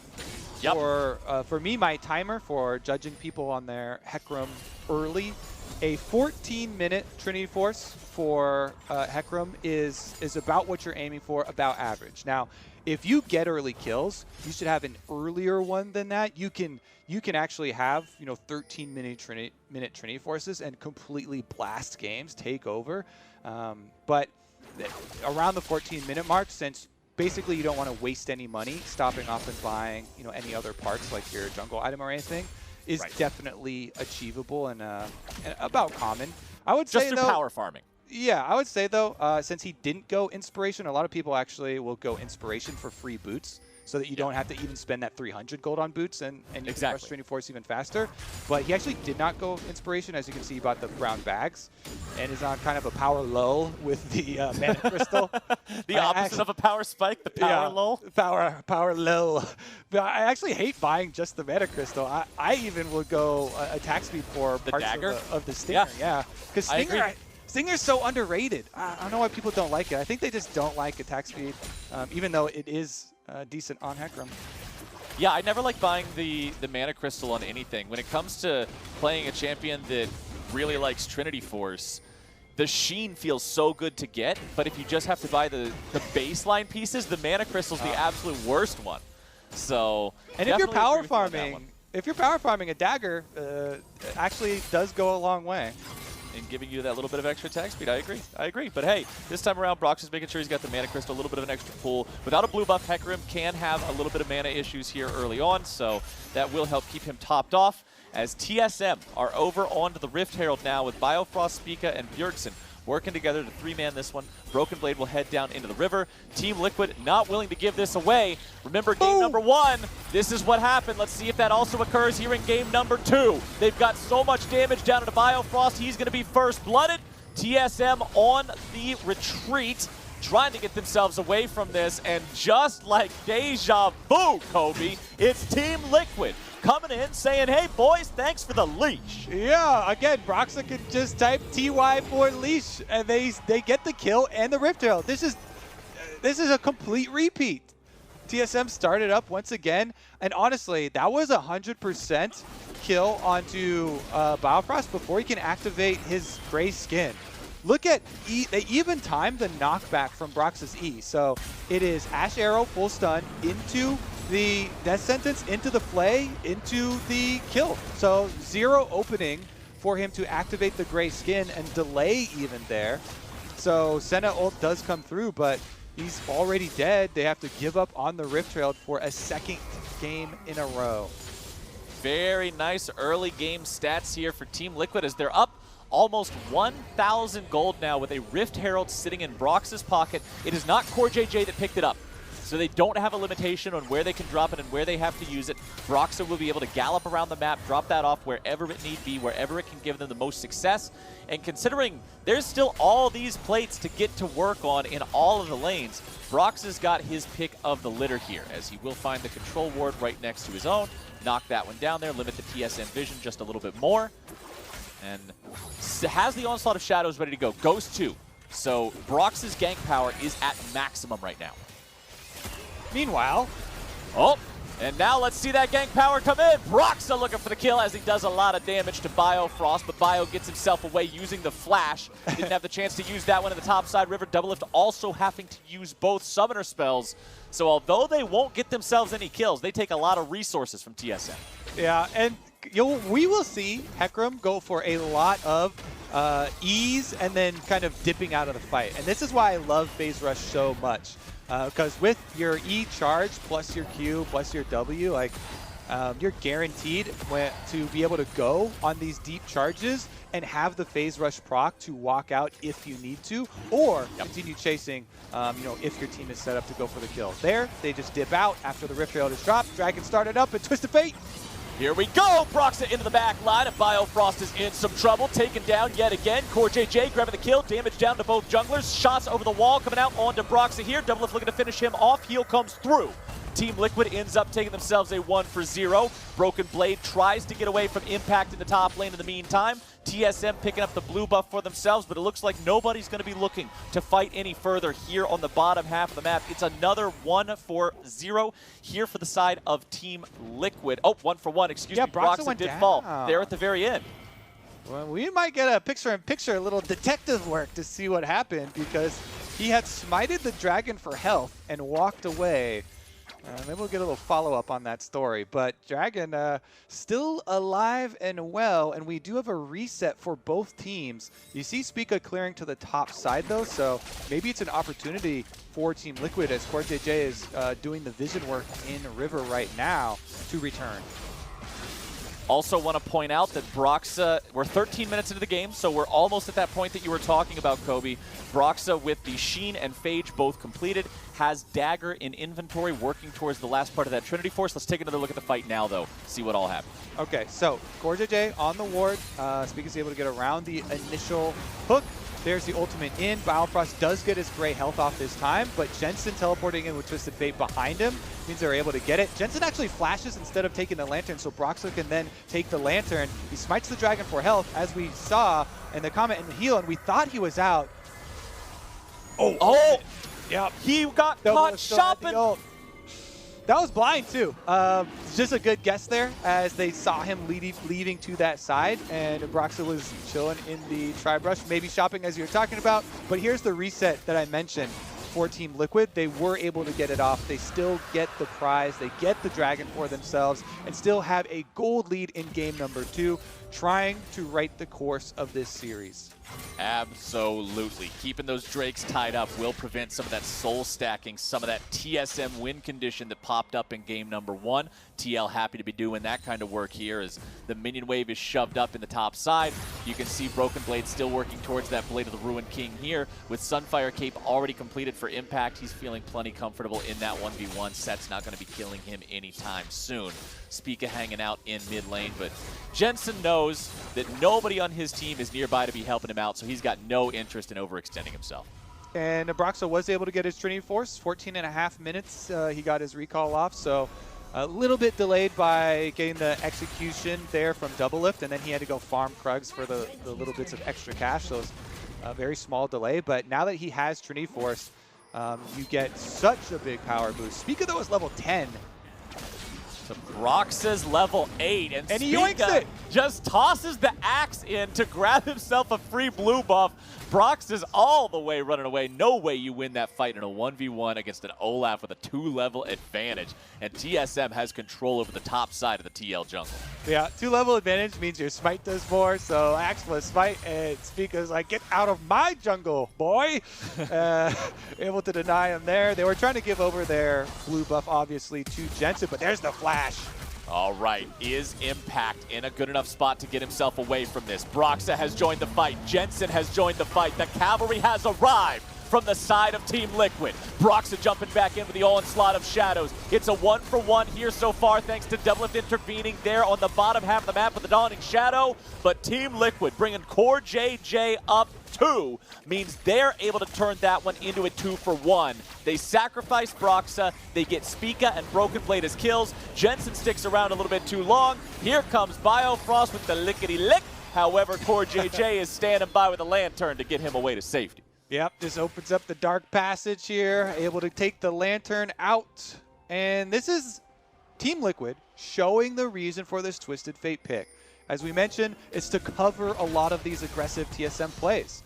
And here's a good example. On the minimap, you see Hecarim running up with the extra speed, waiting for Jensen to come in. And he does get the knockback into stun there onto Broken Blade. Broxah making use of the phase rush to gain some distance before charging back in with his spear. Spica does get, one kill with him, taking somebody down as Olaf tries to fight his way out, but it is still a proactive use there from Team Liquid, answering the TSM play with their global coverage. TL now 2,500 gold ahead of TSM 17 minutes into the game. 2 minutes until our next Drake spawns. We'll see if we get a fight over that one or if either one of the teams is willing to just concede that over. Tactical and CoreJJ both on this top half of the map. Tactical still just clearing waves here in the mid lane as CoreJJ hangs out in the top side river. Just trying to get an idea of where TSM is, making sure he controls that area for his team, make sure Tactical isn't getting set up on here.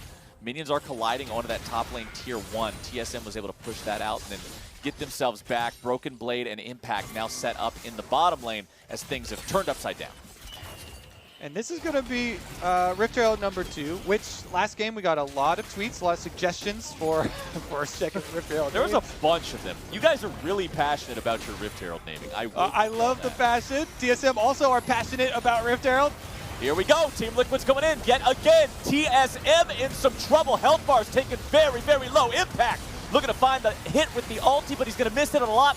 Broken Blade is stuck in the back end of the fight. Brox is going to be taken down. Broken Blade still tanking it up, but he does finally fall. Low health bars for 5 different players of the remaining 8. Make it 6. Jensen nearly killed off here, but it's a double kill for Jensen. Giving him the power of the cards, baby. Over the wall, the damage comes through, and CoreJJ with an MVP death sentence for an extra one on the back end of the fight.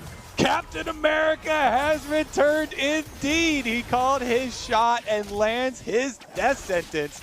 Jensen also with the cards slicing right through Doublelift. Biofast had lined up to devour Doublelift, but the wild cards slicing right through him, pass through damage just meant that he went down instead, and then Doublelift had to flash out on top of it. And CoreJJ fishing around for the extra death sentence over the Raptor pit wall. Team Liquid just blowing this one wide open. Captain Flowers, this will not be a one-sided series. Team Liquid have anything to say about it? It does not appear that way, my friend. 4-kill lead, 2 turret advantage. Let's see if Tactical can get plenty of damage down onto this tier 1 here as CoreJJ shows up to help him. Broken Blade's doing what he can to clear these waves away. Nice sidestep out from the death sentence of CoreJJ. Make sure he didn't find himself in real hot water there, as Team Liquid has rallied everybody to this bottom side river, and it looks like the Cloud Drake is the call. Remember, it is a Cloud Soul this time around. That is the dream for a Hecarim player, to grab that and just be flying through the team fights. And first Cloud Drake of the game will go over to TL.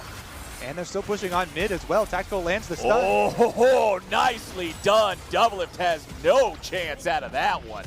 The chain CC is layered perfectly, and TL grab a turret and a kill.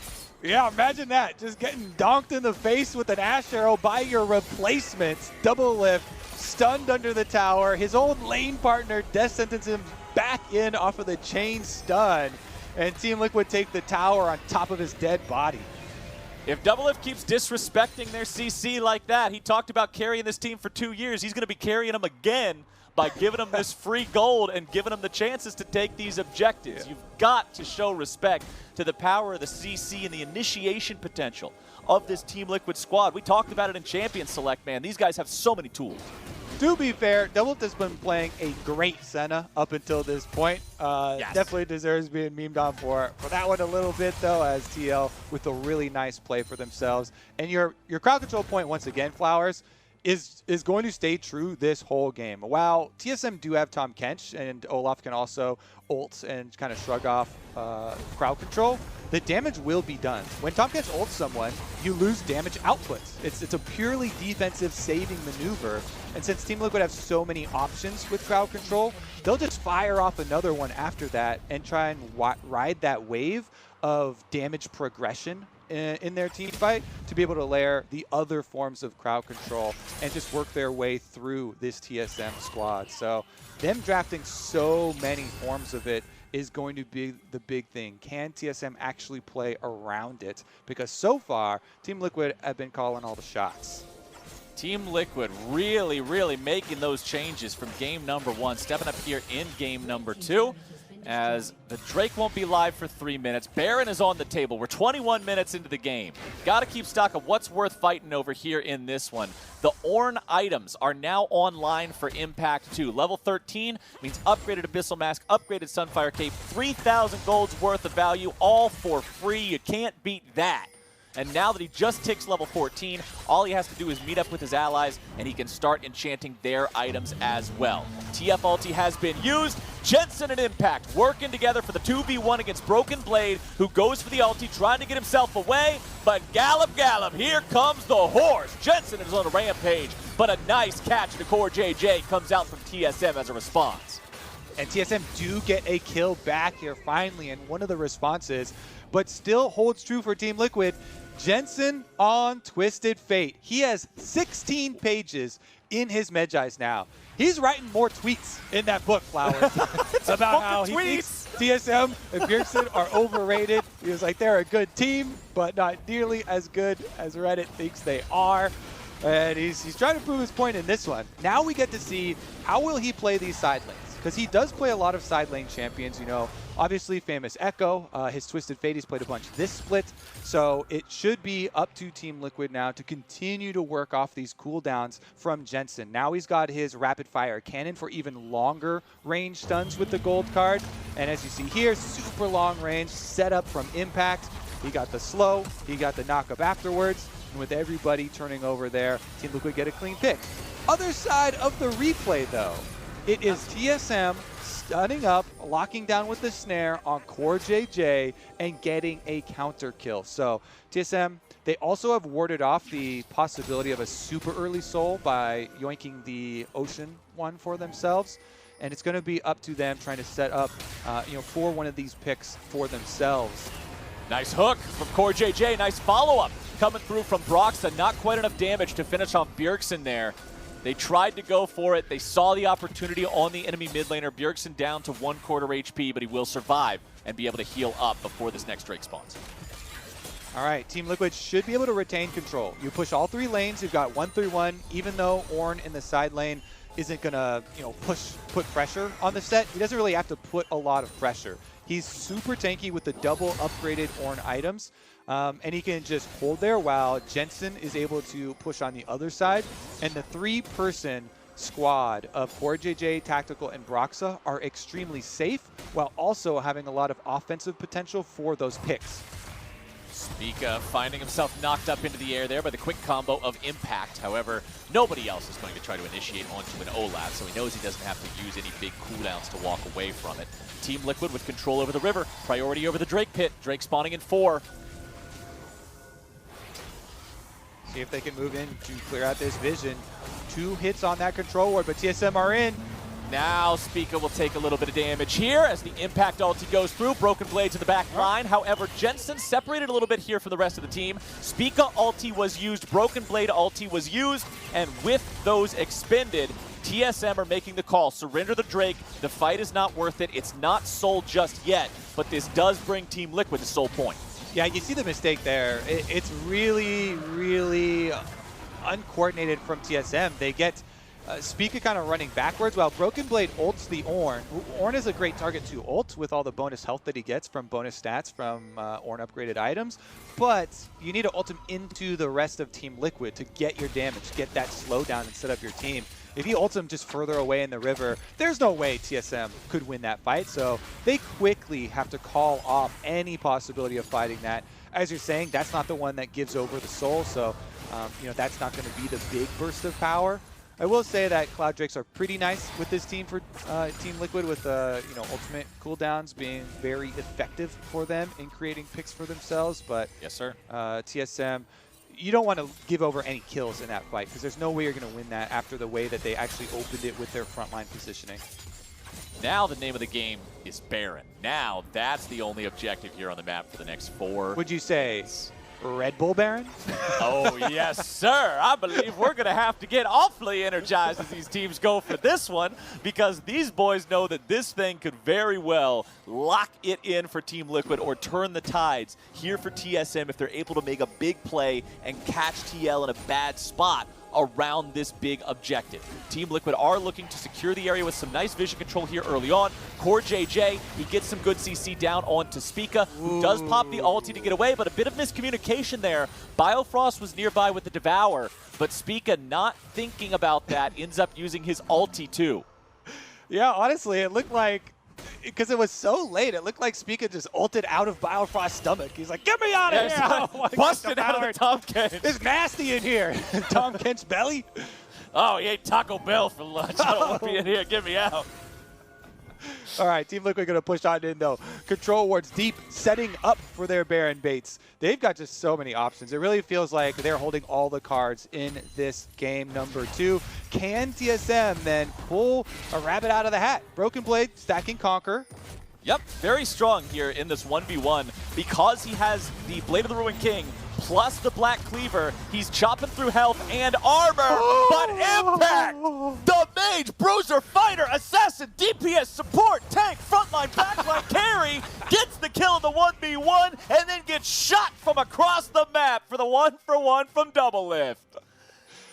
Woo! That was an entertaining 1v1, Flowers.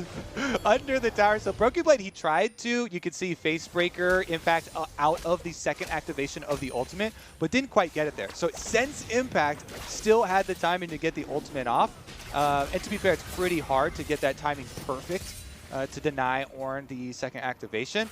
Impact gets it with a sliver of health.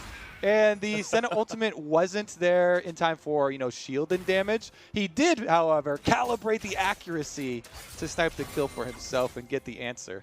That's what it's all about right there. But let's go ahead and take a look at your Honda performance play and how Impact turned this around. Yeah, you think like Broken Blade's like, yo, Senna ult now, I'm going for the dive on this guy. He Facebreakers him in, but look at that. The little knockback ends right before the ram comes through. Impact gets to give him the thumbs down. Haha, I got him. Celebration time. Ah, shucks. Darn. Get him next time. Dang, nabbit, they got me this time. Oh, I love how spicy this series is turning out so far, my friend. We still got a 5,000 gold lead here for Team Liquid, which is actually more than it seems thanks to the Ornn items coming through here. Impact does have the ability to give another one over.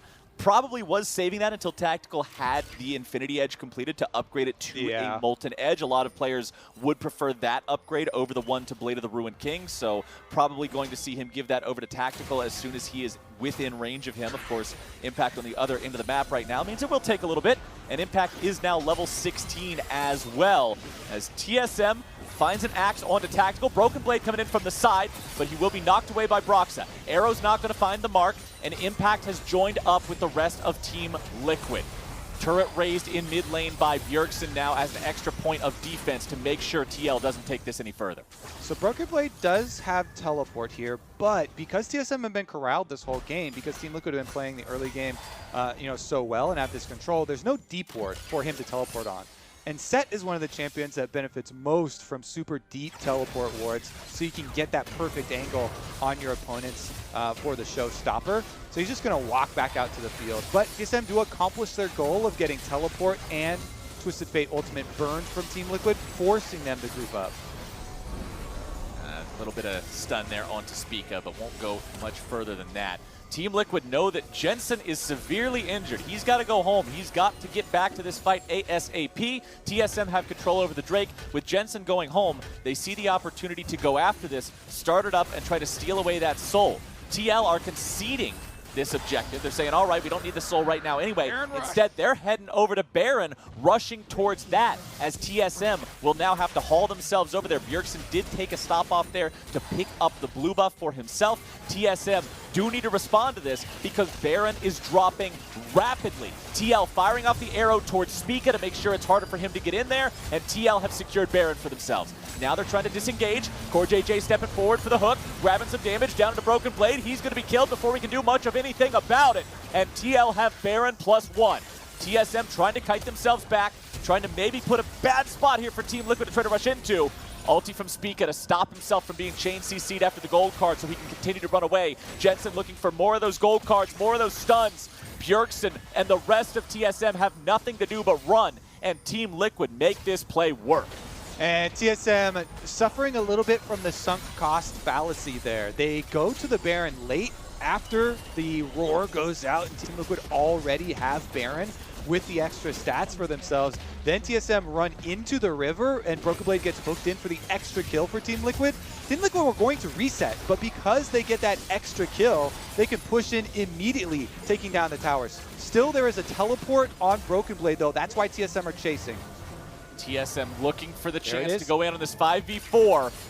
Can Broken Blade actually get in there in time? He's running so damn fast, Kobe. He wants to find his way to the back line, wants to find the way out of everybody. Tactical going to be killed now. Team Liquid looking to get themselves away. Nice CC coming through from Doublelift Impact, looking to knock the ulti right back through the TSM lines. Bjergsen's in some trouble. Turret shots coming through. The Emperor has fallen. Shurima be damned. Team Liquid, they lost 2, but they killed 2 in return. TSM were able to find something off the back end of the fight, but now it's Jensen using the ulti to get himself into the bottom lane to continue the Baron push. Yeah, he got that cannon minion pushed up, and now he's gonna get killed. Jensen, what the hell are you doing, man? That was not worth pushing a wave up. TSM with a very nice punish. He was really riding high after that dive from TSM. It was like, all right, we got to keep the pressure up, push it in, Baron buff. I'm going to get this cannon minion wave on the side lane, and boom, Tahm Kench ultimate, Biofrost, able to find it. Rank 2 is plenty of distance to be able to get behind him. So in the end, TSM do get an extra kill and another Baron buff.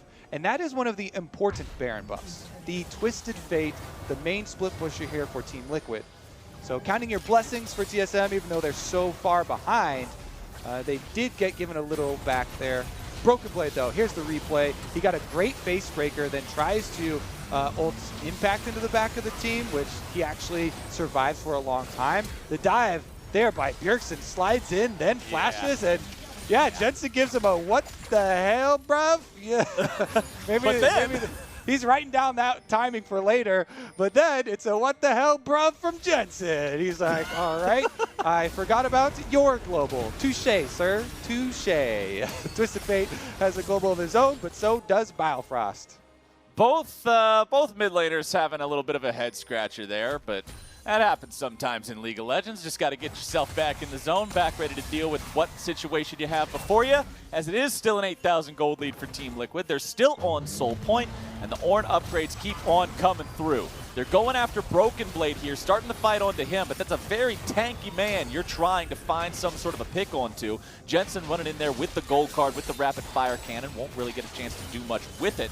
Wildcard still putting some good dents in the health bar of Broken Blade here. You can see that Impact has the ability to upgrade that Death Cap to the Death Crown. There you go. That is now Ornn items on every single person except for JJ once again, because he doesn't have an upgradable Ornn item just yet, so can't upgrade it if it doesn't exist. And Team Liquid have TSM stuck in their base. The Ornn paradox. Can't upgrade the item if it does not exist. It will probably be a locket there coming pretty quickly for him for some extra team fight shielding coming through. Team Liquid, though, they still, with middle open, can actually, oh, they're going for a reset. No, Jensen's going back to base. No Twisted Fate ultimate means they give up on the pressure in favor of a reset for this Soul. I like the call. They'd rather get the reset here and try and put some pressure on TSM. Impact turning things around here as TSM try to engage. Broxer's going to keep the rest of TSM occupied. Broken Blade is already killed. Now Impact still has the ulti to keep this train a-rolling as the damage pours through into Bjergsen. Tactical grabs himself a double kill. Who needs a soul when you can take a Nexus? Team Liquid continuing to chase the remaining players of TSM. Jensen's wildcards deal so much damage, he'll continue tossing those out as Impact leads the charge. Team Liquid is in the TSM base. They've got the minions coming up behind them, and they have a 5v2 for the next 25 seconds. Barring some sort of a major error, this is game right here. They're going after the remaining 2 players. Doublelift has no QSS. The Nexus turret's under fire. Team Liquid hits back. They're tying this series up 1-1. GG for Team Liquid. They actually control this one. Great draft adaptation. They put Jensen back on the Twisted Fate, which they utilized multiple times in the regular season to combat teams that tried to pressure them early, that tried to pull off some of those early attempts on the side lanes. He does make very good use of the Twisted Fate ultimate for 95% of the game. Just that one at the very end. That one, is a little whoopsie. You can give it back there, but the main goal was accomplished with the early game for them, and they also were able to utilize their massive crowd control, which they drafted in 4 separate positions. Yep, I like the draft this time around from Team Liquid. I think they really stepped their gameplay up there in the second game as well. Clearly, they show that they came to play here against TSM. Now, the thing that I'm also focusing on a lot here, both teams looked a lot better on blue side. So as we continue looking forward at these drafts and at side selection, I want to see the teams get better at their red side play as we move forward into Game 3. But now we're headed into a quick break. On the other side, we'll be breaking down the win with the State Farm Analyst Desk. And we've upgraded her with the Sonic Shield and holographic mapping drones. Impressive. There is one more thing. Ah, Jake from State Farm. Here's the deal. With the Drive Safe and Save app, you'll save up to 30% for being a safe driver and get a discount just for signing up. Well played, Jake from State Farm. As usual. When you want the real deal, like a good neighbor, State Farm is there.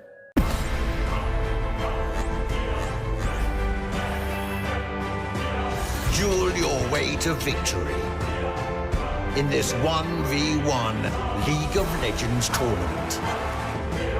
Many champions will be crowned, but only the best of the best will be a part of All-Star 2020. Learn more on redbull.com/soloq.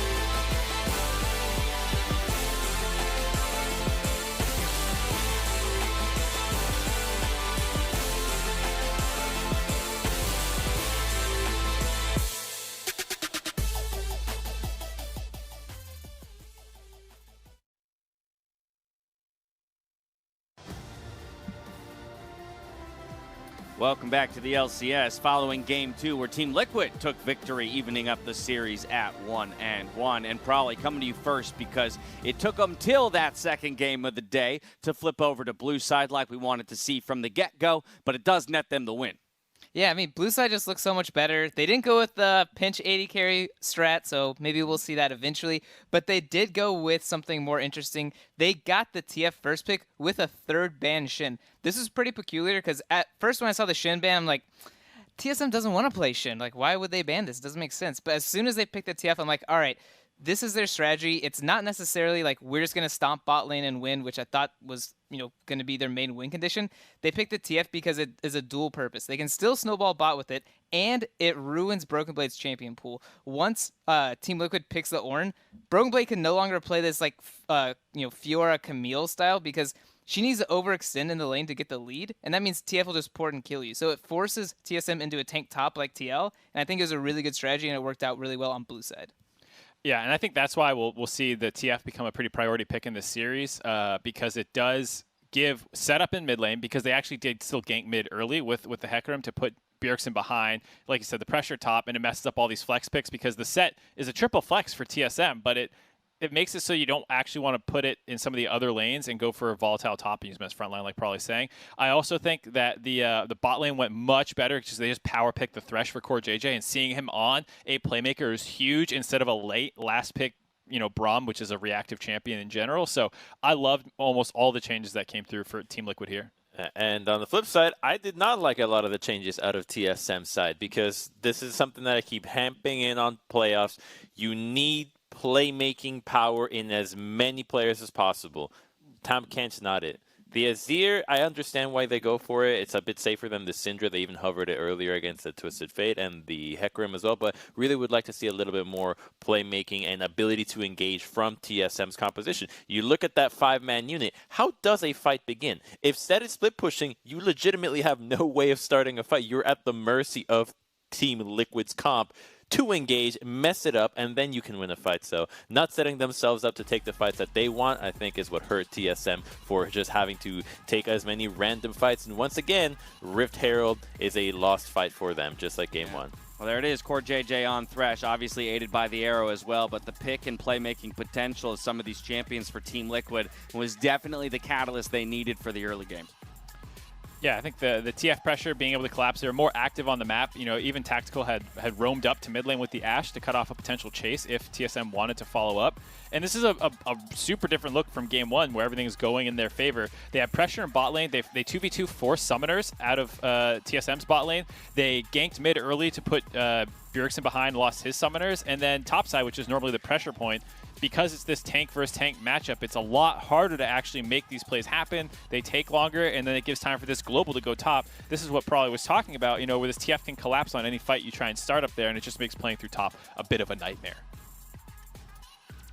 It's a good read out of Team Liquid, in my opinion, to have known that if you go TF, the split push top is going to be severely weakened. And once you saw that the set was being locked in, the set pretty much just trapped TSM into you have to either play this in a split push matchup or deal with it in a team fight. And so you see here that Team Liquid just gets to engage whenever they want. And despite their abilities not being as layered as you'd like, since the Hecarim ultimate is still available, just gets used now for Peel, they can still win because their front line is so much beefier than TSM's. Yeah, that's as good in a 0 as you can hope to get, and even still, TL is able to kind of barrel through and ultimately find a couple kills to put them in winning position. Ooh, here look at this one. Ooh. Gotta love it. I love also not taking it, walking up and taking it. I was like, take it, and then I was like, oh, never mind, that's cleaner. Never mind. Forget what I said. Yeah, it was super well done by CoreJJ. Jensen as well had a monster stat line. He was all over the map, making plays and controlling the entire game. Had an oopsie or two, but that's totally fine when you're dominating that hard. Yeah, I mean, I think a really big turning point in that game was once TSM hit mid-game. This is like TSM's weakness. They really need to get through the early game well, because once they hit mid-game, there's just so many chances for them to make a mistake. And this game was no different. They actually got an advantage against TL by chunking out Jensen, but they had such a big lapse of judgment. Jensen is recalling right now, so they're able to take the Drake for free. But during this time, Team Liquid just all rushes Baron. And what you can see, Bjergsen just went for blue buff. The rest of TSM was so slow to collect the mid wave. No one trinketed Baron. No one was walking towards Baron. So this is a game of like maybe 5-6k gold lead. So it is TL's favor. But the fact that they can just take a Baron and walk out for free, like I guess they traded the Drake for it, is so huge. And this was a big turning point for the game. Yeah, and I mean, like, they have Tahm Kench ult to collapse quickly. They have all these tools that they can use, but it shows that they just weren't in the mindset that this was going to happen. And I think that speaks to Probably's point. TSM does have these mid-game issues that TL will outperform them if they don't get winning early games, and they got shut down. Yeah, late on the play there, and we know that TL of all teams will be one of the first to take advantage of the objectives in the macro play if you give them the space to do so. We're going to roll this through, take a look at the final fight, how it did break down. Of course, TL did have quite solid position at this point. It's just going to take one more fight to lock it up. Really well done, shows front-to-back team fighting, and they're able to take out the Broken Blade, who had bet a little bit more for the side lane with the Bork and the Black Cleaver. So he gets popped, and it's an easy chase down from here just with the gold lead that they have, and highlights some of the things that TSM are going to need to change up for Game 3. All right, speaking I of got one. what we want to change. Oh, yeah? What do you got for me, Grump? All right. This is a lesson that was learned from the FlyQuest versus Team Liquid series. Thresh is insane right now. Thresh, I guarantee you Team Liquid is just going to peek Thresh every single time they can get away with it. I want to see TSM snatch it away. You're not going to be able to ban it. If you can take that pick in the early rotation, survive the laning phase, and then influence both the anti-pick making potential and your own picks, I think you're going to be in a great spot for both teams. Well, and it also... Sorry, I was going to say it also puts pressure on you to then also take your support before the second ban phase if you power pick it, because otherwise you can ban out the annoying counters like the Morgana and some of the other things. So it forces the game to be about early game a lot faster. Well, reverting back to the side choices from Game 1, so TSM will find themselves on blue side where they found victory the first time round. Of course, TL has plenty of time to make adjustments. We're tied up with Game 3 on the way right after this. We'll see you here. I'm Randy Diaz, mayor of Seltzer, Pennsylvania. If you love Bud Light like me, you'll love Bud Light Seltzer. It's a hard seltzer from Bud Light. It comes in 4 flavors and tastes great. Bud Light Seltzer. It's unquestionably good. If you don't love Bud Light, you'll love Bud Light Seltzer. It's not Bud Light, it's hard seltzer. It comes in 4 flavors and tastes great. Bud Light Seltzer. It's unquestionably good. Questions? Call us now.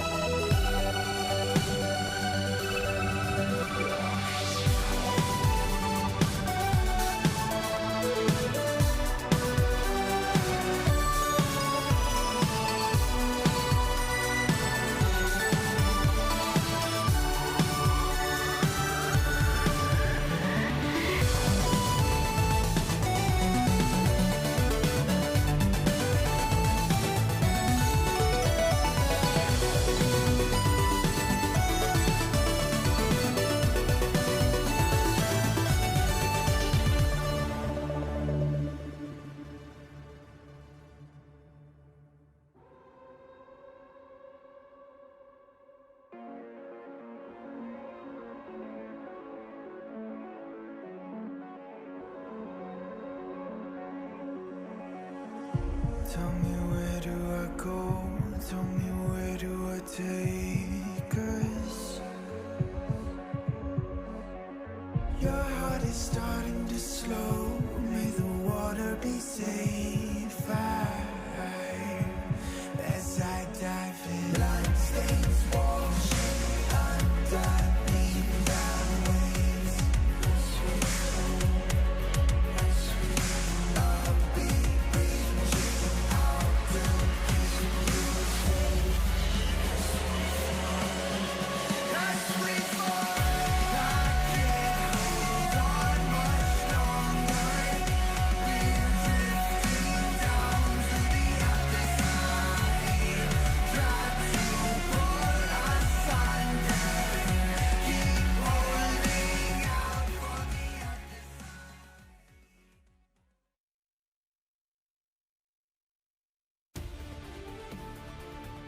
Welcome back.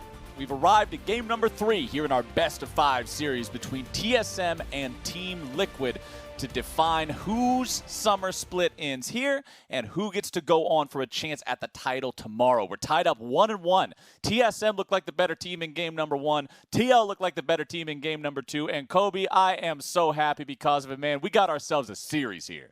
We do, and we've got a bunch of players who have not been to LCS finals vying for it. You got the young guy Spica on TSM, Tactical Rookie on Team Liquid, even Broxa, who has done it in Europe, has not done it yet in North America. So there's so many big firsts here on a lot of the players for both of these squads. So much built up to this that there's a lot riding on this series, in addition to all those bragging rights between the individual grudges.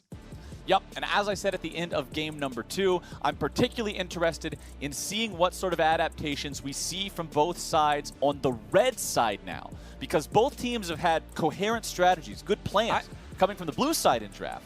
But I want to see how the red side adapts. I wanted TSM to actually try and pinch Tactical, because Tactical has no Senna career games. If you take away the Kalista, Caitlyn, Ashe, and force him onto the Jhin, then I feel like that could be a big bonus for TSM. That being said, Jhin is definitely fine right now, viable in the meta. So, and that would be Tactical's 4th champion, funnily enough, to go to. Hey, it's all planned. Thematic there.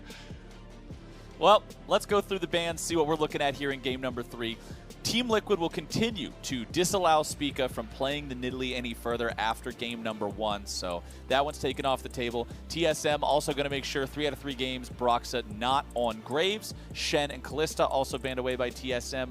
Lucian banned out by TL. Spending a good long while thinking about this last ban. Must be considering a couple of different options here. And they go for the Renekton. Remember, it was the Renekton that was blind picked on blue side by TSM in game number 1 that worked so well when combined with that Nidalee.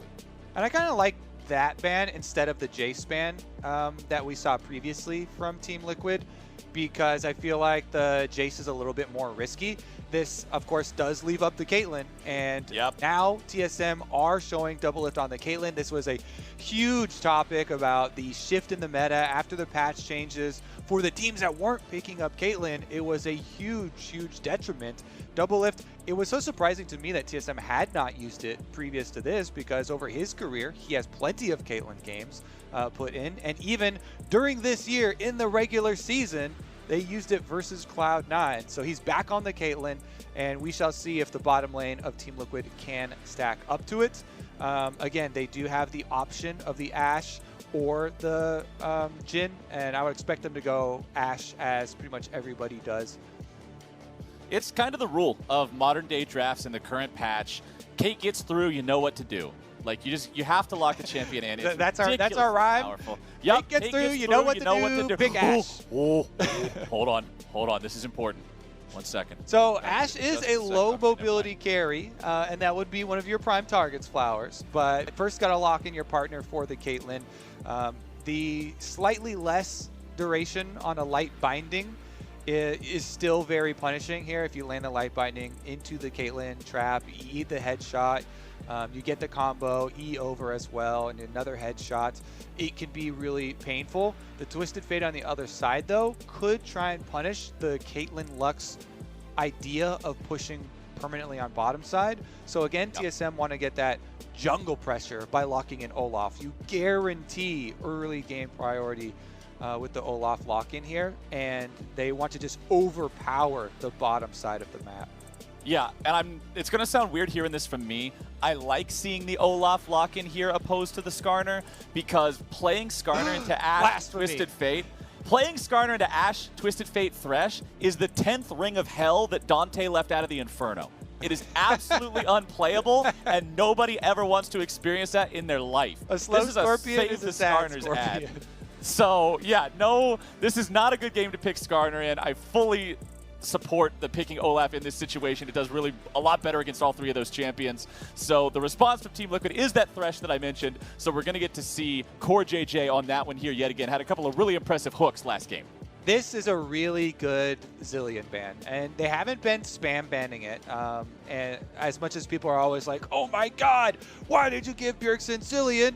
Well, because he destroys on a lot of other champions too. But in this case, as Bjergsen Zilean would be especially effective because it allows Olaf a lot more breathing room in those mid-game fights, knowing that you can have the speed up and the revival behind you. I think that is a really important denial of a possible synergy there for TSM. Yep, I like to see that. Zilean, Orianna, Lee Sin. What's the last ban here, TSM? What are we going to ban away? One more choice to make. Spending a lot of time thinking this one through, just like Team Liquid did. Hecarim? That last ban of the first maybe? area. They're showing the same exact comp here from Team Liquid. Yep, ban the Hecarim. Ban the Hecarim away. We saw Broxah have some really good performance on it in the previous game, diving around, and particularly what you explained about Phase Rush, right? He was able to jump in and immediately get back out. So stopping that, making sure that Brox is not able to be as mobile and effective in the team fights. I like the choice here, but Team Liquid thinking about the Trundle now in the jungle, or maybe we'll get to see the Rek'Sai pop up here for Brox. And nope, Trundle's the pick. Okay, so previous to the recent nerfs that were laid on Trundle, it was always this sort of post-level 6 more team fighting counter to the Olaf, because I don't want this misconception where people just label down counters as it just like is completely good in all scenarios versus the champion.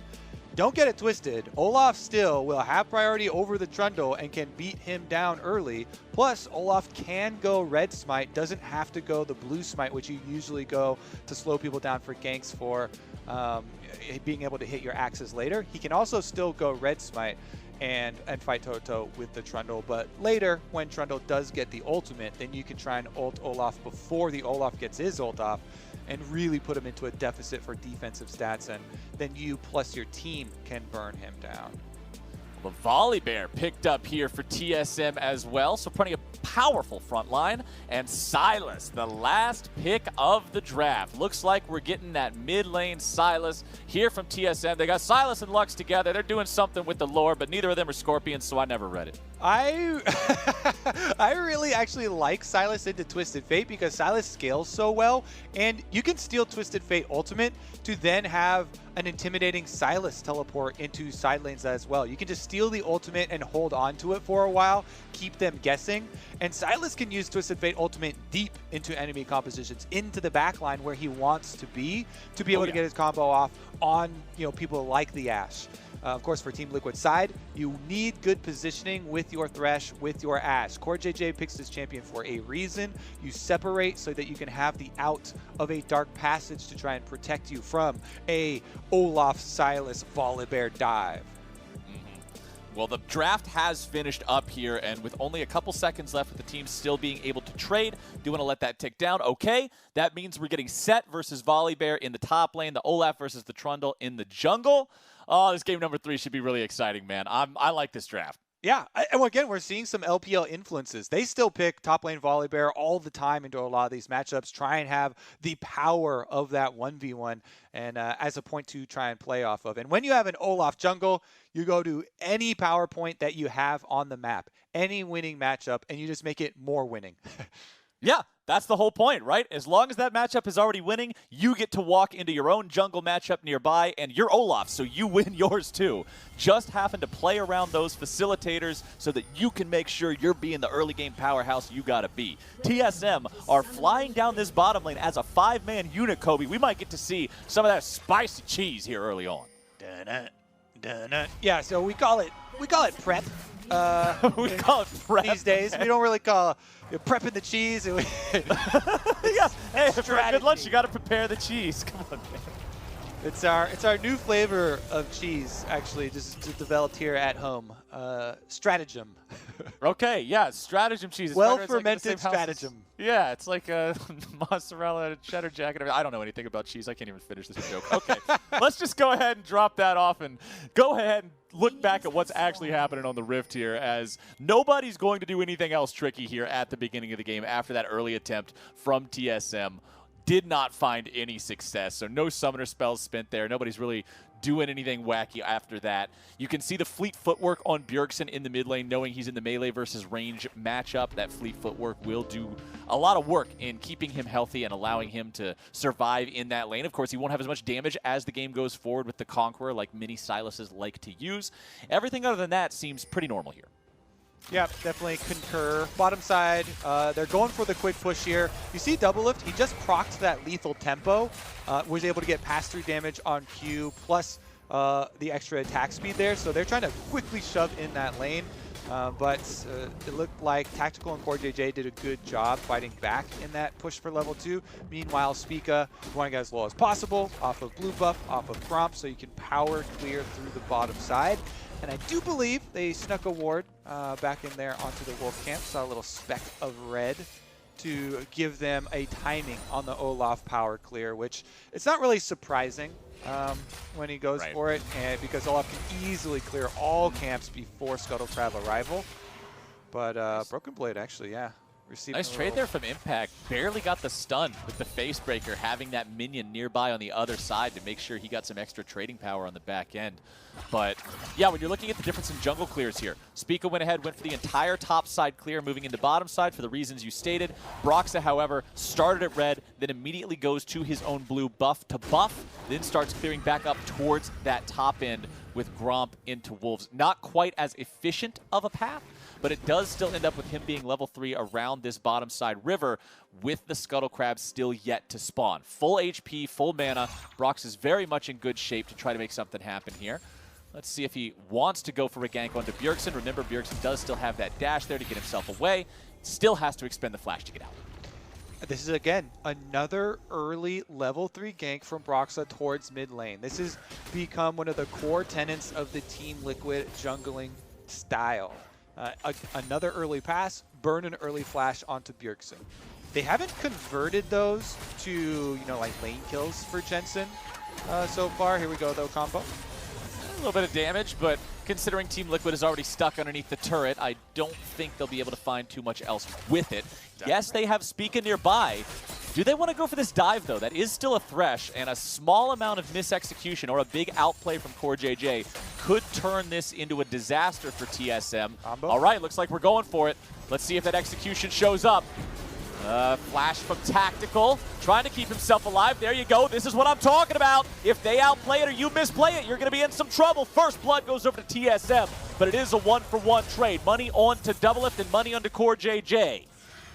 And they got their target, so denying the kill here, Tactical cannot get any of the extra CC or extra CS, and it was CoreJJ that was the only one left alive in range, barely getting that last hit onto Biofrost. So even though they give up the kill, here we go, top side though. Impact with the flash for the Facebreaker to start things off. Broxah wants to save the pillar for after Broken Blade flashes. However, Broken Blade gets enough distance to make sure he's still going to be protected by the turret despite the pillar's presence. So flash for flash being spent by these top laners, and it's Broken Blade who's so low that he has to go back to the base and return with a TP. Yeah, and Broken Blade actually played it pretty well. He should be able to just teleport right back out and get there in time for the cannon minion wave. Maybe he misses one melee minion, but that's about it. I thought he actually played that super well. Remembering down to the bottom side, though, I'm pretty sure this is still big TSM advantage. Ashe gets denied extra CS. Doublelift gets to hold his CS lead, plus gets to be the one actually acquiring the kill, even though it was pretty well played by Team Liquid to try and focus fire down Biofrost and get a counter kill for themselves. The gold went onto the less than ideal spot in CoreJJ. Well, if there's any support that I think of in all of our 10 LCS teams, I'd be like, okay, you know what? It went to the support, but that's all right. I think CoreJJ would be the guy to get my vote with the amount of crazy plays that we've seen out of this dude so far here in Summer 2020 and throughout his career. Right now, we are in a pause. I'll give you guys updates on that as we move forward, or the pause will be short, sweet, and to the point, and we can get right back into the game like we are now. Back onto Summoner's Rift, summarizing the state of the game. It's a 1-to-1 match with the gold dead even. However, it is a bit misplaced, as Kobe was mentioning there during our brief moment of respite. Jungle comparison, it's a 32 farm state for Spica. Looking across the board, 25 for Broxah. Flowers, one of these swords is bigger than the other one. tactical here with a little tiny short sword and some brown bag boots on his feet compared to Doublelift, who, getting the kill and getting the extra CS, has a BF sword, which, you know what that stands for. Big friendly sword. He's going to be making all kinds of friends when he walks into the yard, and he's got the biggest sword out of everybody. This dude smiley is here face on to that sword. lane. He knows what's going on. 51 CS Caitlyn, 20 farm advantage, BF sword compared to no BF sword. This is the bottom lane dream for Doublelift and Biofrost right now, with a Caitlyn Lux too. Just the power of these two champions together in maintaining that lane control and priority. Now, can they get a situation that allows them to take another early first Drake down here? They do have Spica hanging around. Top side here, you can see we're just watching the top laners trade back and forth, but it doesn't look like anybody's dropping anytime soon. Both of them will have ultimates if they need to use them. No junglers nearby them. And it's also not just about the size of the swords, but the number. Because Ashe going for a Blade of the Ruin King, obviously you're getting small swords there, but you're supposed to have multiple of them to be able to try and fight back. Yeah, Broxah though, he's trying again. We talk about him burning flash off Bjergsen, but they haven't necessarily been able to get the kills and capitalize on it. It's mostly been like a reduction in lane pressure from Bjergsen and causing him to have to play more safely. You can see CS lead here for Jensen. Oh, Jensen going after him, has to flash for the gold card. Bjergsen does not have any way out. He tries to use the TF ulti defensively, but it will not work. Team Liquid ends up getting themselves the kill onto Bjergsen, but TSM recognize the jungler is in the mid lane, and they take the chance at the Drake, and they pick it up. And look at this rotation. They're sending Doublelift up there to catch the mid-wave farm while they have Biofrost and Spica down here. They don't want to let any of this money go to waste with these minion waves being pretty free for themselves. That's one of those quick, just little short rotations where you send them up there, closest person rotates over, next person rotates down, so at least you're still getting income from the minion waves, which have become even more important. Then, once Bjergsen gets back, Doublelift can head right back down. Yep, especially with the situation where Team Liquid have that kill advantage. They have some farm leads. When you're looking at the solo lanes in particular, TSM want to make sure none of that money is going to waste, as Broken Blade might be able to face check this in time to stop Impact's back. Yes, he will.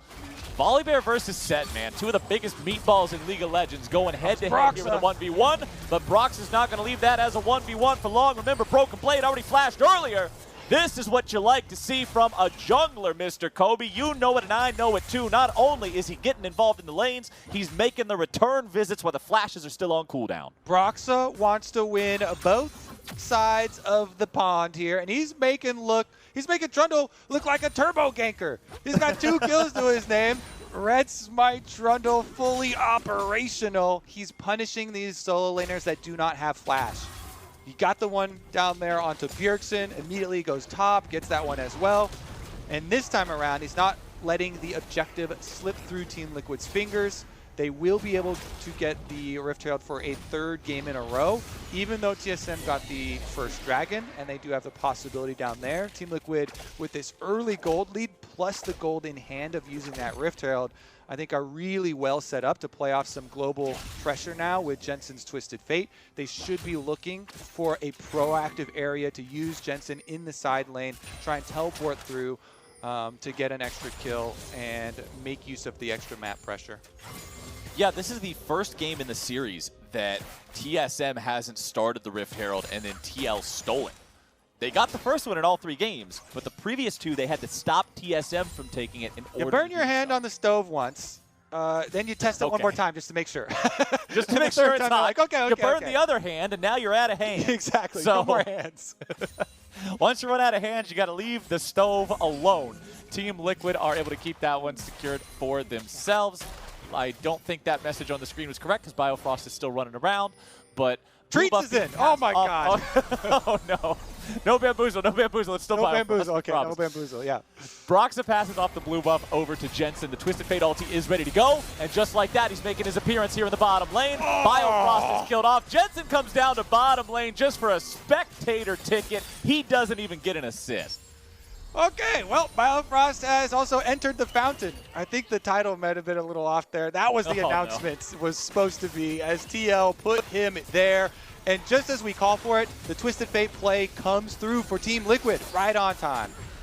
So close. That death sentence headed for Doublelift, but he gets himself out of the way with the 90 caliber net just in time to prevent more coming through there from TL. Maybe a possible dive since Broxah was hanging around down there too. Still more 1v1 between Broken Blade and Impact here in the top lane. Broken Blade trying to make sure he catches up to him for a little bit of extra damage. Spica's also on bottom side now as Broxah has got himself towards the other end of the map, and that means that Team Liquid must be respectful, not overextend into the Olaf that has all summoners and ultimate ready to go. Yeah, I mean, Team Liquid are working off your cooldowns. You basically, you increase and decrease your aggressive playmaking based around Jensen's cooldowns here. He's got blue buff Twisted Fate, just waiting for the extra few seconds here on the Twisted Fate ultimate to come back up. It's about halfway done now after the first one. It's within this window of time where TSM are trying to mine as much pressure, as much gold as possible. Bottom lane goes right back to pushing. Doublelift and Biofrost working away at those turret plates, even as Jensen is able to complete his 11.5-minute Rod of Ages. Honestly, pretty early for him, considering he didn't get any kills. You can definitely get it earlier if you get those kills, but TSM looking to make the offensive play before his ult is back up. TSM looking to tactical and Core JJ here yet again. This turret is so low on HP now. Core JJ goes for the death sentence, but that doesn't hit. Team Liquid, even if they keep themselves alive and draw some of this pressure from TSM, they're still losing a lot of turret plates down here, so TSM is getting some advantages there. Shelly summoned up in mid lane. That's 2 plates going over to Team Liquid. All that money will be on Broxah since he was the one summoning the Herald up. 2,500 gold lead still for TL here as we cross the 12-minute mark in this game. You mentioned Rod of Ages. Since that was completed at 11.5 minutes, that means it will be fully stacked by Jensen 21.5 minutes into this game. The item is 97% gold efficient. Solid 0 math. stacks, 156% gold efficient at maximum stacks. So you get a lot more power. You get about 2/3 more power in those 10 minutes as it stacks up. So we'll see Jensen reap those rewards here 10 minutes from now. But he's still got some more plays to make between now and then with all those summoners available. And that ulti you mentioned, the seconds have passed, my friend. It's ready to go. Yep, 1 stack per minute. And honestly, we're seeing in this game, Flowers, why so many analysts were freaking out about the teams who were banning Caitlyn on blue side and not successfully picking it up, showing that they didn't have a successful team strategy for utilizing it. It's from this pressure when you compare it with, or when you pair it with a Lux or a Morgana or something like that. Spica, though, going to get chased off this dragon right into the death sentence. Nice hook, but considering he's got Biofrost and Doublelift right next to him, Spica is not intimidated by that crowd control, doesn't feel the pressure to have to use the Ragnarok to get away from it. So TSM will maintain their position here, continue working on this Drake. Broxah is nearby, may go for the turn. Drake is down to 1,000 HP. Jensen wants to work his way down here as well, but Tactical being jumped on. Bjergsen gets the initiation onto him, but a nice death sentence, or Dark Passage, excuse me, the one that saves him there. As Spica pops the Ragnarok now, the Olaf is not in good shape, my friends. 400 HP, no ulti ready, means it is very hard for him to get into this fight. If he goes in, he is not getting back out alive. No way into the pit, barring a flash. Tactical will continue firing off the volleys, trying to keep TSM away. There is a ward from TSM in the pit there. Keeping an eye on the Drake. There's your arrow fired off. Tactical in some trouble. Dragon going to be secured now by TL, but where is the fight going to go? Core JJ having to kite himself away. Biofrost nearly going to be killed off. 2 from TSM. Barely left alive. They so close to getting themselves killed, but they walk out of it. TSM will take the kill, but it's Team Liquid taking the objective. Very big for Team Liquid to get the dragon kill before this took place. I will say, pretty well executed with the low health bar of Spica there from TSM. You saw it was Bjergsen Ash Arrow from the stolen Ash Arrow right into a flash snare from Biofrost. And Biofrost able to navigate his way out while Doublelift even goes over the wall and forces Jensen back as well. So pretty well played considering the circumstances that led up to it. That being said, Team Liquid get the dragon and they get the top side pressure, taking a full turret for Impact with his Blade of the Ruined King completed on set. He's just stomping through that lane. Okay, here's our replay. Let's look at how this fight played out with Team Liquid sticking to the Drake.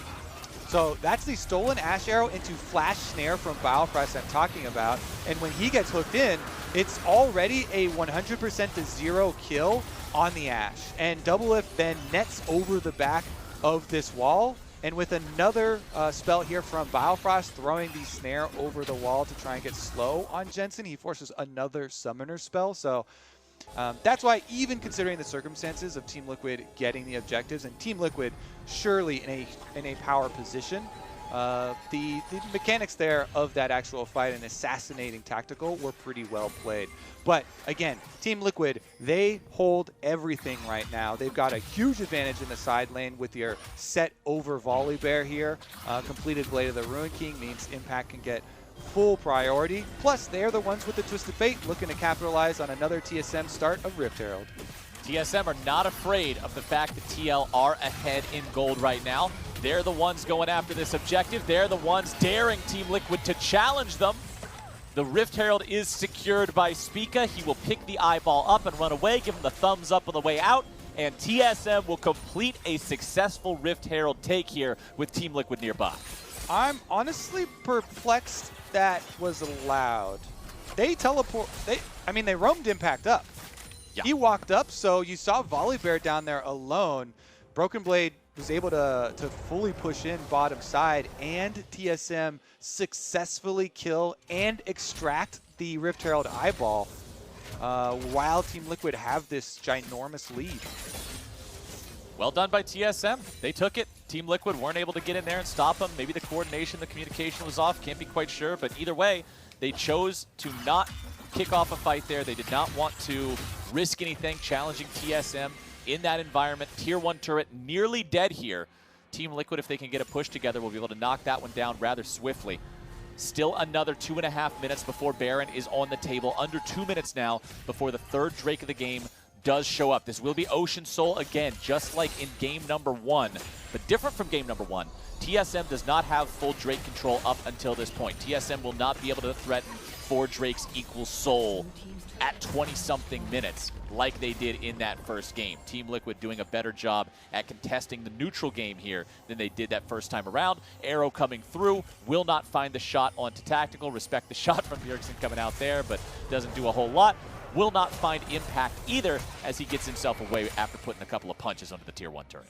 And because Broken Blade got his alone time on bottom side, he still has his teleport advantage over Impact, and he's been able to get back a little bit into this matchup, whereas Impact's been bullying him so hard for so long. Now at least, Broken Blade has gotten to the Trinity Force here for a Volibear, so you've got a lot more sustained damage, and the set now has to respect a lot more the time that Volibear can buy. Trinity Force is so good with him because cooldown reduction allows you to get multiple rotations of your W spamming, getting you the extra life back off champions, plus your E shields coming in can be super surprising towards the later stages.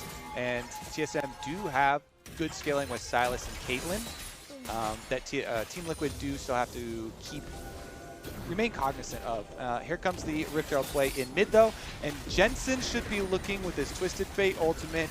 This could be the play. Impact teleport will come off cooldown shortly. Turret's gonna die instantly though. One more auto attack from anyone will do it. There you go. Shelly shouldn't be able to get second charge off here. I think TL has enough bodies nearby to prevent that charge. There you go. Drake is alive. Now you've got Impact on a flank position here.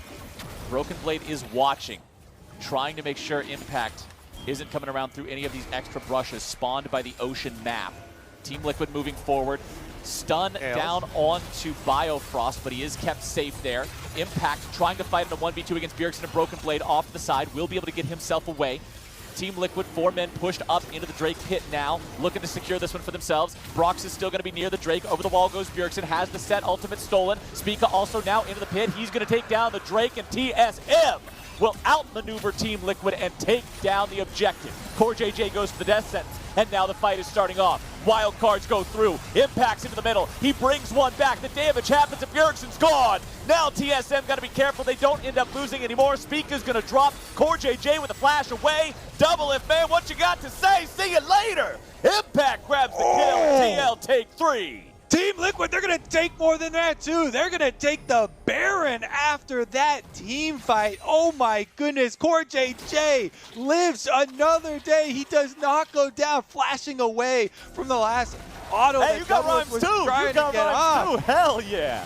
Oh, my goodness. Team Liquid pops off on the back end of the fight that looked like it was going well for TSM at the beginning with the objective secure. But now, a 20-minute Baron for the side of Team Liquid is a game changer here in this third game. Oh my goodness, so many plays. CoreJJ living there, Impact living after getting the dunk back with the showstopper on set and surviving with his shields. Then Jensen had the re-engage. Let's go through it from the top here. TSM, originally really good steal by them. Bjergsen and Spica both go over, they combo, they steal the dragon, Broxah flashes out, but they step too far forward. Going for the Scuttle Crab here. Bjergsen gets hooked in by CoreJJ into the stun ignite, which means Impact goes for the showstopper back. Look at his health. He barely has anything left, yet he still survives off the extra Triumph heal plus, yeah, Caitlyn heal was not used. Then we have the re-engage there from Jensen flashing in for the stun onto Doublelift, who was trying to finish off CoreJJ and gets punished.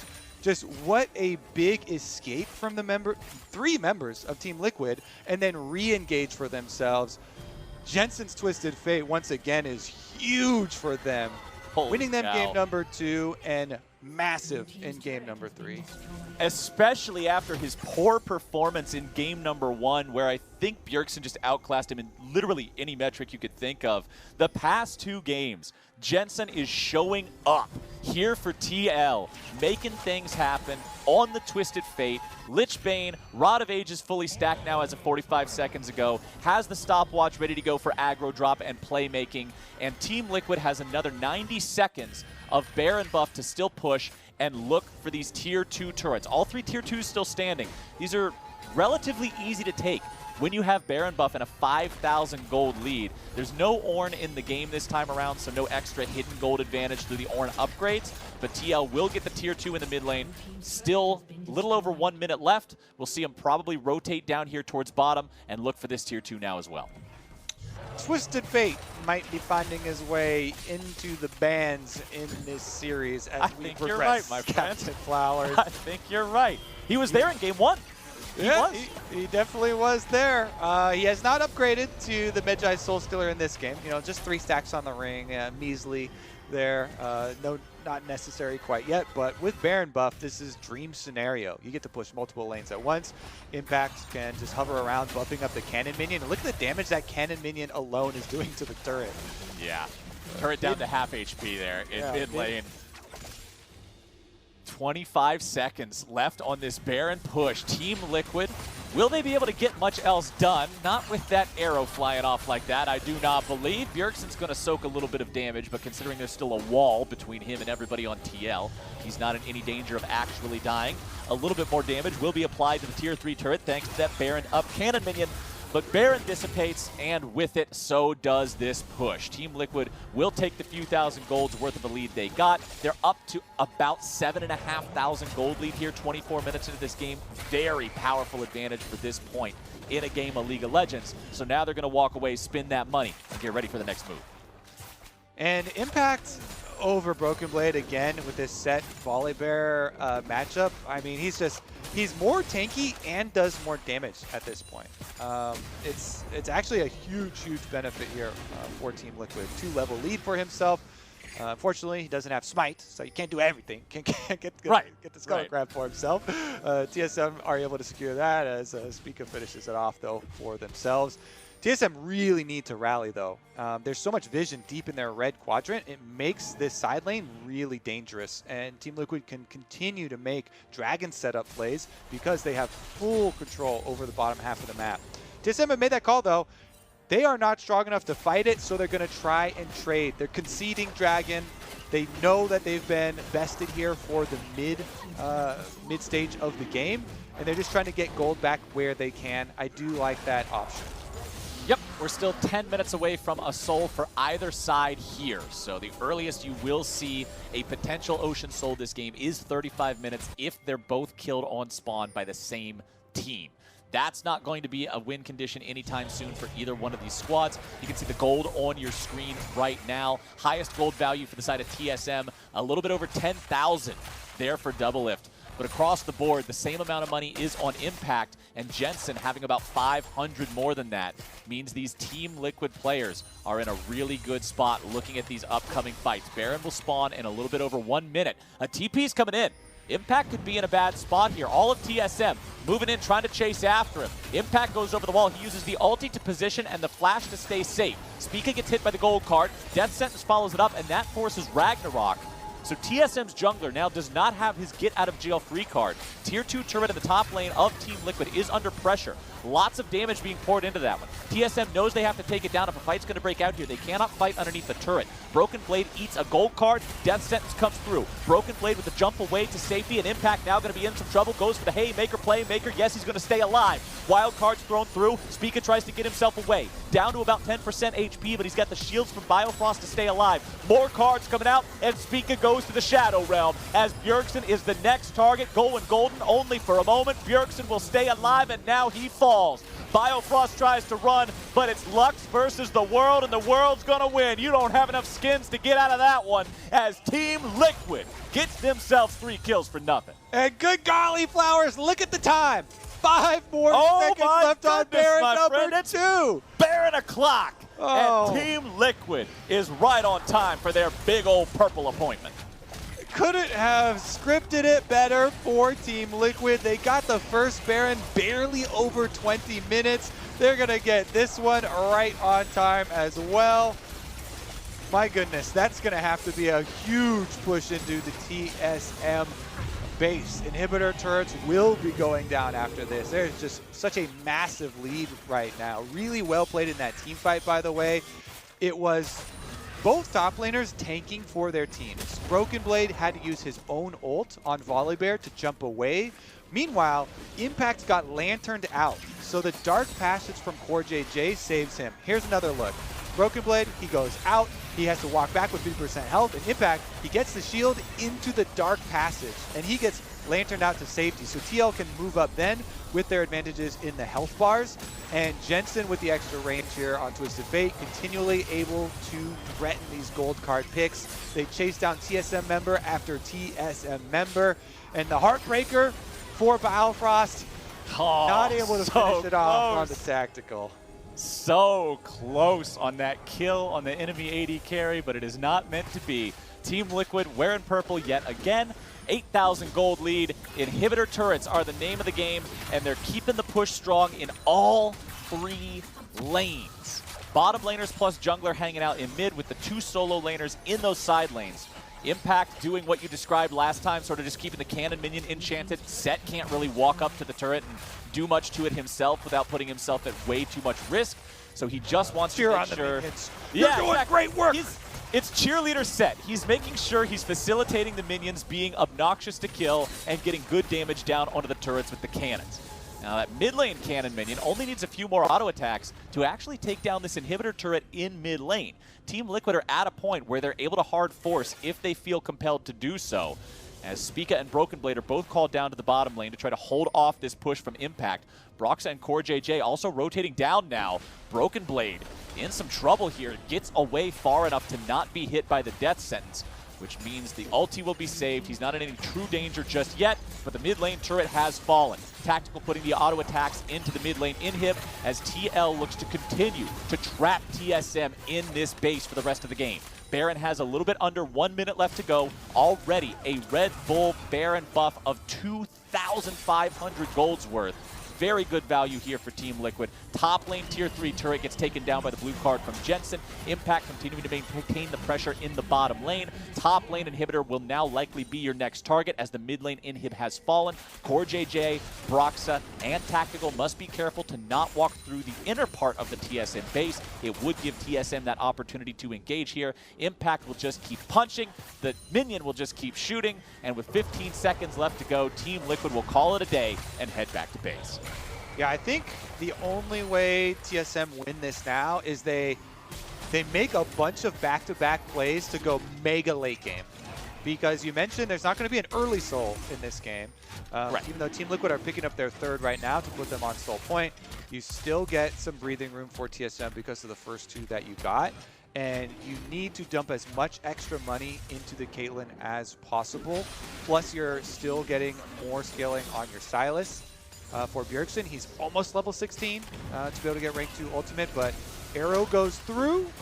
Well, Jensen doesn't find the gold card onto Doublelift, thanks to Doublelift using the flash to get himself away there. But Caitlyn now not having that very important summoner spell could be a big decider of this next fight.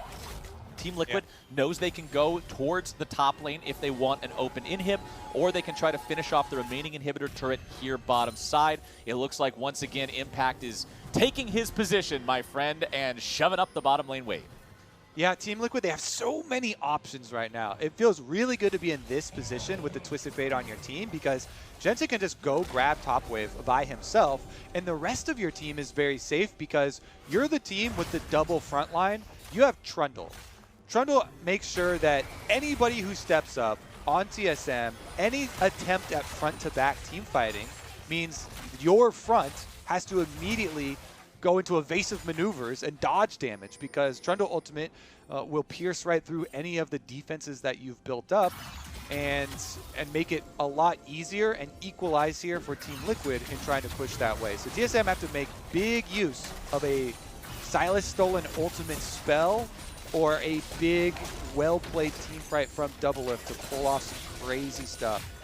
Yep, I'm looking at Bjergsen to try to steal Tactical's ult whenever he can for an extra initiation tool on the side of TSM because they are seriously and sorely lacking those right now. Broken Blade is too far behind the curve of the game, honestly, to really be a massive initiator on his own. He'll jump in and then be in a real tough spot unless one of those enemy carries just gets insta-gibbed, and I don't see that happening. Not with Jensen having that stopwatch ready to go. Not with Tactical being in a spot where he's able to kite away so effectively with CoreJJ right next to him. CoreJJ 3-0-4 in this game. Honestly, jungler and mid laner are also 2-0-5. 3 different... Oh, and Set 1-0-5.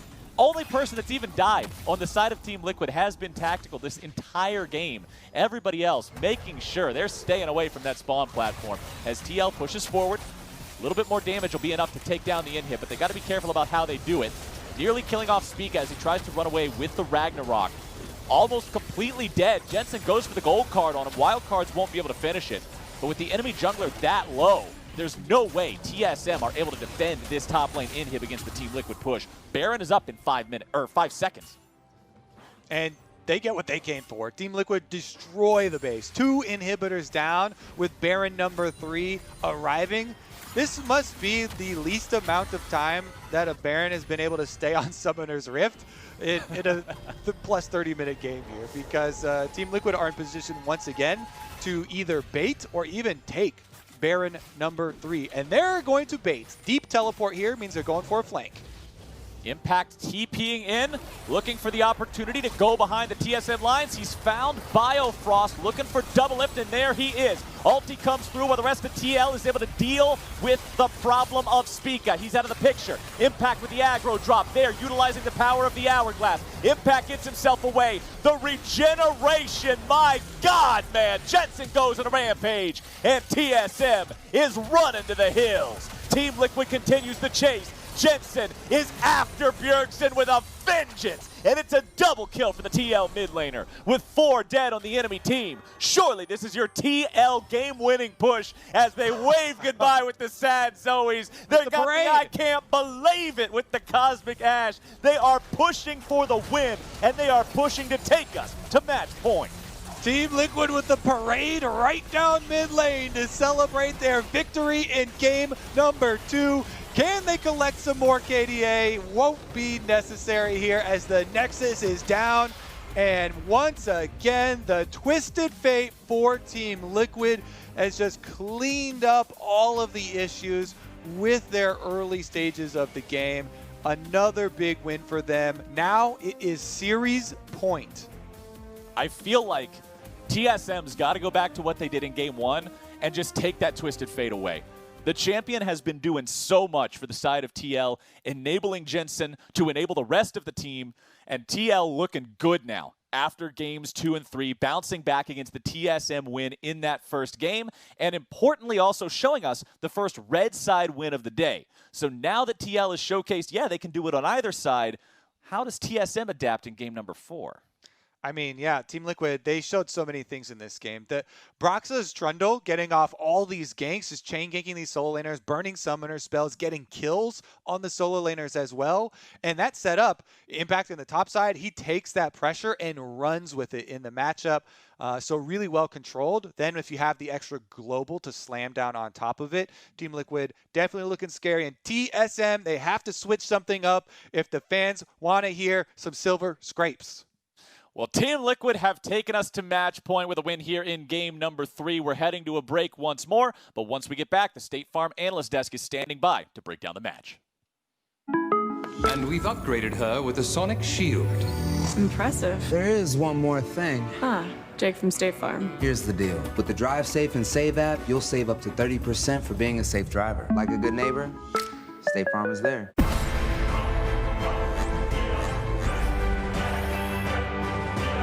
Duel your way to victory in this 1v1 League of Legends tournament.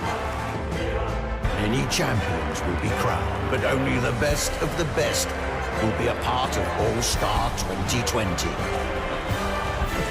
Learn more on redbull.com/soloq.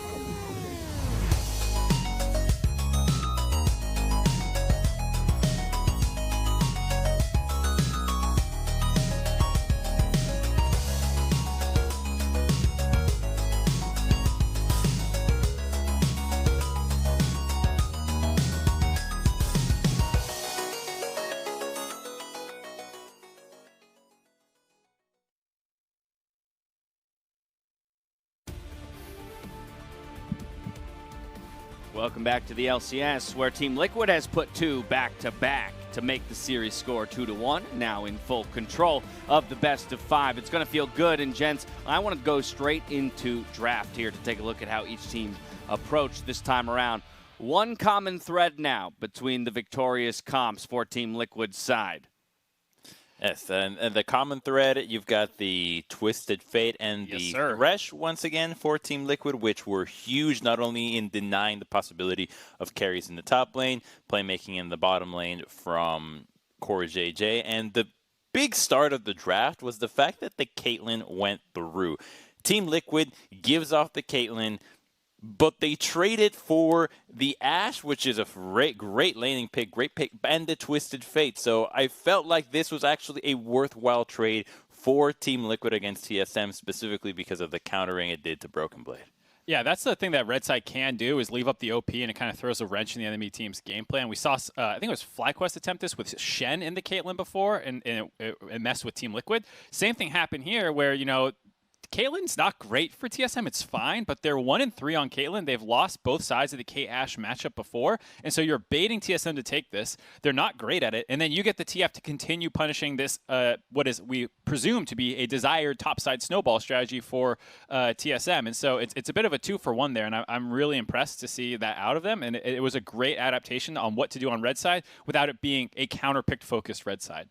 Yeah, I think this is like kind of contradictory to how TSM was like kind of hit their stride, right? Like they're playing around top lane and getting these dives off. And for the Caitlyn TF trade, you're basically saying like, all right, we're going to all in on like our bot pressure and want to be able to snowball from mid to bot and control that kind of global that way. But TSM just hasn't practiced and won that way. So I'm not too surprised they weren't able to execute this draft, because on the other side, Team Liquid, once they picked that Trundle, Broxah kind of took over the early game, and he was the one kind of controlling the TF lane, which is weird because normally you want to crush the TF lane, but what happened is Broxah was the one coming to the TF lane and crushing the Sylas. So eventually, TF just got kind of out of control. Yeah, Broxah doing his best Santorin cosplay here. Yeah, and Trundle is a good pick into the Olaf as well, so he actually got tons of value out of this in the early game, but then assuredly in the team fights, making sure that Spica was not going to be able to get a whole lot done. Just a really good pickup there, knowing that, hey, if Santorin's playing Trundle, there might be a thing or two to the champion. And on top of that, you know, the enemy team, because Broken Blade's also taking tanks, so it's not what we expect to see out of Broken Blade anyways, and now you have something that's also effective him from the jungle.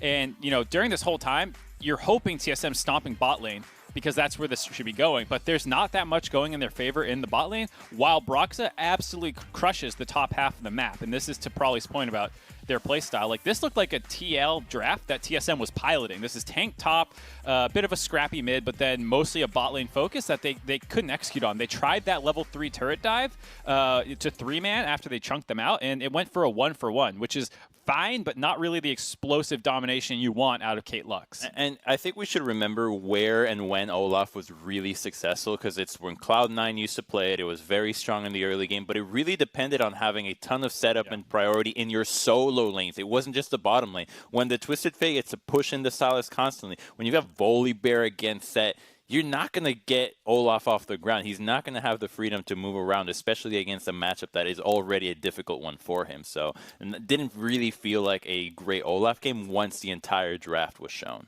It was a phenomenal early game out of Broxah, setting his team up for success, stepping up in the way you would expect a world-class jungler to do in a late-season best-of-5. Here we have the back-breaking fight of the game coming just before 20 minutes, so fairly early on. TL finds everything they need, and it'll come off of a CoreJJ hook just a bit from now after this dragon gets secured. Yeah, the dragon is whatever. It actually works out pretty well for TSM, but they could disengage here. But they get baited by trying to finish off this Scuttle Crab, and CoreJJ throws his hook thinking that it's going to get finished off. It actually does, lands on Bjergsen, and now he's so low that TL can flash in and force the fight. Bjergsen does try and turn it by ulting back in, but at that point, you have a Set in the middle of your team fighting you. You know, you're going to either die and have to sack Bjergsen or try and win this fight. I appreciate they tried to win it. You can see a number of members on TL are actually super low, but they missed an opportunity to get a cleanup kill. You know, you had a bit of a late E activation out of Biofrost, which could have killed CoreJJ. They just got out team fighting because that's what TL does best in the league. They do exactly that, from there to the Baron and a Baron to close. Not too difficult for some of our top teams. Once they do find that lead, you can see the gold graph goes entirely in their favor. And so here we now sit with TL up 2-1 in the series. And based on your 3 predictions, that's a bit of a surprise. I know 2 of you, Mark and probably had it at a 3-2 series score, indicating the closeness of the series. And of course, that can still come to fruition. But here we have TL back on top. He's shook. I'm not surprised, Dash. Literally, when we saw we were all aligned, we knew someone made a mistake. Something's wrong. Something went wrong. Figure. I mean, so let's talk about maybe what was expected coming into the day, and therefore what is different from that expectation. Is it members on TL outperforming your expectation? Is it TL or TSM underperforming? Carries. Where are the carries for Broken Blade? He was supposed to be the X factor, the guy who popped off and was been like Bjergsen's buddy when Bjergsen was the, kind of Bjergsen 4 wards joke. It was Broken Blade and Spica stepping up. They're both invisible this series. They have done nothing worth noting. Yeah, I mean, they're getting the Renekton Nidalee band, and I think they have more to it than just those 2 picks. But in these last 2 games, I think they can't mentally play against Twisted Fate. Like, I don't see, TF ult is down, so they go aggro or something like that. I just see, passiveness everywhere for the entirety of the game. So I think the fact that Team Liquid's willing to take the TF so early, they're willing to trade the Kate and TF, I think that's the real twist in this series, where it's Jensen, we didn't expect him to just be having such high priority on TF. And the fact that it just completely counters TSM's ability to pick carries tops, I think that's the big thing to focus on. Yeah, Crumbs, final thoughts as TSM goes back to blue side for a series-deciding match, possibly.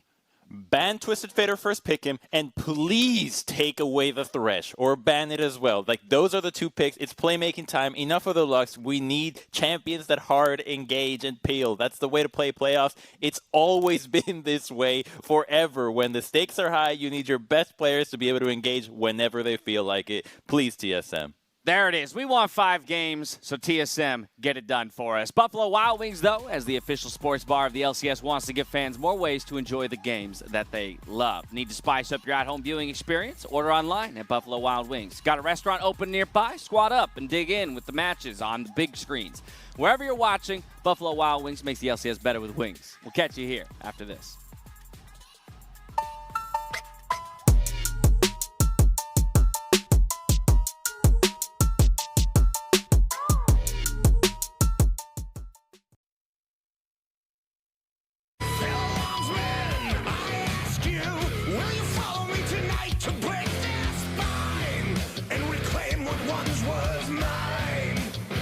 Those cravens backstab me, deceive me, never shall I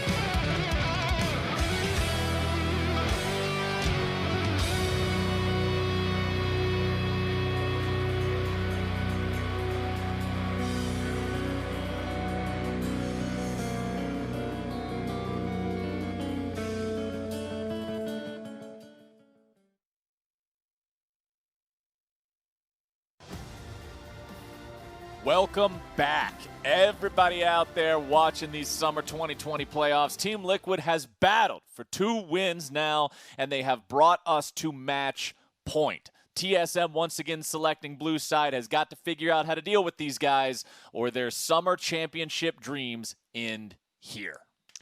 They're going to have to change up champion select. Everybody's looking at this Twisted Fate. When we picked it the first time, like, oh my God, this changes so many things that Team Liquid struggled with. Their early gameplay, their early objective control. It's just like Jensen has washed away all these problems. Core JJ is going to play great regardless. I don't know if you can really keep him down by banning specific champions. He has been amazing on the Thresh, but I would also be worried about him playing any champion in League of Legends. So we shall see. You have to pick and choose where you're spending your ban resources. Choose wisely. Right. You've got to pick your battles. Kobe with some more of that Sun Tzu knowledge. I'm sure that's also in Art of War. I read the book once. I don't remember all of it, but I'm sure there's something like that in there that sounds a lot more wise than I'm making it sound. But we're into Champion Select. 4th game of the day. Could be the last one if Team Liquid takes this 2. Let's see how it shakes out. Kalista and Lucian will continue to be banned. TSM adapting now, banning away that Thresh. They do not want to deal with Core JJ on that one here again.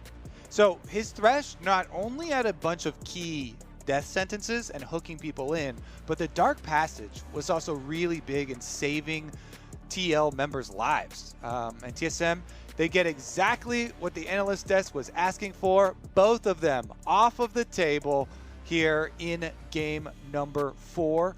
Meanwhile, will Team Liquid also ban another top lane bully from Broken Blade? Right. That's what's it was the Renekton last time, and then previously the Jace. Let's see. The Nidalee will also continue to be banned. So after that first game, these next 3, it's just no for Spica. They do not want him on this champion. Caitlyn is the ban. Instead, immediate blind pick, first pick, Shen for TSM. Global, global, global. So much priority on these globals, whether it is the Twisted Fate or whether it is the Shen.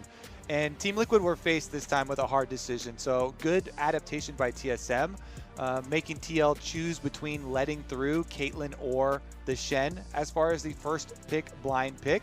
Lilia has been a great laning answer to Shen, but not a great game-winning answer to Shen. So this could still be a flexible Lilia, could go into the jungle, but does have a very good lane into Shen. The only thing you have to worry about is jungler coming and a taunt flash from the Shen to lock you up. That can spell death. That can get Shen the experience lead, which leads into level 6 plays, and he goes elsewhere. Another Senna game here for Doublelift, locking that one in. Team Liquid decided to pick their AD carry up early. Not surprised to see TSM make sure that they grab the Senna before the second round of the bans come through. Also looking to protect Bjergsen from additional bans. Going to go ahead, blind pick both solo laners this time around here in game 4 for TSM.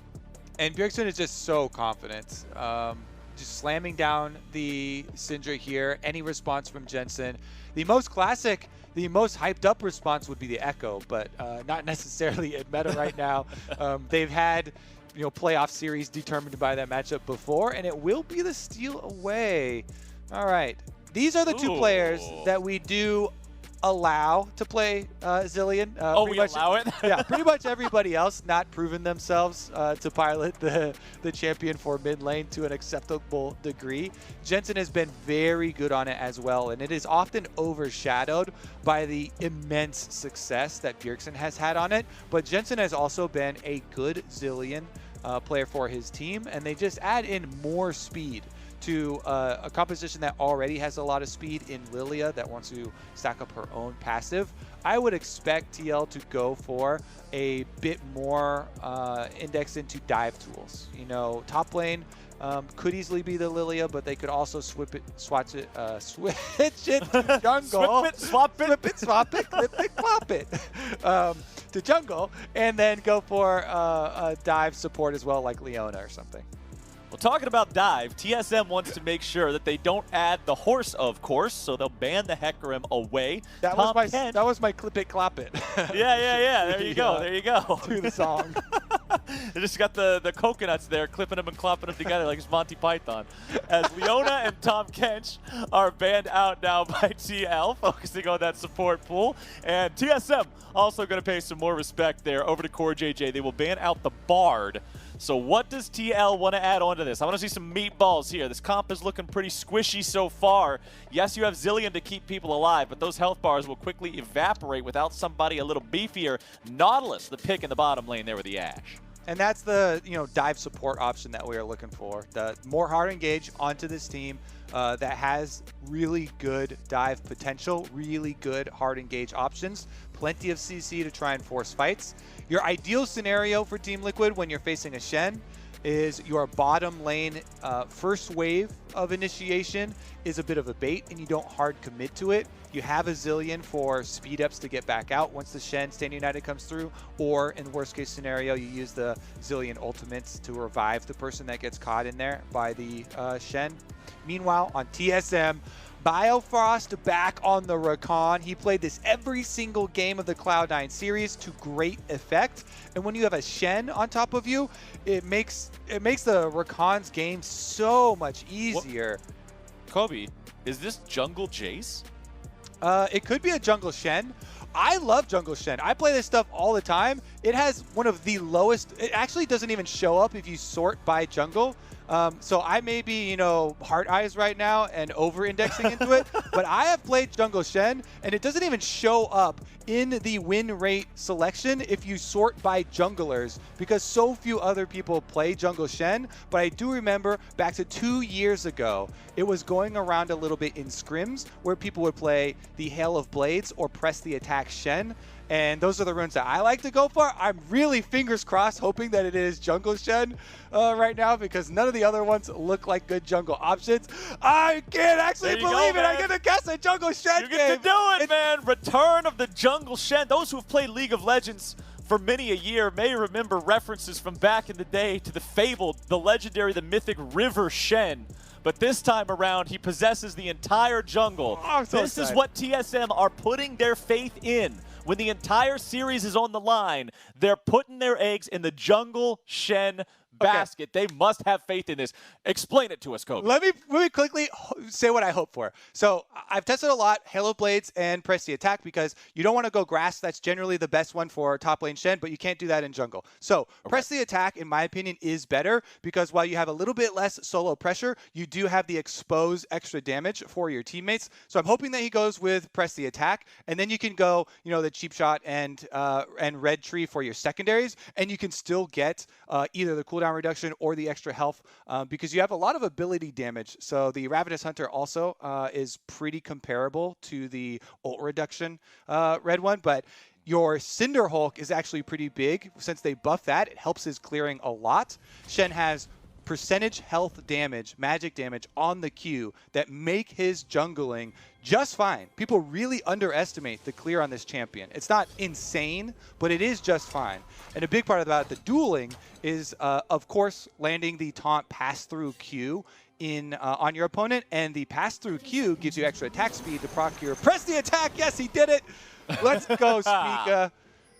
All right, Press the Attack, jungle Shen. Here, the jungle choice for TSM in this game 4. Looking at everything else, things seem pretty par for the course. No other big surprises. Jensen was spamming emotes before we even got to 30 seconds into the game, so he seems to be in high spirits after his 2 monstrous performances in games 2 and 3. Oh, I hope we get a spicy game number 4, Kobe. All right, let me check. He did go, so he went Ultimate Hunter. So you do have the extra cooldown reduction on your ultimate, and you can stack it up, obviously, by getting the kills on people for more throughout the game. Let's see the jungle route, because Shen does not do AoE camps well at all early on. He can do them, but he's extremely slow at them. So I actually like to create early action with the champion. I think he's an underestimated duelist, especially since he got those buffs to the shield with the extra 20 damage for the passive for his shield. And that's what he's doing. He's skipping those red side AoE camps. He just goes red buff up into top side. This can be extra pressure here towards impact, or even making a pass towards the mid lane. He can also control Scuttle Crab really easily. You can threaten with your taunt, use it early on to quickly take down that, especially considering you do have a Jace top side, which will be pushing. You heard the man here. I know some of y'all are going to be going into your solo queue games as soon as this game is over, playing some Jungle Shen for yourselves. Just remember, he's a vegetarian, and you ain't eating any of them chicken camps. It's just not the right choice. The chickens actually beat your ass. It's really rough early on. Until you got the Cinderhulk, you are a vegetarian. No chicken in the diet. Spica does have both of the buffs completed. He's got the Gromp as well. Hawkshot placed there from Tactical, keeping eyes on him, keeping track of him. They know that he's probably going to be in that area because he doesn't want to clear those AoE camps on the red side. They know where he's at, and Brox is going to keep farming up too. Okay, so he can do it now that he's level 3, and in pro play, you have a lot less options for creating those early ganks. It is just that it is going to be slow. Lilia will have a power clear. Once you're level 3, you can get your Spirit's Refuge to dodge zone, block a lot of the damage. But you see, even then, he still has to use Smite on it. Deep invade here for Tactical actually goes for the super deep ward. Trying to figure out what's going on with this Jungle Shen. Yeah, where's he at? I need to figure it out. Haven't been able to predict it. Lilia should be power clearing right down to the Scuttle Crab, though, as we see Spica going for top side one, because it's always safe to go. Your Jace lane should guarantee you your Scuttle Crab of choice on the top side. So you don't have to fight over it with Lilia. Lilia should be able to have priority there. Yeah, Lilia versus Shen, all you have to do is make sure you're hitting those spells and you can just kite him around in a circle over and over again. Aside from the taunt, he doesn't really have anything to try to stick to the Lilia, keep her in one spot. So trade of crabs there as both of our junglers sitting on 24 CS. Spica does go back to base first to pick up the Stalker's Blade, give him some extra gank power there with the Chilling Smite, makes it easier to hit the taunt afterwards. Broxah decides to stay out on the map, continue power farming up. Okay, so we can move on from the Jungle Shen, as exciting as it is. Okay. He's going to look for his level 6. You should not underestimate flash plays with Shen, because taunt flash works really well coming from the jungle, especially for lanes that do have setup. But we can focus on the rest of it right now. Biofrost and Double Lift on bottom side. You see them trying to get some priority for themselves, using their Targon stacks, pushing in. Meanwhile, Broken Blade does have to be a little bit worried of the Lilia coming in, as he's next to the wall right now, and in fact going to try and set up. Let's see if they can make this 2v1 on Broken Blade, get at least a flash. Doesn't look like it. Swirl Seed hits on the back end of the fight, but considering there's no ulti for Broxah, that means no sleep to follow it is not much of a threat at all onto the Jace. So yeah, TL try to go for a move, and Broken Blade just walks away. A little bit of extra damage. This is another one of the reasons why you take Phase Rush a lot on Jace top. Even though you're against a tank and you're like, okay, you know, in a secure 1v1, nobody else involved, Conqueror is great. But Jace benefits so much from Phase Rush. It's crazy. Since you're always pushing, you're always looking for lane advantages. Knowing that you have Phase Rush to be able to pop whenever you get ganked, especially against a Lilia that relies on slows, and your Phase Rush, you just shrug them off. You see him just go in, he Qs to proc it, he's able to walk his way out, no problem, going for the early trade, and allowing the Shen to just continue to farm up, look for the level 6, where they can try and pull off a Stand United plus Rakan play. Those can be super devastating. Bottom side even going for early trades. Yep, speaking of Rakan plays, Biofrost making sure that he starts off a little bit of a 2v2 down here. Tactical and Core JJ are at a health disadvantage. Both mid laners have used their teleports to go back to base, complete those first purchases. You can see in Jensen's inventory paying a lot of respect towards Bjergsen's Syndra, with that Null Magic Mantle being the first item in the inventory besides starter items. So wants to make sure he's got a bit more resistance to the all-in power of the Syndra, also having the Dark Seal and Corrupting Potion together for extra healing and sustain in that lane. Bjergsen, of course, moving towards the tier so we can get that Archangels and eventually Seraph's Embrace that is so very powerful on Syndra, as the third Scuttle Crab of the game will spawn in the bottom side river. That is controlled by TL, so they will easily make sure Broxah can get that one and put more farm in his pocket here on the Lilia, still working towards that level 6 as all 4 solo laners have hit that mark already. Yeah, and Lilia is in every world going to outfarm a jungle Shen here. So Broxah yoinks the Raptors away, clears off his blue side, and starts up the Dragon as there is a recall timer from TSM's bottom lane, and TSM just kind of accepting an early deficit here in the matchup. Dragon should go over to Team Liquid without too much further effort. Checking in on that mid lane matchup, because we talked about Jensen being one of the only other mid laners that are acceptable for playing the early Zilean. He is at a CS disadvantage early on, being it very difficult to actually hit the CS for Zilean in the early stages while your bombs are kind of weak. But he's holding up pretty well considering he is against the Syndra here from Bjergsen. And meanwhile, we're going to still keep our eyes on the level 6 for the Shen. Broxah has the early level 6 on Lilia due to out farming and could look to have one of those punish plays where you Swirl Seed, set up somebody, one of your opponents to try and get a kill. Maybe Broken Blade is an option, but honestly, there are no flashes blown already, so no easy targets. Yep, Impact is still just using that passive to buy himself some free items here in lane, continue having a solid lane presence. Impact is down the same amount of CS versus the Jace that Jensen is versus Bjergsen. So Impact's been doing a really good job against this Jace, making sure that it's not building up incredible advantages against him, scaling up here on this Ornn. We know what this champion looks like once it gets to that level 13 and beyond point where the items are able to come online and you get all that massive extra value. Broxah still working towards the completion of his Runic Echoes here on the Lilia. Remember, most of the time, the Lilia builds you see are Runic Echoes into Liandry's into tankier itemization after that, considering her AP ratios aren't the most impressive. You just go jungle item, and then the power of the Liandry's passive burn is super great when stacked with her already DOT-based passive. So I'll keep an eye on Brox's itemization as we continue forward in this game here. Yeah, and that's why we're looking for the lanes that can actually set up Broxah, because this is Team Liquid's PowerPoint right now. It is the Lilia matchup. They have to be pretty worried about Stand United coming in at the moment, so overextending could be punished pretty easily. Tactical and Core JJ would be the lane to try and do it now that they both are level 6 and you have access to both forms of CC from them with their ultimates. Looks like we do. Or is it not a lane at all? Is it not a lane at all as Bjergsen just yoinks the blue buff away? Syndra is so good at this. I remember, Kobe, back in when Syndra first came out, I played a solo queue game against a guy that did that against me every single play, and now the plays are popping off here in the bottom lane. Doublelift going to be in some trouble.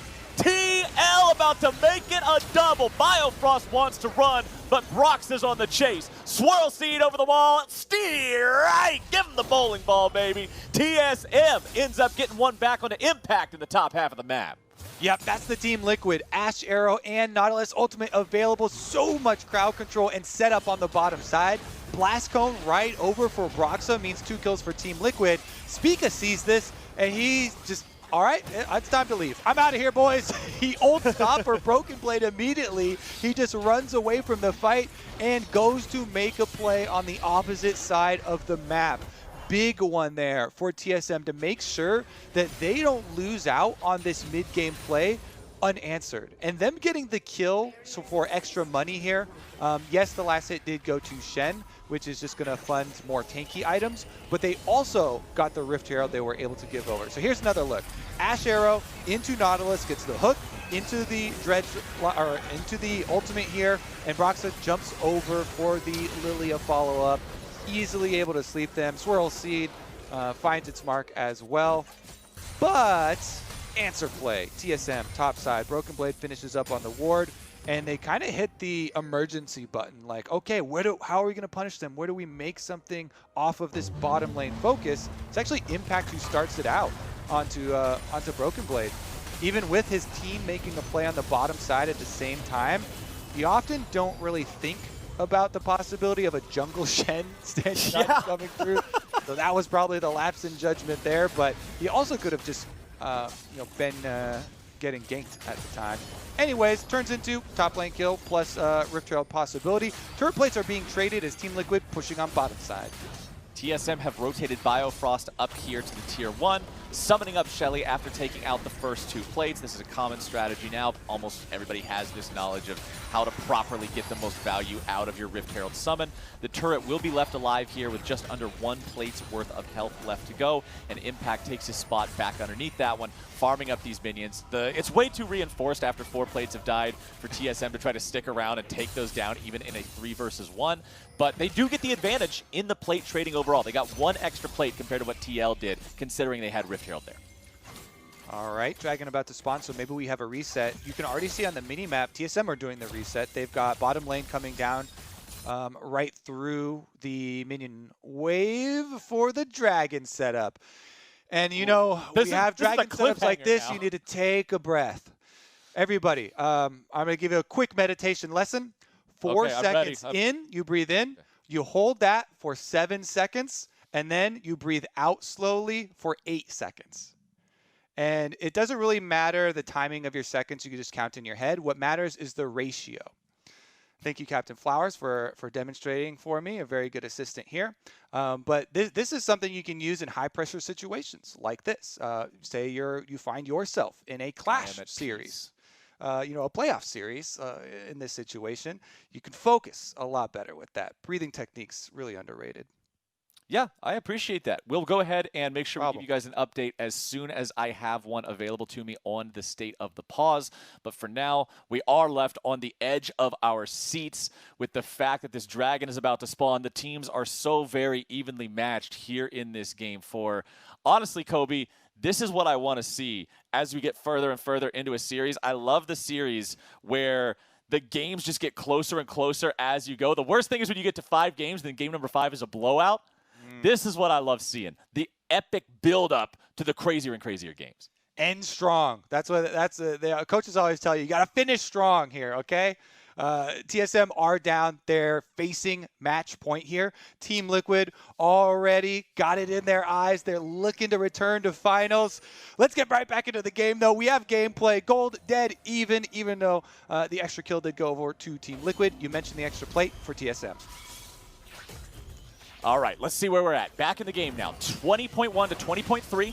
TSM have Spica in the river. Broken Blade coming around from the side here as well. CoreJJ going to be in some trouble. Drops the aggro there with a stopwatch, but TSM is a watching and a waiting. Broken Blades out of the picture, and Team Liquid have the first kill of the fight.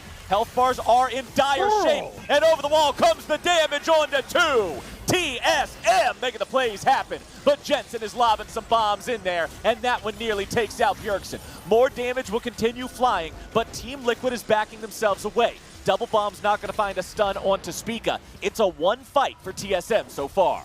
And critically, Team Liquid lose their jungler. No smite for them, so even if they win this, they won't get an objective. They want kills, though. Jensen, he smells blood.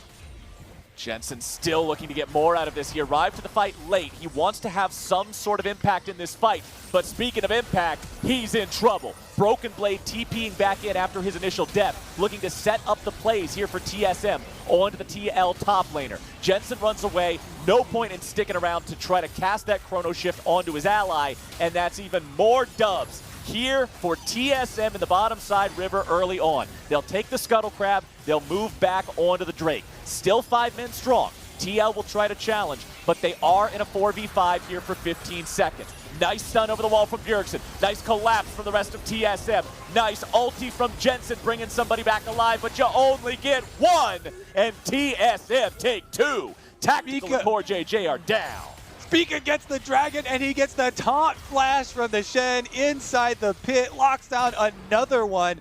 TSM double teleport, Captain Flowers. Team Liquid, this is why you pay so close attention to tracking summoner spell cooldowns. The double teleport from TSM comes in, they pull off the bait. Everybody was waiting around there out in the middle of bottom lane, hoping to bait Team Liquid in. Even though TSM didn't have vision, they knew they were looking around for a possibility to punish, and they do. So, It's Bjergsen teleport in lane with them, and Broken Blade teleports up to this ward you see on your screen now for the pincer movement, and they take out Impact. No more frontline for Team Liquid, means they can start up the Dragon, they get the Scuttle Crab for extra movement speed and vision for themselves. And then, here we go.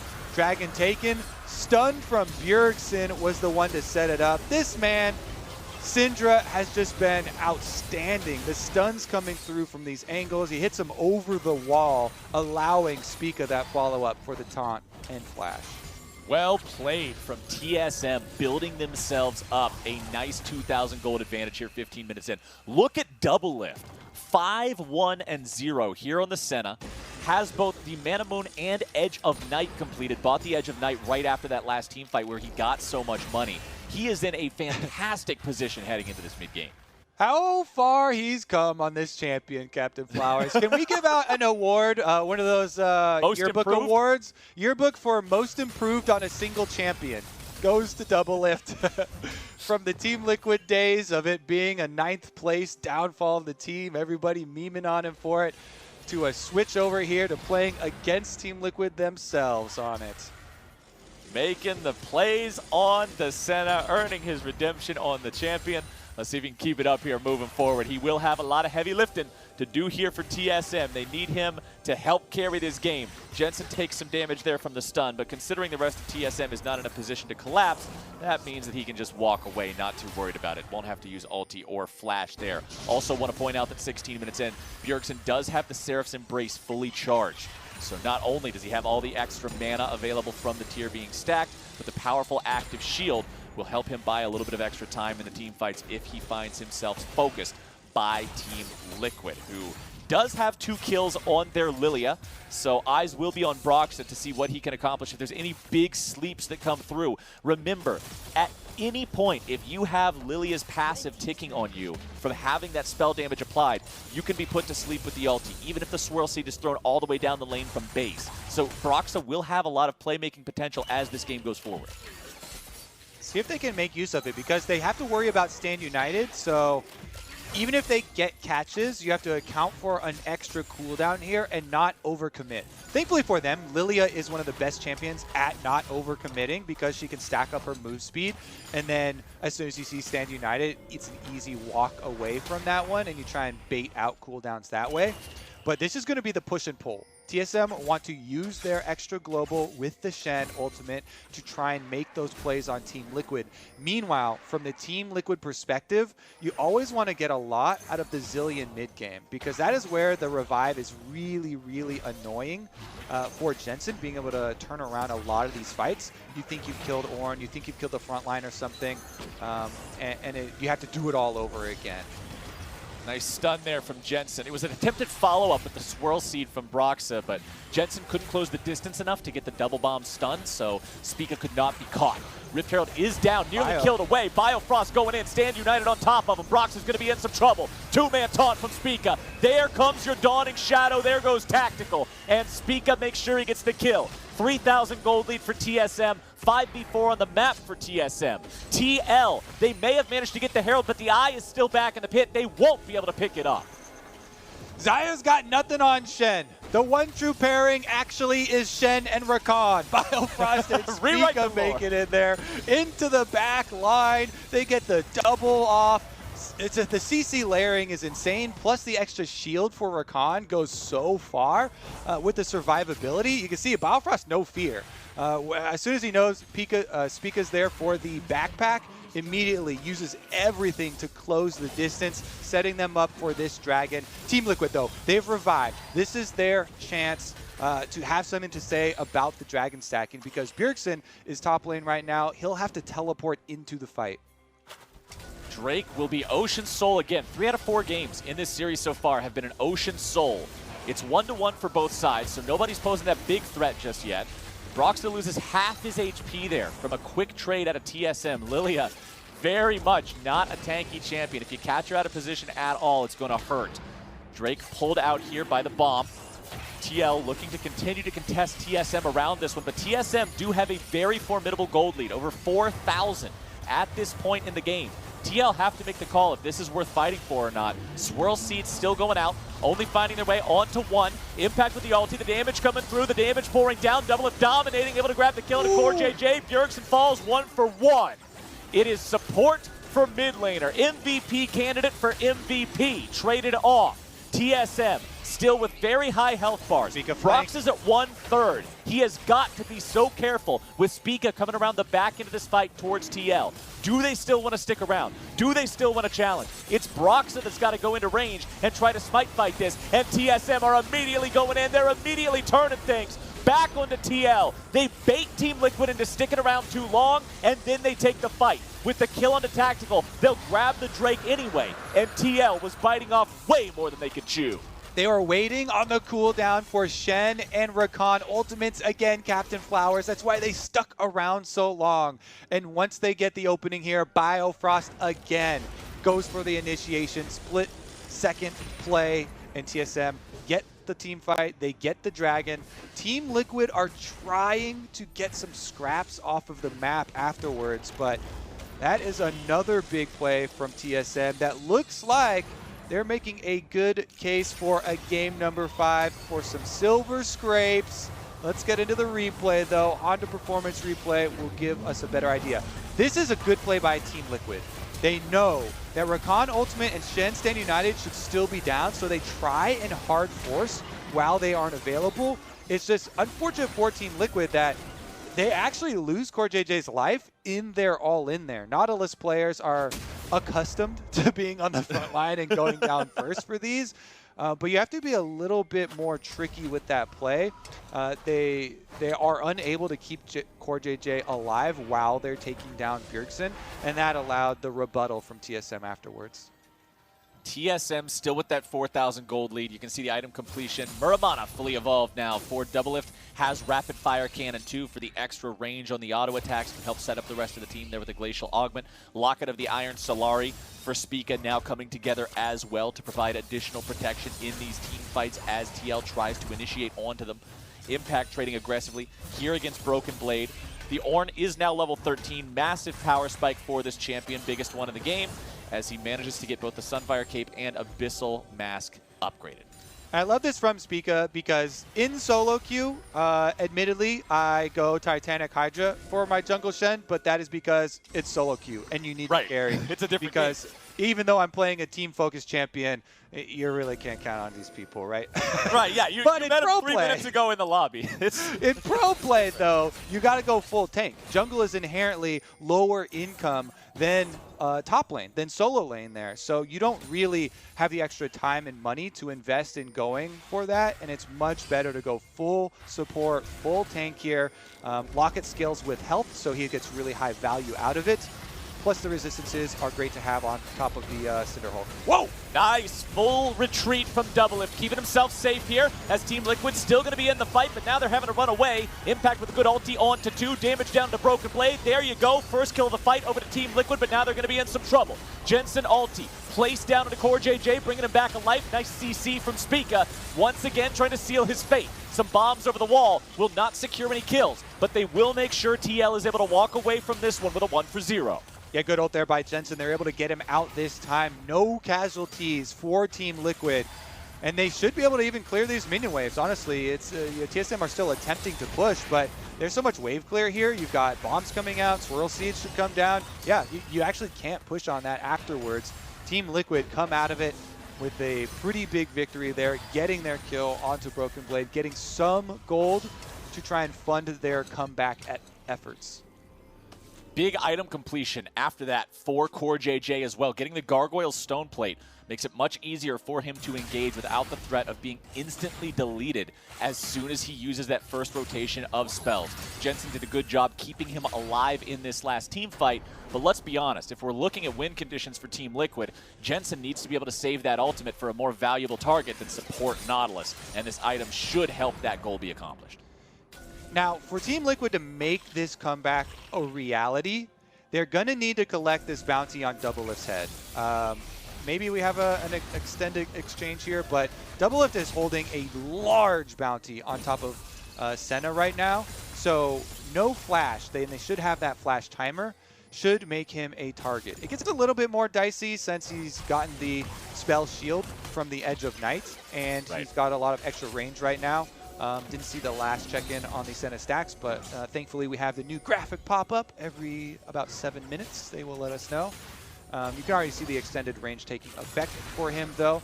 And this will be the moment. Can Team Liquid actually find the engagement back there to cash in, get that big bounty, and stabilize in this match?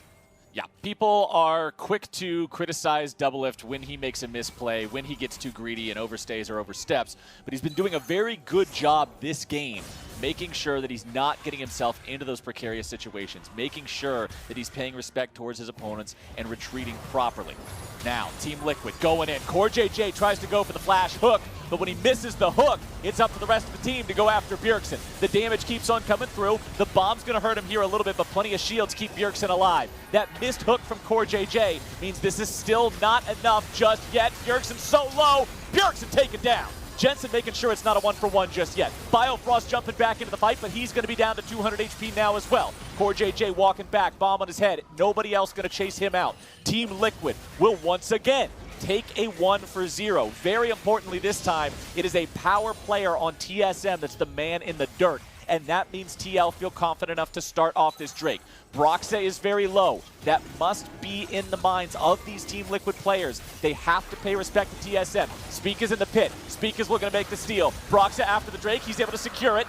Spica still down here in this pit. Can dash over the wall with the taunt. He will not be caught out. Team Liquid making the choice to run away. Shock Blast won't do a thing. And that will be another encounter going the way of TL. The pick onto Bjergsen. It took a lot, but they got it. You can say that again, Flowers. It took so much. Steve must have put out a contract on Bjergsen's head that outweighs this giant bounty on Senna. They threw everything on him. He got hit with Flash ultimate hooks, Ashe ultimate, Zillion bombs, Ornn ultimate, Lilia sleep. He literally took all of the crowd control that they have in their roster. Look at this. Okay. Take a deep breath.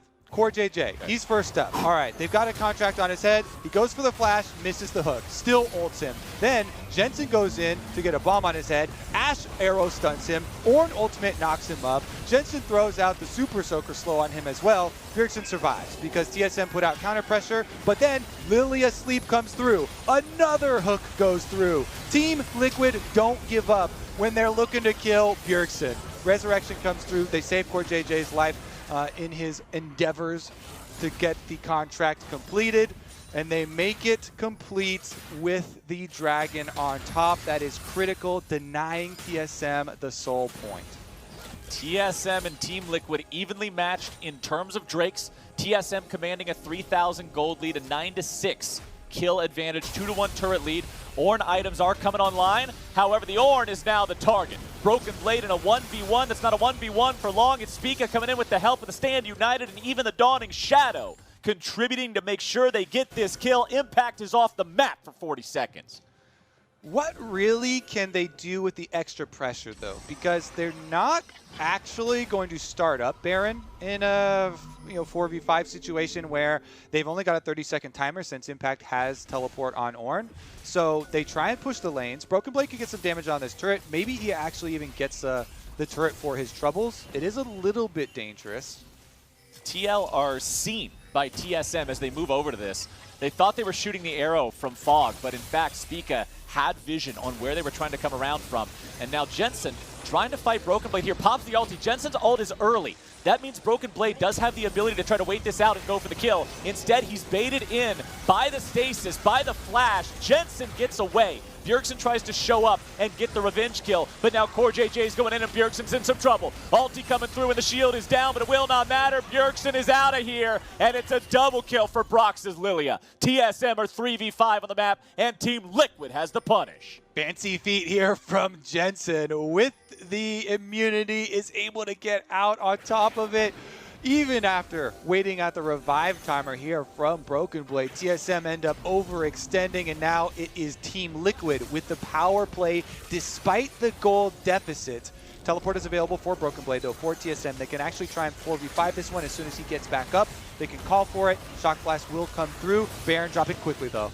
This is a very important point in the game could determine how things go for the next 5 to 10 minutes. TL still sticking on the Baron. TP coming in from Broken Blade. Baron still being just whittled away at down to 3,000 HP. Accelerated Shock Blast finds the mark. It's probably going to be a smite fight. It's secured by Broxa. Now TL have to decide, do you go for a fight or do you run away? Bjergsen's back alive, but no TP to join up with the rest of the team means he has to go the long way around. It's going to be a nice leisurely hike through Summoner's Rift. Spica sees the enemy red buff, thinking about stealing that one away. Nobody from TL is going to be near this one to try to stop him. They all get themselves out, and they're wearing purple. Really good Ornn ultimate here from Impact. Honestly, gets the knockup as Spica's trying to walk around the back of the pit to go for a steal. He denies any chance of going for that steal. There was Taunt ready, there was Blast Cone ready, and Flash ready for Spica. So he had a lot of options to get in if you don't CC him outside of the pit during the time where the Baron is low, and they actually time that really well where they execute the Baron during the knockup. Here's another look at Broken Blade trying to 1v1 Jensen though. He goes in for the phase rush, procs the extra speed, uses that to get away from the slowdown from the Glacial Augment, flashes back in to try and get the execute, but Jensen flashes away from the Spica flash over the wall. Yep. Broxa finishing him off means that even Bjergsen has overextended. He tried to go for the stun there to follow up for one extra kill for TSM, but hits with the Swirl Seed, meaning Baron now on Team Liquid, and the Royals are looking for another dragon. 10 seconds, Flowers. That was so well played by Jensen there, making sure that not only did he bait with the stopwatch, but also not being afraid to use the flash, commit that to guarantee he stays alive. CoreJJ, once again, the flash hook, the accuracy not there from CoreJJ. We've seen him make these in the past, but here in this game, it's not working out. Biofrost going in with the quickness. Can he get down with the sickness? Let's see if TSM can pull off the fight. Impact's taking a lot of damage here on the front line, having to flash away. Team Liquid's health bars are hurting, and TSM have a very definitive lead here in this fight so far. TL know that TSM are heading over to the Drake.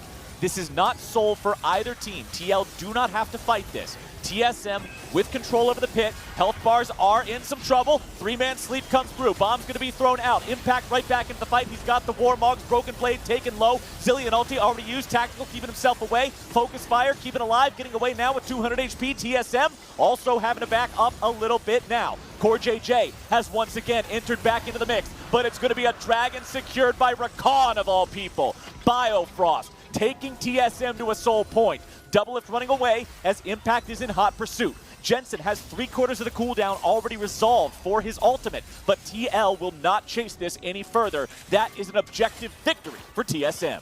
And even with the Baron buff here, Tactical actually makes a call. He's out of there, not chasing anyone down, so Team Liquid will get some gold back for themselves.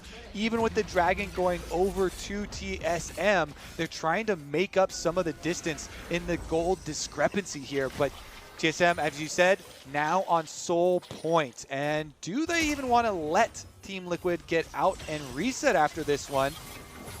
Jensen looking for a little bit of damage here onto Spica, but with Doublelift nearby, Jensen's going to be respectful. Here's your initiation. Biofrost going in. Jensen in some trouble. Going to be taken very low. Doublelift damage over the wall. Able to make him proc the ulti. Now CoreJJ is the target. Down to 1/3 HP, but Bjergsen is targeted next. Impact looking to maybe use the Ram, but it's not going to work out too much here either. Dredgeline not going to find the target as Broxa goes golden and Impact goes down. Broken Blade making the kills, but it's also going to be a kill onto Broxa. Coming out from Bjergsen now as Tactical grabs one onto Spica. TL trying to back the remaining 3 players out of the jungle. It's an even trade, 2 for 2, but TL do not have the health bars to continue. They just keep swinging, Captain Flowers. What a jungle skirmish there. 2 sides of that fight. Right side, Impact getting chased down. Broken Blade and Doublelift able to take him out. Meanwhile, on the other side, though, Team Liquid carries finish off Biofrost and Spica, catching them there with the extra CC. And here's another look at it. You're going to have to kind of split your eyes because there's 2 different sides of the fight. Doublelift, you see him in the little alcove for the Krugs. Impact comes up behind him while Doublelift procs Jensen's revival, and then he flashes away from Impact going for the charge. But on the left side, the whole fight with the Drowsy comes through. Bjergsen gets sleeped. Broxa gets stunned up. He actually goes into Zhonya's as Spica tries to dive in for the kill. So Spica goes down while Biofrost also gets shot there by Tactical, picking up the extra kills. And both teams split money. This game is delivering here in game number 4.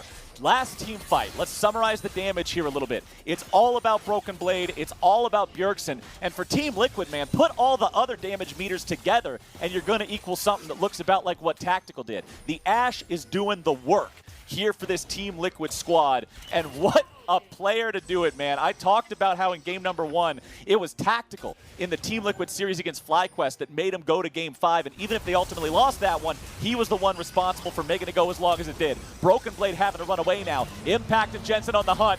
Nice shot coming in from the rookie AD carry. Right through the heart. Put that man in the grave. Team Liquid find the pick. Tactical has not been to an LCS Finals yet, and he wants that spot.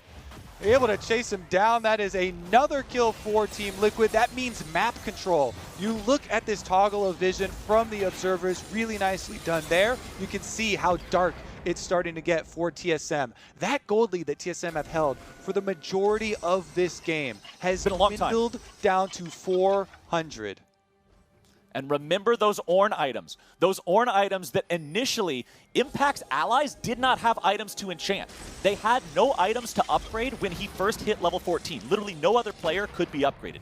Now, you have the most desired AD carry upgrade, the Molten Edge from the Infinity Edge, completed for Tactical. You have the Zhonya's Hourglass upgraded into the Zhonya's Paradox on Broxah. Still waiting on Jensen to buy something that could be upgraded, but hey, that's all right. 2 out of 3 ain't bad. And when you look at CoreJJ, he's still just focusing those active items. The Stone Plate from earlier, now supplemented by the power of the Shurelya's Reverie to speed up the entire team, means Team Liquid has more engaged options. Impact is hanging out off to the side, the rest of Team Liquid on the Baron. TSM stepping up. They know they can't just afford to passively give this one away. Biofrost in the front line, tagged with one of the bombs from Jensen, but not 2. CoreJJ about to get hit by the CC from Doublelift. Goes for the Gargoyle Stoneplate, now going to be in some trouble. He's killed off. There's no ulti coming in from Jensen here just yet. Spica's in some trouble. Has to get himself out of here, as now Biofrost is buying a little bit more time. Tactical could just die here, but a good ulti from Jensen to keep him alive. TSM wants to get right back into the fight. They want to get onto the AD carry, and Bjergsen will be the man to send him to the grave. TSM, they lose the Baron, but they take 2 kills. And what's that, Kobe? Knock, knock. It's Ocean Soul in 10 seconds. Oh my goodness, TSM fighting for their playoff lives here. They too want their spot back in finals. Last time around, they lost the finals to Team Liquid, but they don't want to lose this one. It's going to be Ocean Soul, baby. And do you see any Grievous wounds yet on the Team Liquid side? Immediately, Executioners actually purchased up right there. Tactical's like, okay, I hear ya. Ocean Soul picked up.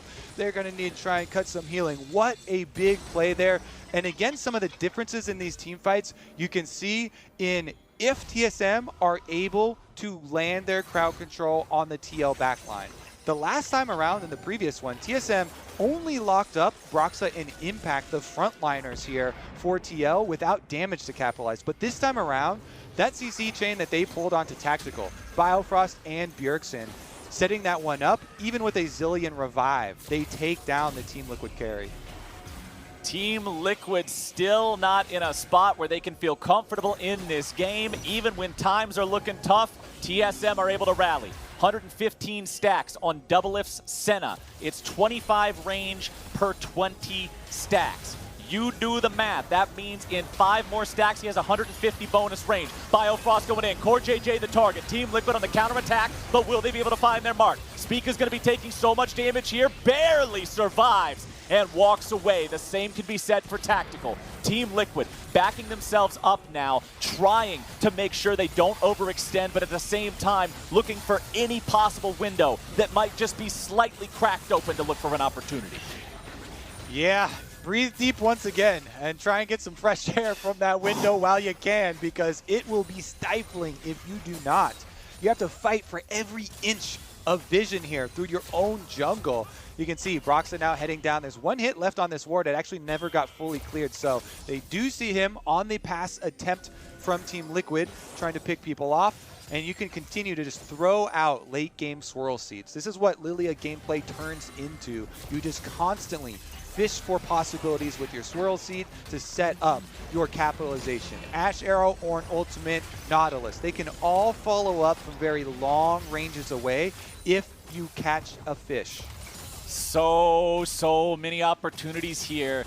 65,000 to 65,000 gold. Less than 500 separating your teams at 39 minutes into the game does not mean anything. The Elder alive in 3.5 minutes. The Baron in a little bit over 2.5. It's going to come down to these big objectives, Kobe. It's going to come down to who executes and out-macros their opponents properly around these objectives to set themselves up better for the fight. This is your segment from the beginning of the day, man. It's the team who's more prepared, the team who is able to lie in wait and be ready for the fight. Team Liquid currently lying in wait in this brush on the bottom side of the river here near mid lane, trying to push these waves out and maintain neutral control.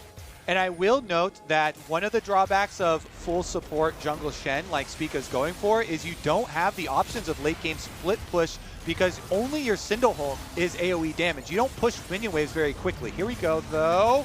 They're deciding to go in. The arrow comes out, but it doesn't hit a valuable target. A lot of resources used here from Team Liquid. All of their initiation came out except for the Nautilus ulti in that one. No Lilia ult, no Ornn ult, no Ashe ult available. TSM will feel a little bit safer, but the problem is Doublelift did lose some HP, Spica lost some HP. They will be able to heal back up there with those piercing shadows from Doublelift. Ocean Soul, so very powerful, man. That thing just did so much work in these kinds of scenarios. 2 minutes till Elder, 1.5 till Baron. Team Liquid backing back out. You can see CoreJJ heading back to base, top off that control ward inventory, recharge the normal Sightstone style item, and make sure that you're ready for this vision battle. It's going to be an epic one too here as Baron is approaching in just over 1 minute. They do have Ocean Soul regeneration, which helps a lot considering you have long-range Senna and Jace for possibilities of poking around before the full engage gets off. But Team Liquid have so many forms of engage. If they just sync it up a tiny bit better than they did in the last time, they'll be able to force the fight. CoreJJ's Nautilus was the only one, I believe, to not use the ultimate in the last attempt that they had. Correct. They still have to watch their positioning, especially for Tactical, though, because Tactical's job gets very difficult now. All eyes are on him, and you better believe that a Rakan plus Shen combination will be looking for him in the back line. He is the big source of consistent damage. Even though there is a lot of AoE magic damage on the team with Zilean and Lilia, Tactical is the big dealer. Big item for the Lilia too. During that last reset, Broxah was able to purchase the Banshee's Veil. So going for a full AP Bruiser itemization type this time around on the Lilia with that Zhonya's and Banshee's combo. That Spell Shield will do well to protect him from both the poke of things like the Jace and the Syndra, as well as some pick potential coming through from initiation from Rakan and things of that nature. Now it's TL once again onto the Baron. They know there's no Elder for TSM to threaten with. The Baron's down to 5k. TL having to make the call. Do you stick onto the Baron? Do you try to go for this? TSM moving in. They're looking to take the fight. CoreJJ very low. Blue team's going to steal the Baron! It's a Spica steal, and TSM are now looking to take the fight. TL are still healthy. TL are still in a decent enough spot, but it's Bjergsen with a 3-man stun. TL backing themselves away. Spica with the hero play so far. Doublelift still looking to move forward. Now going to be falling back, clearing out a couple of wards. Broken Blade firing off a Shock Blast. Won't find a thing. TSM coming up clutch. Pings onto the Elder Drake. The youngest player in the LCS finds the taunt at the last second into the Baron Pit Flowers, and then he still has his flash to escape with his life. Look at the minimap though. Team Liquid, they're trying to push on TSM's defenses, trying to salvage something from this huge play by Spica, by TSM, fighting them off of both big late game neutral objectives. TSM will secure both, and they only lose the secondary turret there in the Team Liquid response. Spica with a huge play to keep Team Liquid in it, keep them in the race for finals. I thought it was going to be so hard for him to get into this pit, and look at this. He walks up to the wall, he eats the Ashe Arrow stun, he knows you just got to spam taunt to try and get inside. He even gets triple knocked up by Ornn and Nautilus there, and then he taunts in and hits it. You kidding me? Plus he's going to have his flash to get out alive. Biofrost also survives. He went in to get the knock-up to buy the opening there. Team effort, getting their secret agent inside the pit, getting the steal for themselves, and now it's time to reap the rewards. 90 seconds on this map. TSM has both of these super-powered buffs under their control. They want a fight, and TL want the opposite at any cost. Mid lane inhib will fall here. TL willing to give that first inhib away, no contest. The question will become if TSM are able to force for end, because right now, Kobe, they're sticking around in the base. Unless you're going for end of game, there's no reason to still be here. And TSM want to maintain this presence, keeping Team Liquid back, seeing if maybe there's a chance to do anything with these buffs. 1 minute remaining. All right, you got to keep up the pressure. You've got them both rolling for another two minion waves to work with. Doublelift going to try and push in on the side waves here. They've got the Elder Dragon execution to deal with these Team Liquid members. If any poke lands, that thing burns and it stings. Nexus turret number 1 is gone. TSM stuck around long enough to get themselves an extra reward. Baron buff only alive for another 15 seconds. Elder's got about 30 left on that. Redemption coming through. Swirl Seed won't find anyone. Good sidesteps from TSM. Team Liquid continue to hold. Baron with 5 seconds left. The next minion wave won't have it for much longer. They'll get close to the turret, but they won't be able to tank too much. Ornn ulti coming through. CoreJJ not going to hit the hook. Ornn ulti's not going to find anything. Team Liquid having to back themselves away. TSM may just have a win opportunity right here. Elder buff with only 8 seconds left. TSM have to back away. Team Liquid will maintain the defense. Big defense here from Team Liquid. They focus on trying to clear these minion waves away, just seeing the last few seconds of these buffs time out on TSM. Team Liquid, they know they don't want to overcommit to that fight while TSM are wearing these buffs. They clear out the minions. They survive with a single Nexus turret left, but that is all you need to keep your game going. Yup. There's no backdoor opportunity when you still have one of those turrets left alive protecting that win condition, as it's a 3,000 gold difference between the teams 46 minutes in. Everybody's at 5 or 6 items. The gold difference doesn't mean a lot anymore. Lord Dominic's regards now completed into Broken Blade after TSM regroups. That's his final item completion this game. The Elder spawning again in under 3 minutes. Baron in under 2, and we're going to get to see the same dance once more. TSM managing to steal that Baron away and then get the Elder after was such a huge moment for them. The last time these were both up, TL will be looking for a similar moment themselves here, but TSM are the ones in the more confident spot. They still have all 3 inhibitor turrets standing, all 3 inhibs obviously still so as well. It's the TL base that is vulnerable and could be potentially lost in its entirety from one misstep. So close here for TSM going home. So close as well for Team Liquid to falter. The last finals that TSM were in were 2019 Spring Split, and that was their 2-3 loss at the hands of Team Liquid. Only Bjergsen and Broken Blade remain from that roster, but they want their vengeance, and they want to take it now. They're going to have to get side lanes pushing again. They've got super minions going down mid. They actually have Spica trailing. He went through jungle to clear out the camp, and even with just a Cinderhulk, he's going to try and push up mid lane to get them there. Top lane will be the focus as they try and push ahead on TL.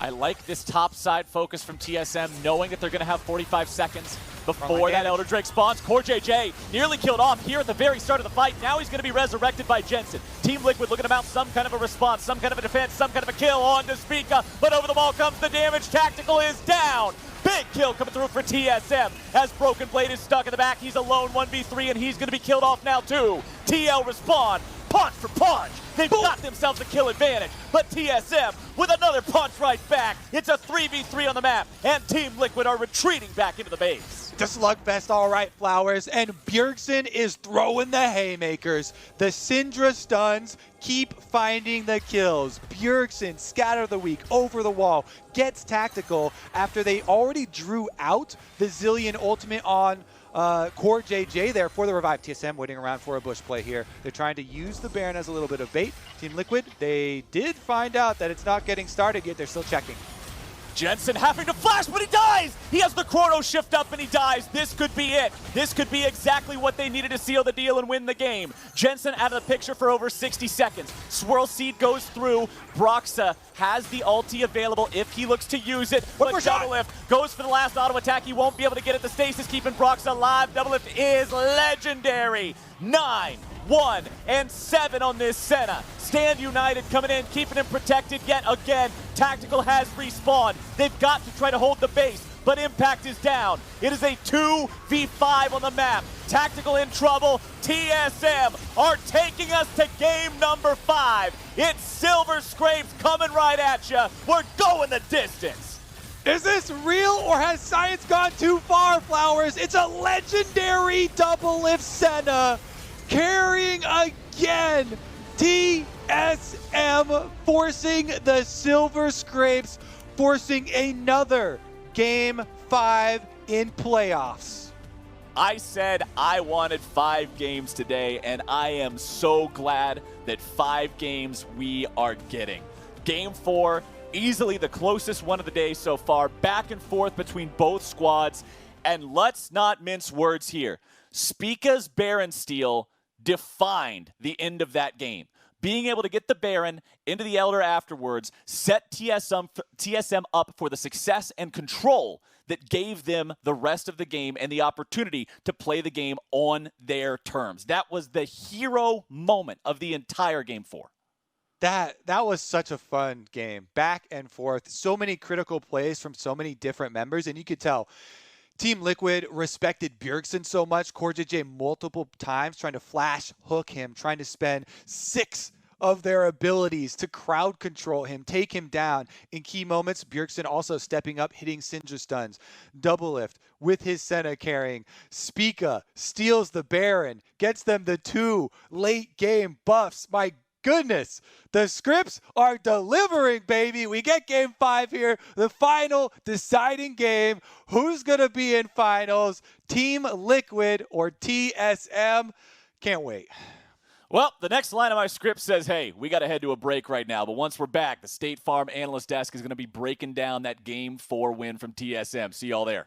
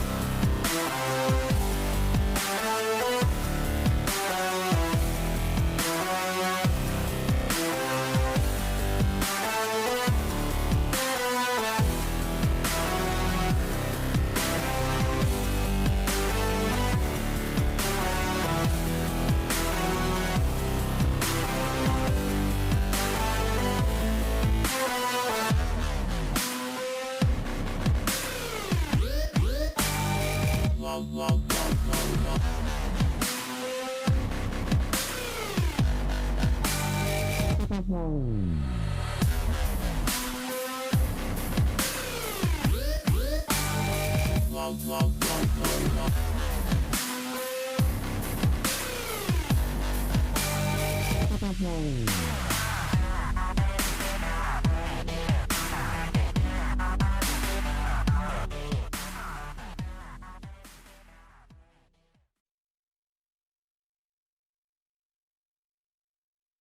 I don't really care much for the matchup against Jensen. I don't think I ever really am one to talk about it. I think the fans talk about it, the analysts talk about it, even Jensen talks about it quite a bit, but it's not really been something that I've been thinking about a lot. I feel like I had to focus more on Jensen back when he was on C9 and the team really revolved around him and he was playing a lot more to snowball and get leads and was really the focal point of the team.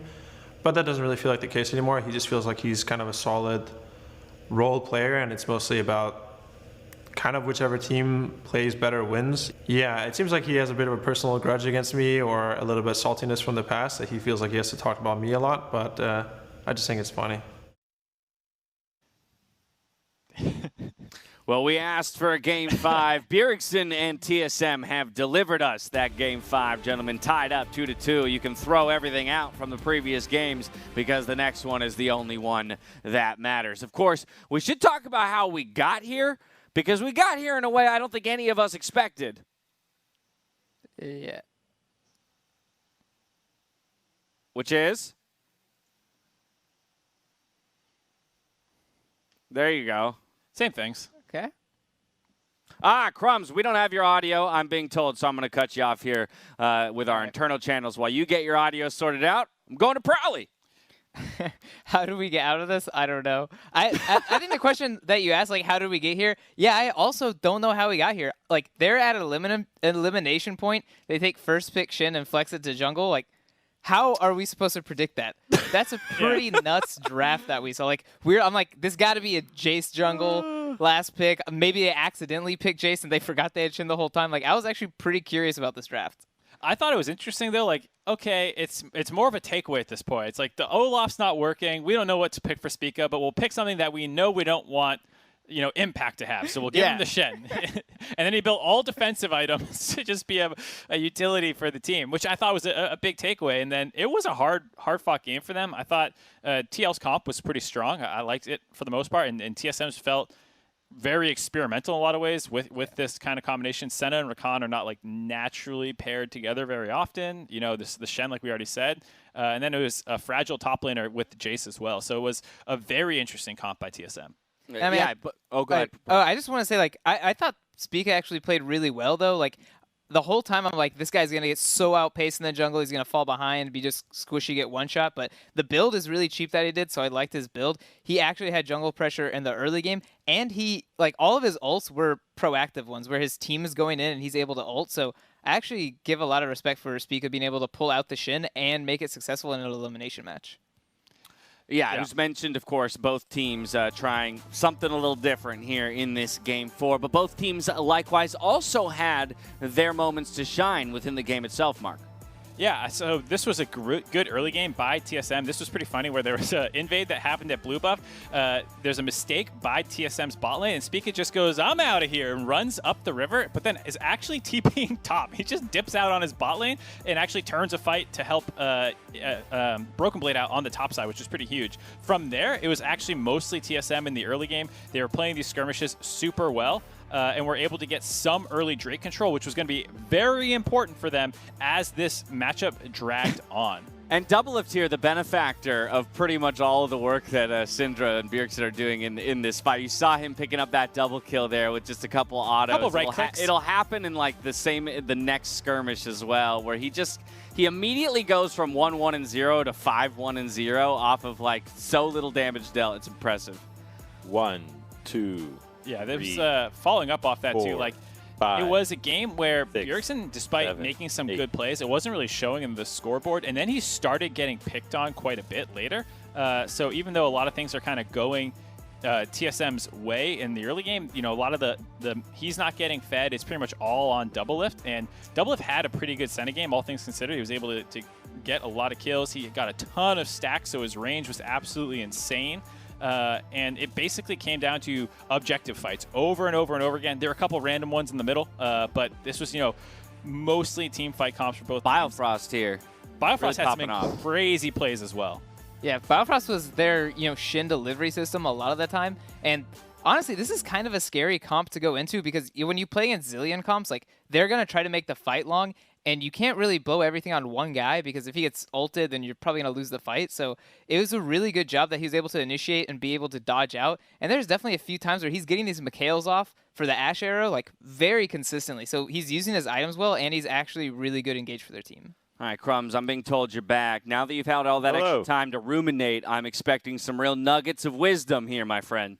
You haven't learned anything from doing this for years for me. You're not getting any nuggets of information out of me. All right. Well, how about we watch some more team fights then from this game in the mid game? Because again, it was so back and forth. Let's not forget that this game went past the 50-minute mark in the midst of a best of 5. We're definitely hitting those stamina points. Those, how well are each of these guys holding up coming out of game 4?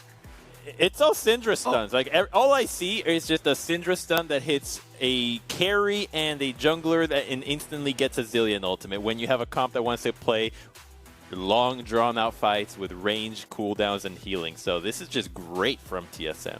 And I got to give some credit to Spica as well. He was pretty good about the objective steals and secures. The fact that he was able to get them to the Ocean Drakes, the fact that there were a couple Barons. There was a number of times where TL was set up a Baron at first, and Spica kind of had to go in. I'm not sure if this is one of them because there were so many. Yeah, there were 2. Yeah, not this one, okay. But there was a number of times where Spica was able to keep his team in the game. This is one that it started to look like it was going back in TL's favor when they started controlling this. They were able to pick Bjerg a number of times like we were saying.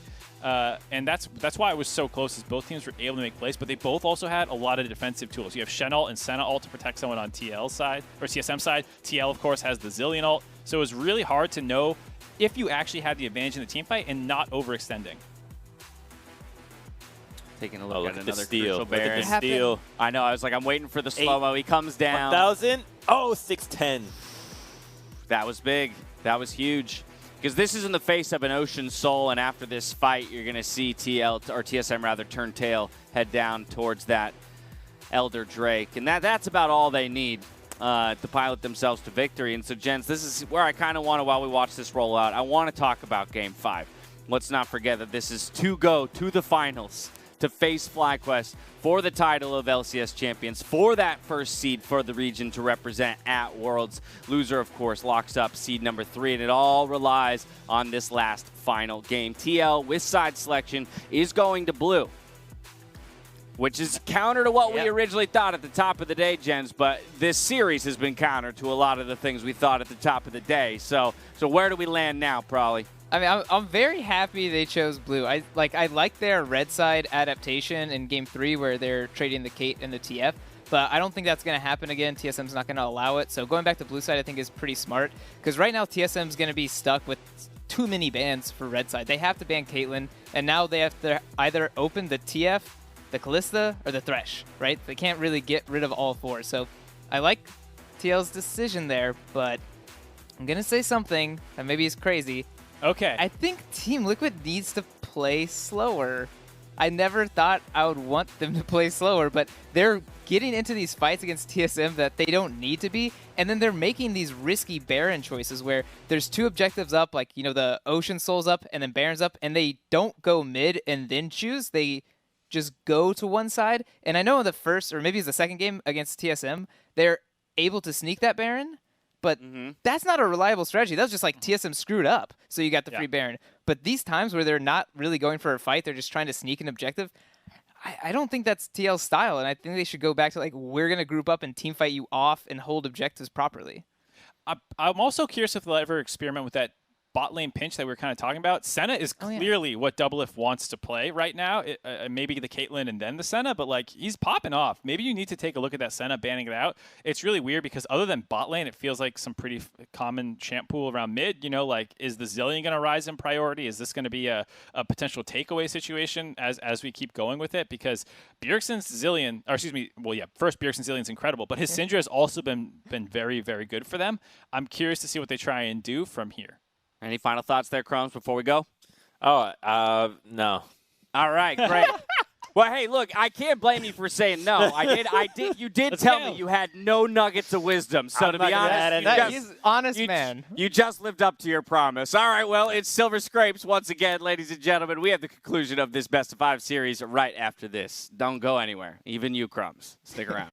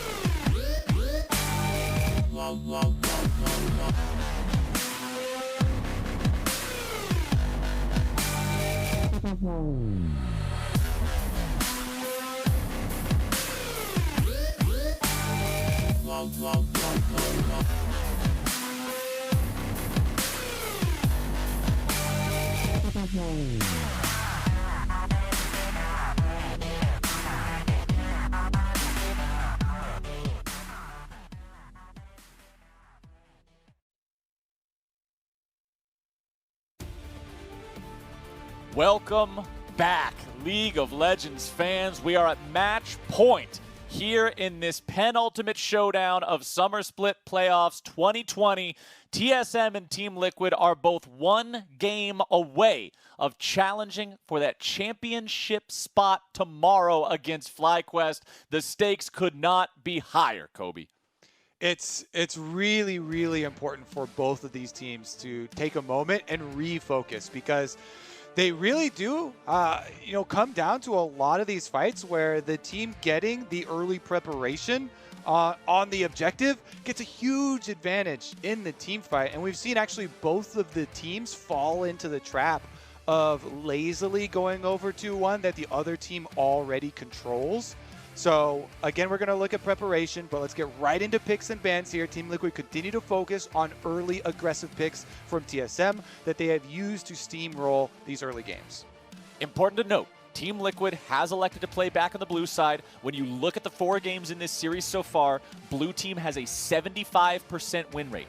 Both of TSM's wins have been on blue. If TSM wants to win this series, they must get their first win on red side to do it. Senna is the final ban from Team Liquid. Doublelift is not allowed to play the champion this game. So it's maybe an first pick Ashe territory even for Team Liquid then. And then Doublelift would have to choose between something like a Jin or Misfortune or something like that. They are definitely pushing them down the ropes here with 480 carry bans. Team Liquid are trying to decide right now between that and the Graves actually unbanned this time around. Kept out of Brox's hands for so long, but you give over the Shen that has been the power pick for the extra global, and as we know, it's a flex pick, baby. Oh, yes. Oh, yes. The Shen, not normally what comes to mind for the top jungle flex pick, but hey, they made it work in the previous game, and with the Graves being prioritized first, that Ashe does go over to TSM. Now, you already mentioned in previous games drafts, Kobe, that you expect Team Liquid to play something like a Jin here instead of Misfortune or something else like that. So I'm curious if that's the pick we're going to get. Yeah, I would say it's highly likely. Tactical, I think it's one of his favorite champions, as well as seeing a lot of Tactical and Core JJ YouTube highlight reels where they're playing solo queue with combinations like Jin Morgana, for big snare things. I think Tactical is one of the 80 carries that best uses some of the strengths of Jin. His Jin Ws, he's often able to get super long snares on people from setup from his teammates to be able to get picks. And this is something, that's kind of rare from the bottom lane, and yet he's able to consistently get it. And there you go with the Thresh, another playmaking support to try and make that happen. Yep. The Thresh being a critical point of the success of Team Liquid in their 2 wins so far, was banned away in game number 4, was decided that it could not be included in the first rotation bans here in game number 5. Team Liquid sees the opportunity to pick that one up for themselves. If you're talking about Jin Ws, those deadly flourishes providing more opportunities for CC, it links up so well with Thresh. If either one of them is able to hit something, the follow-up is guaranteed. On the other side, TSM will quickly lock themselves in their mid laner. Bjergsen on the Zilean. Going to show Jensen how it's done this game? Maybe, maybe not. We shall see. But considering they have blind picked that mid laner here, that does give Team Liquid the opportunity to go for a counter pick there themselves. Sylas will be banned away by TSM. They did play it once so far themselves this series, but they don't want to allow Team Liquid the same opportunity. Lots of valuable ults on the TSM squad, so I can understand that ban. TL, what's it going to be? 2 bans left to go. The Hecarim banned away. They already have their jungler. They're looking to stop the TSM squad. Bjergsen, Game 5, Zilean. We have definitely seen this before many times. His win rate in professional League of Legends for career long is 74%, Flowers, with 31 games. That's actually crazy with that many games to have an over 70% win rate. That's too much. That's too much. That should be illegal. When you see somebody with a win rate like that in solo queue, UOP.GG a guy, you're like, okay, I wonder what his real account is, because this one's clearly a Smurf. But to have that in professional play, my goodness, man. Bjergsen, all right, TSM breaking out the big guns here. Last 2 bans of this last game of this best of 5 are going to be LeBlanc and Jace banned away here. What does TSM want to go with? Remember, they're red side. They have that critical last pick of the draft. They will go with the Braum. Remember, we saw this from TL on red side in game number 1. Didn't have the most success. They also saved it as the very final pick of the draft. So TSM looks like they're probably saving their top lane pick here for Broken Blade, and it'll probably be the jungle Shen here for Spica yet again. Can be. They get to see a blind pick from Team Liquid before they decide if they want Broken Blade top Shen, which I actually like, and you go jungle carry here. Even though Graves and Nidalee are both off the table, you can have things like Kindred, and Cloud9 was one of the teams that originally showcased the Zilean Kindred combination and the synergy you can have there with the unkillable duo, also speeding up a carry jungler. That's an option for TSM if they wanted to go this way, but Team Liquid have to show first, and they're showing Gangplank, which is very good into Shen. So if TSM wanted to flex this Shen to topside, it would be into a rough matchup here. Gangplank has answers to all of what Shen would do in a 1v1. Orange out of taunts, as well as armor penetration. With these mouse overs, it doesn't look like they want to flex the Shen to top. Let's see what it is. Broken Blade, last pick of the draft of the last game. Kill. And it's Irelia going to try to kill that Gangplank. Look at the Team Liquid roster. Kobe. You've got a Graves, you've got an Ori, you've got a Jhin, you've got a Gangplank.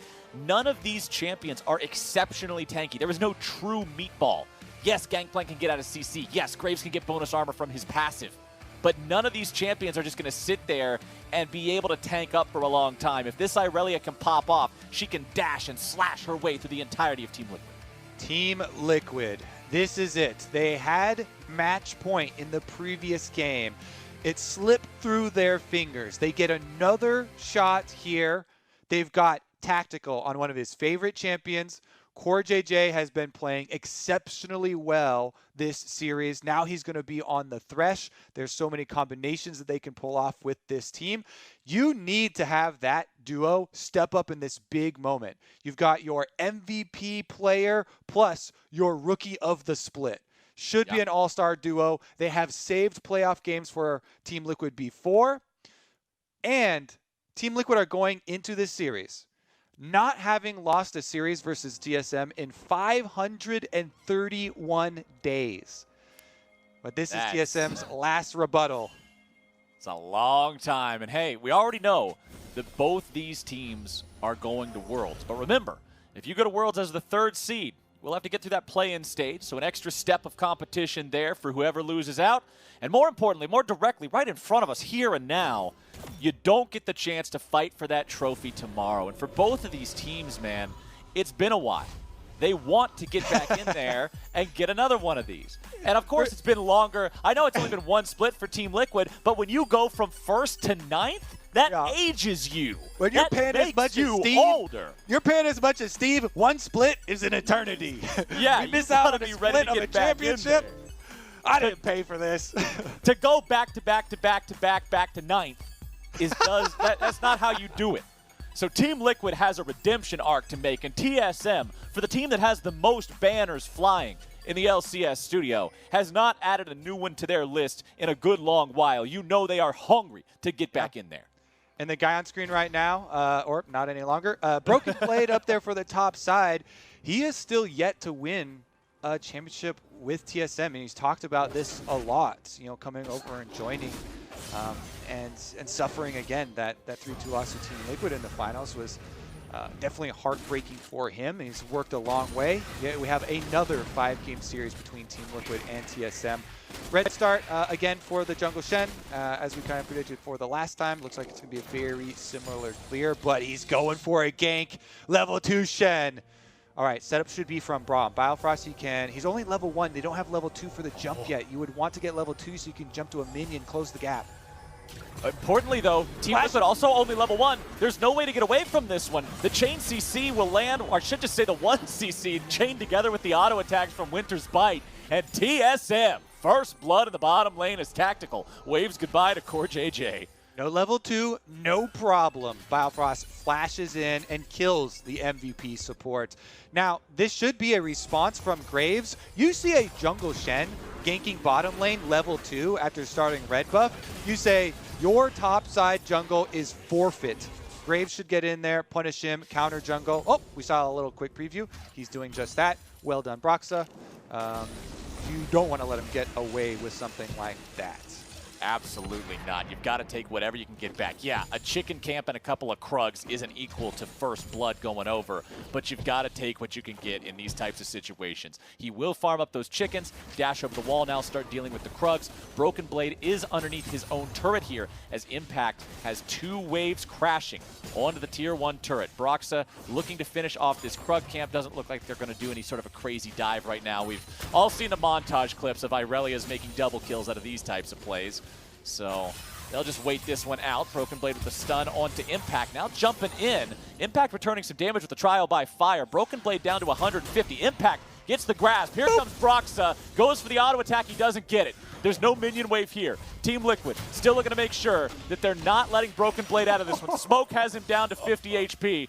Broken Blade, somebody get the violin music. Play some Sarah McLachlan. In the arms of the Angel, fly away from here. Flash for the shot in the back, and Team Liquid gets their first kill of the game. Brox is now in some trouble, wants to get himself over the wall, wants to try to stay safe. Surprise! It's Biofrost showing up to help Spica and Bjergsen get the kill, and it's a 2-for-1 game for TSM. So, Team Liquid make it happen. Graves is pretty tricky to go for tower dives because the tower can block your autos as well as your Q can't get past it. It'll explode on the edges. So it was kind of difficult for them to do that, and Impact does have to flash in on Gangplank for the last auto there, which gives TSM time to send reinforcements up. Broken Blade going for this trade gets him so low. He is just gritting his teeth, burning down from the Trial of Live Fire. He flashes away after Broxah gets in there to stop his recall, autoing and burning a bit. He still luckily had some consumables to work off of to get some.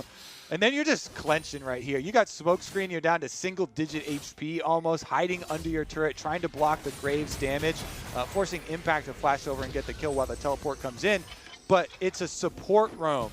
Biofrost roams up off of the reset. You see on your mini-map that does cost your bottom lane. It means Ashe has to back off. But the wave's already pushing towards Doublelift, towards Ashe, so he was not punished heavily in CS, and it's just a really good opening from Biofrost, who's honestly been playing out of his mind for this series. You know, getting the early kill, starting out with the level 2 gank from Spica, flashing in to get that CC, making a roam play up top to make sure that they get some payment back for the dive onto Broken Blade. The thing that I really want to compliment there, one of the small details that I think made such a difference, the explicit timing of the teleport on to the last minion surviving for TSM kept any of the TL minions from getting in turret range. Otherwise, Broxah is able to walk through the turret and find a better path to escape. Because of that timing on that teleport on the minion to block those, it made Broxah go down the path he did. I think that was a super small detail that was so important for the success there for TSM. As now, the counterattack coming in from TL, trying to find a kill. On to TSM, looking for one on a Biofrost, and they have got it, tying this game up 2-2, but it's a TSM Ocean Drake. Caster Kersey! Biofrost is down. Dragon goes over to TSM beforehand. They are able to finish off the objective, but collapse here. Teleport from Jensen. Bjergsen using his teleport top. Now Jensen's able to get one himself too. And I like the move with the Shockwave. He just wants to be able to make sure he pulls Biofrost in to secure the kill on the exit for Team Liquid so that they can get some gold back for themselves in payment for this Drake. Jungle Shen approaching the level 6 though here after fully clearing the rest of his camps with Wolves, Red, and Krugs. Should be able to get access to his ultimate, so Team Liquid have to start counting down and watching their aggression. TSM have a lot of options for where they can try and force this. I personally like using it on bottom lane. When you have your Ashe Arrow level 6 plus Braum ultimate, it's a lot of CC to set up a Shen play, but you can also use it on Broken Blade. A reason you pick Aurelia into Gangplank is to get kills on the Gangplank. And if you have Shen plus Aurelia, that makes the dive very, very scary. That dive coupled with a Zilean ulti and a potential team fight to make sure Broken Blade gets back up. Honestly, the jungle and mid lane picks just facilitate Broken Blade's success so well in this game. I think so much of how these fights play out later will depend on whether or not he's able to pop off and have that sort of a montage game here with this Irelia pick in game number 5. CoreJJ and Tactical are forced to respect Doublelift and Biofrost as they step up. Tactical still level 5, as is everybody else down here just now, ticking that level 6, has that ready to go if somebody ever shows up and makes a play. But there's your Dark Passage showing up just to make sure Tactical's not in a bad spot. Yeah, you can tell he's got confidence to go for these sidestep dodges, and he dodges 2 of Biofrost's attempted Qs there from Braum, knowing that even if one does land, he's got Thresh a decent distance away. This is why you kind of position like that in lane. CoreJJ always cognizant of Tactical's position to give him enough distance for a possible Dark Passage if a skill shot actually lands, and he does fail to pull off a sidestep. Broxah's Graves is another talking point here that I want to address a little bit, because this has been banned every single game so far. TL has not been allowed to play this champion up until this point. TSM finally relinquishing control over that in the draft.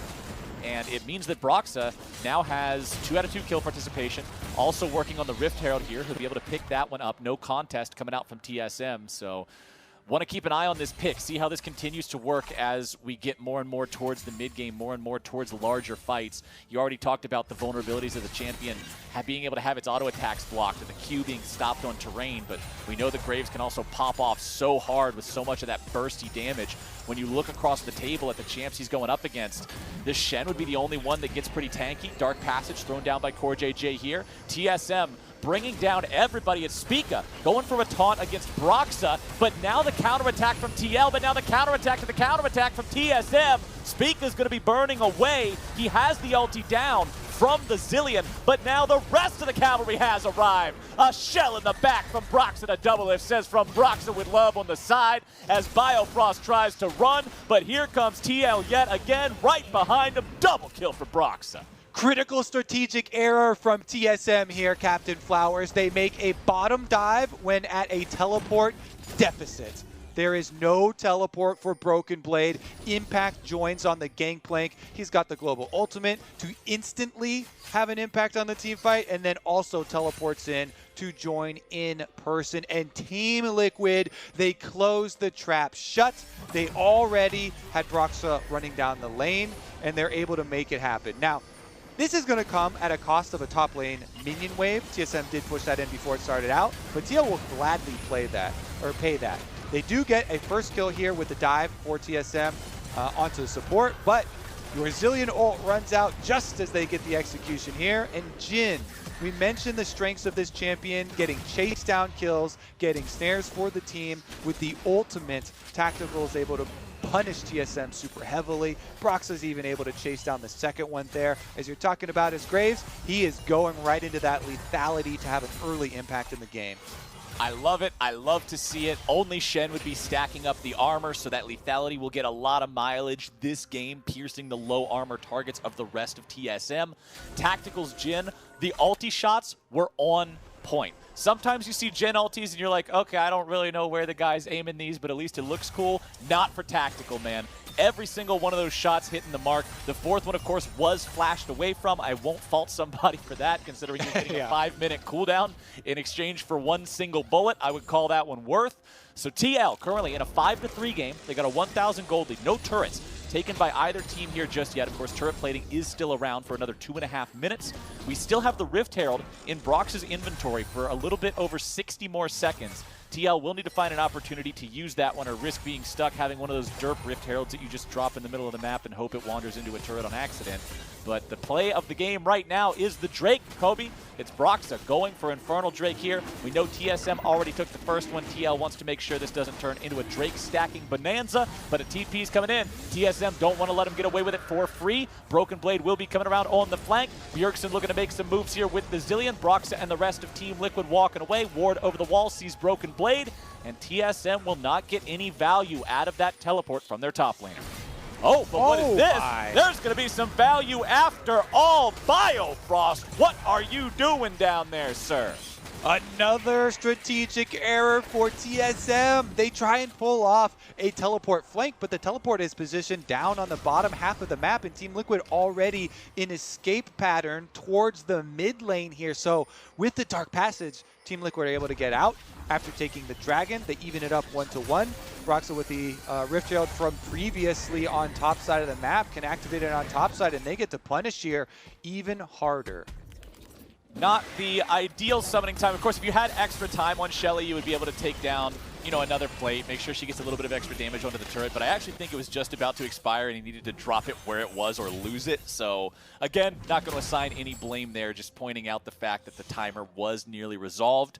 And with that summoning in the bottom lane, with those turret plates being knocked down a little bit, 1,500 gold lead here for TL. Broken Blade going in for the full-on 1v1 against Impact, who gets plenty of damage in retaliation there. Broken Blade placing another one of those knives on the ground, making sure Impact doesn't chase it any further. Broken Blade has a massive advantage here in the top lane, 111 to 81 CS. He has been making the most of it, and a lot of it does hinge on kill pressure for the Aurelia. You saw him.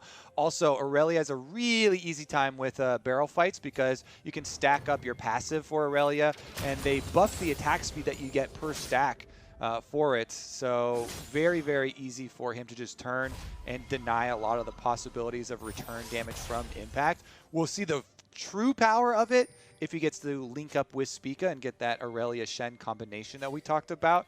Right. But right now, Team Liquid, they are doing so well with this early lead. Broxah with 4 kills on the Graves, fully funded Umbral Glaive that will just 14 minutes. delete the wards from TSM, and it feels so much better on Graves since he has the reloading mechanic.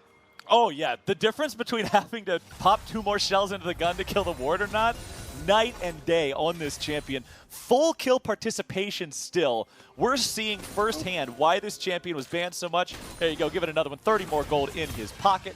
It's like a minute and a half just for clearing those. Nope, there's another one. Easy money for the side of Team Liquid as they clear those out. Now, we'll see as Broxah moves forward. Sometimes Graves players will just go for that Umbral Glaive nice and early, then transition into the more bruiser itemization like a Cleaver and a Death's Dance.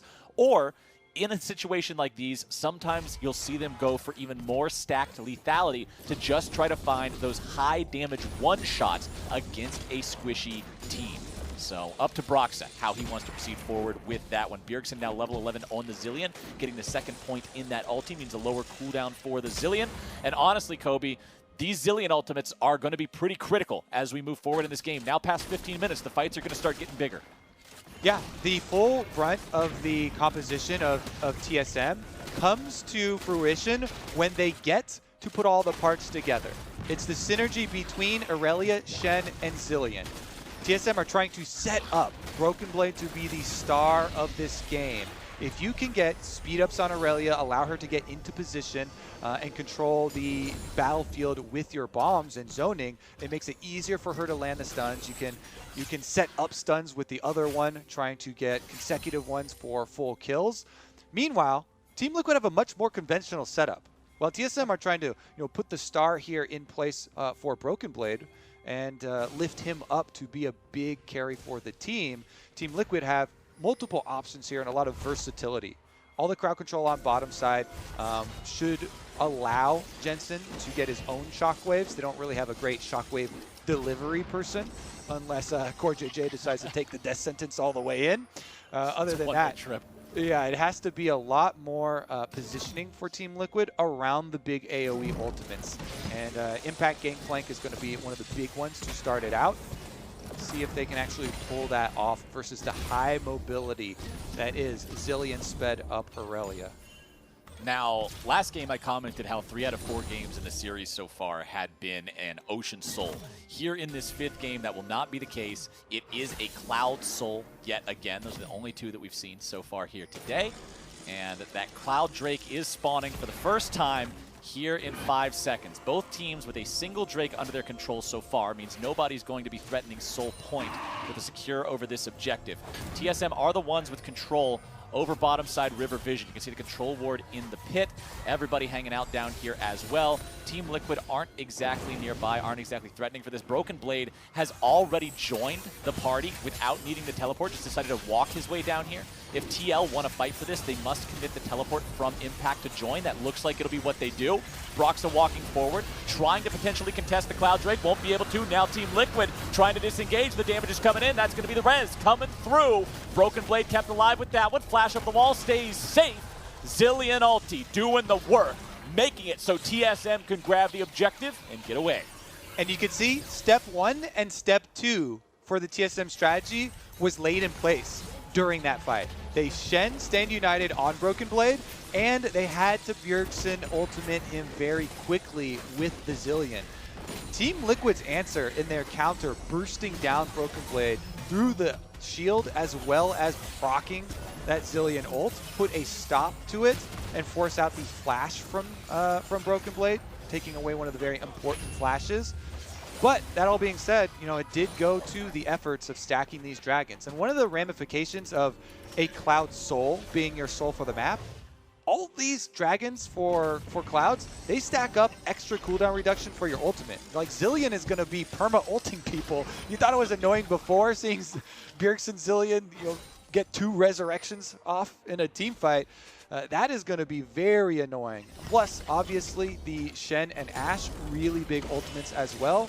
So the more Cloud Drakes that we get because it's a Cloud Soul map is going to mean a lot of the extra CDR for your ults. Oh, still a 2,000 gold game here separating Team Liquid and TSM. Nice counterplay from TL after losing that Drake situation, giving that objective away, making sure they got both of those turrets there in the bottom lane. Gives them a 2-1 turret lead, but Bjergsen will equalize that here with a couple of auto attacks onto this tier 1 and top side. Jensen is rotating up to stop him. Bjergsen should have enough free firing time here. 2 more auto attacks. Make sure he gets done. Spica looking to steal away the enemy blue buff. Keep that one off of Jensen. Should get it with the smite. There you go. And TSM are backing out. They don't really have a lot of information about the whereabouts of all of TL. They don't want to push up too blind here, as the bottom laners will be just farming up in mid lane, continuing to work towards those additional items. You can see Essence Reaver already completed for Doublelift, Infinity Edge, the first item here for Tactical. It's such an interesting situation because Team Liquid have the extra gold lead. They have the extra item power spikes coming through. You know, Gangplank obviously earns more gold, but it's that in addition to the extra kills that Team Liquid have been able to rack up, plus the turret plate money that they got.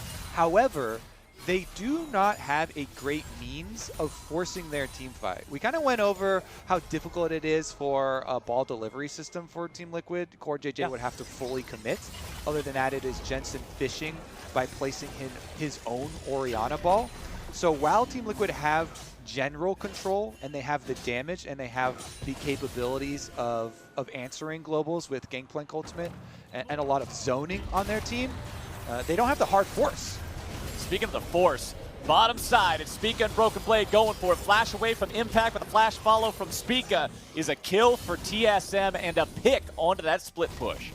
There it is, the Aurelia again, lifted up in this team comp. Synergies on display. Stand United in the side lane. They get flashes, 4 flashes right there. Spica able to follow him for locking up the taunt for himself. Kill goes over, and TSM starting to claw back in the gold.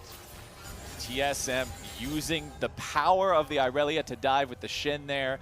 And yeah, TL kind of falls into that category of so many team comps that we've seen throughout the years, not just the split, where you have strong disengage tools.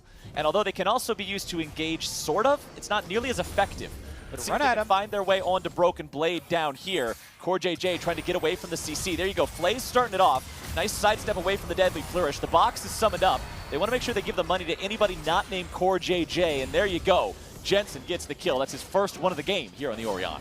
Boots of swiftness, baby. CoreJJ's got the moves. He runs right around that stun, and he locks up the counter kill for Team Liquid, getting some side lane pressure back for themselves. You know, the gold is nice, but being able to push out that bottom lane 30 seconds before Dragon spawns, that's the real reward. You get all these mini objectives. Steal away blue, drop some deep wards, you have deep vision leading up to this second Cloud Drake that is going to arrive to the Rift, which you really do want to deny to the TSM squad. With all that cooldown reduction, ignoring CDR cap, by the way, for the ultimate cooldown reduction. This is a really big play by Team Liquid, by CoreJJ. Impact will be left on the weaker side of the map as all his teammates are trying to clean up that dragon.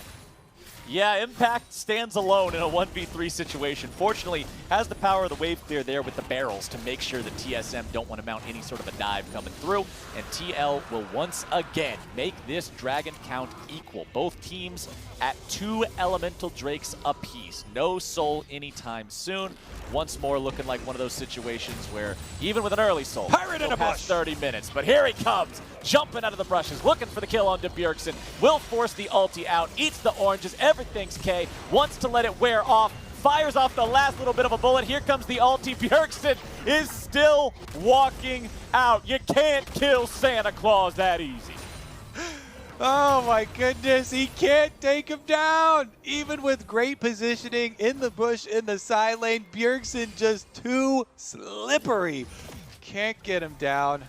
Broken Blade spending a decent amount in that as the rest of TSM do funnel over. Look at the minimap. With everybody from Team Liquid heading topside to try and take down Bjergsen, Broken Blade's Aurelia pushes on that bottom tower, and Impact had to go for a quick recall to try and match. Tactical in a bit of a bad spot here after the Lantern was taken by Broxah. Now they have to continue to retreat as Broken Blade on the front line once again. Instant Zilean ulti. keeping him alive, trying to make sure he doesn't get punished too heavily here. Gen ulti opens up. TSM in retreat. 2 out of 3 shots have connected. There's another one. 4th shot finds its way onto Broken Blade. As Biofrost and Broken Blade are down below 1/4 HP, they have to fully retreat here. TL have forced TSM away, but they're not exactly in great shape themselves. Tactical had to commit Flash and Cleanse both to make sure he wasn't killed at the onset of that fight. Pretty fun to watch the tug of war here. You know, TSM with the multiple engage options, but Team Liquid with very strong disengaged as we've gone over, and them able to fend off TSM. But then once they get the counter, they aren't able to lock anyone in place. And so we keep having these Broken Blade defensive flashes out, and Team Liquid not able to pin them down, and a little bit of a stalemate. In the aftermath of a stalemate, though, with Jensen getting that top tower, general benefit to Team Liquid. Well, or maybe not, with Impact once again in the 1v2, Broken Blade and Spica take him down. And that was not even with the Stand United. Spica walks on down to his compatriot here, so you still have to worry about a Stand United big play. This time around, Spica's going a little bit more selfish with the build. Dead Man's Plate for the extra move speed, and he does traverse the map quicker for those types of plays while retaining the option of Stand United to answer any sort of counterplay from Team Liquid. I kind of like that, where you get to hold more offensive options open, knowing that TL don't have too many ways to force. So if they do, then you still have your counter ready. And if you look at Broxah, who just completed his 3rd big item of the game, it is the Black Cleaver, so switching over to the more Bruiser-style itemization, seeing the Dead Man's Plate on the Shen, knowing that the Irelia is the one that everybody's trying to enable, and you won't be able to stack lethality as effectively. She's already got Ninja Tabby, Death's Dance probably coming along pretty soon. I like the adaptation here from Broxah, making sure he goes for this item instead of just additional lethality, since it'll be harder to get close to Doublelift or Bjergsen here. Nice Deadly Flourish from Tactical, but it doesn't mean anything because the rest of TSM is standing by to make sure he stays safe. And Impact is alive here once more. Back onto the bottom side of the map. Spica is still hanging around, takes the Blast Cone away. CoreJJ goes for that Death Sentence, won't quite find it. TL still chasing. Here comes your Impact ulti. Nice Deadly Flourish coming through. Okay, he's not getting out of that one. Beautiful combo there. Impact with the Gangplank ultimate instantly allowing Tactical to get the proc. He just touches him with the Gangplank ultimate, Deadly Flourish. That's why in Champ Select, I kept mentioning Jhin for Tactical. He's so good with these locking up snares. They're able to pick off TSM. They did use some of their big abilities to do it, namely the Gangplank ultimate, but it's a fairly short cooldown, and Team Liquid themselves have a Cloud Drake, further reducing it, so really good usage for them, allowing them to push on bottom and mid, prepping for the 3rd Cloud Dragon of the game. Yeah, itemization for Gangplank also doing a lot to enable that, making sure he has the maximum CDR after 2 items are completed with Trinity Force plus Essence Reaver there. Jensen wants to steal away the enemy blue buff, but Spica being nearby can smite that one away. So small win for TL, at least it's not in Bjergsen's hands, but Jensen not having it isn't exactly what he was hoping for. Trying to steal it away over there. Jensen is level 16 this game, as is Bjergsen. Both of these mid laners, highest level in the game, in Game 5 for a spot in the finals, looking to out-carry one another. Man, Bjergsen's words in between the games, what we heard him talk about, like, yeah, Jensen's salty about past games or something, I don't know. It's just his attitude towards it is, I don't care what you think about me because I don't think about you. It is just the most hardcore disrespect you could possibly give, even if you don't intend it. And I love that. Bjergsen is just a stone-cold killer in the mid lane, and he has done so much work for his team throughout this split. But Jensen, man, both those TF games from earlier today, he's been instrumental in getting Team Liquid to this match point so far, and I just want to see a carry-off between these two. And not only is it match point, it is Dragon Soul points. TSM do get scouted out on their attempt of a sneak of this Baron, but sticking around on it for a little bit longer than intended. Spica eating up some damage. This Dragon Soul procced by Team Liquid with that quick dragon, while TSM are moving towards mid, is going to be a really big pulling point. Because again, with 3 dragons, you draw so much extra power when you're a team that does not have the crazy initiation tools. this is your greatest asset. You get to draw the other team to you at a very low damage, high reward objective. And that draws them into corridors for Orianna Shockwaves, into corridors for Gangplank barrel chains, into Ultimate for Gangplank. This is just a dream scenario for a squad that doesn't have, like Malphite hard engages for themselves. They can use the power of the objective force. That one's called an oopsie. Biofrost uses stopwatch to check the time.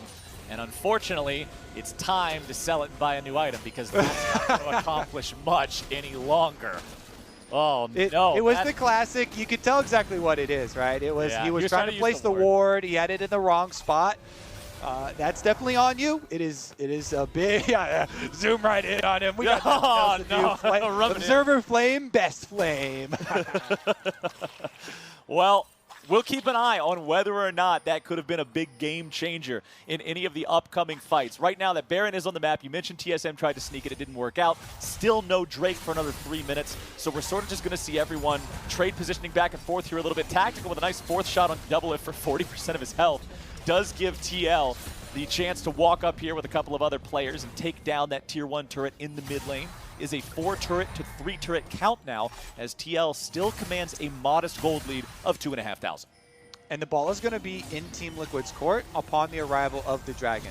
30 seconds beforehand, you set up your control wards, you try and get bush placement for your Gangplank and your Orianna. The two big winners of TSM being forced to come check into you. CoreJJ then tries to play the front man. CoreJJ will be the difference maker. You basically try and set up opportunities for your two big carries to get those big AoEs. And for TSM, they know what's coming. This is their biggest worry, is that setup around the Dragon Soul. Will you make the option of actually trying to trade it and give it up for something bigger? Baron actually being started up before the Dragon even arrives, because they were just checking in on it, give him a little taste. Yeah. Just bait it in a little bit. Bait the Baron. He's pissed.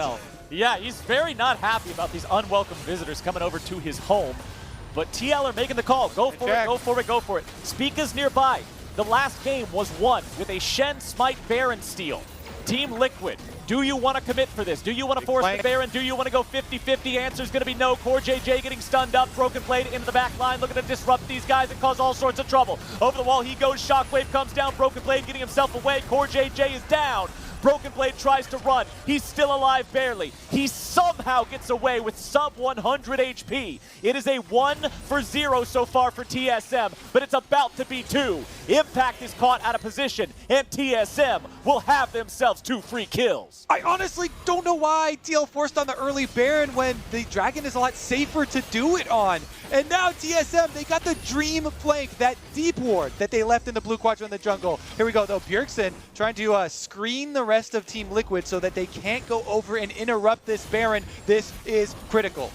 TSM turning the fate of this game around. They were behind for a long time, and now they've got the Baron. An error from Team Liquid, a punish from TSM, and proper protection after the fact means TSM now has Baron up. They're wearing purple. They're ready to go. This is a turning point, potentially, in this Game 5. Team Liquid are going to review that and be very unhappy with themselves. They do not do the prep work. You have to clear behind you. You know that TSM's comp is about the Aurelia getting to your backline, and they didn't clear these deep wards. So great teleport flank from TSM. Big opportunity now. Broken Blade made the big play into the backline and barely got out, by the way, since the Zilean ult didn't proc, but now the Dragon fight. Arrow comes through, Tactical is hit and immediately has to cleanse to make sure they can't follow up. It's control over the pit for TL, but Spica is nearby. Remember, it is Cloud Soul. If Team Liquid are able to acquire this objective for themselves, Team Liquid with the Baron buff, feeling stronger, looking to fight, going in. Broken Blade ulti, not going to hit the mark. Now Gangplank bringing down the ulti onto multiple people. CoreJJ going into the stasis, staying alive. Broken Blade going to be taken very low, but Impact's going to be taken down. Also, CoreJJ out of the picture. It's 3v5 on the map. Broken Blade diving after Tactical, likely going to be able to find the kill here. There you go. Broken Blade falls. Brox are running away. Jensen barely going to be kept alive. Now having to kite away himself. He's somehow still alive. Spica in hot pursuit. Double's got the slows. TSM has got him in their sights. And that is an ace for Team Solo Mid. No member of Team Liquid alive to defend the base with a Baron up TSM, making them pay for it. I can't believe this. Got back Captain Flowers. They've done it. This could be game. This could be game. It's Core JJ up in 1 second. Impact is up in 10. If he's able to use the barrels, get some good chunks into these guys, there might still be hope to hang on here, but they've got them in the way. They've got 4 of their players, including Doublelift, trying to put some damage onto the Tier 1 turret. Impact has arrived. Tries to find some barrel chains, gives away 10 free gold. TSM on the retreat. The game is not over yet.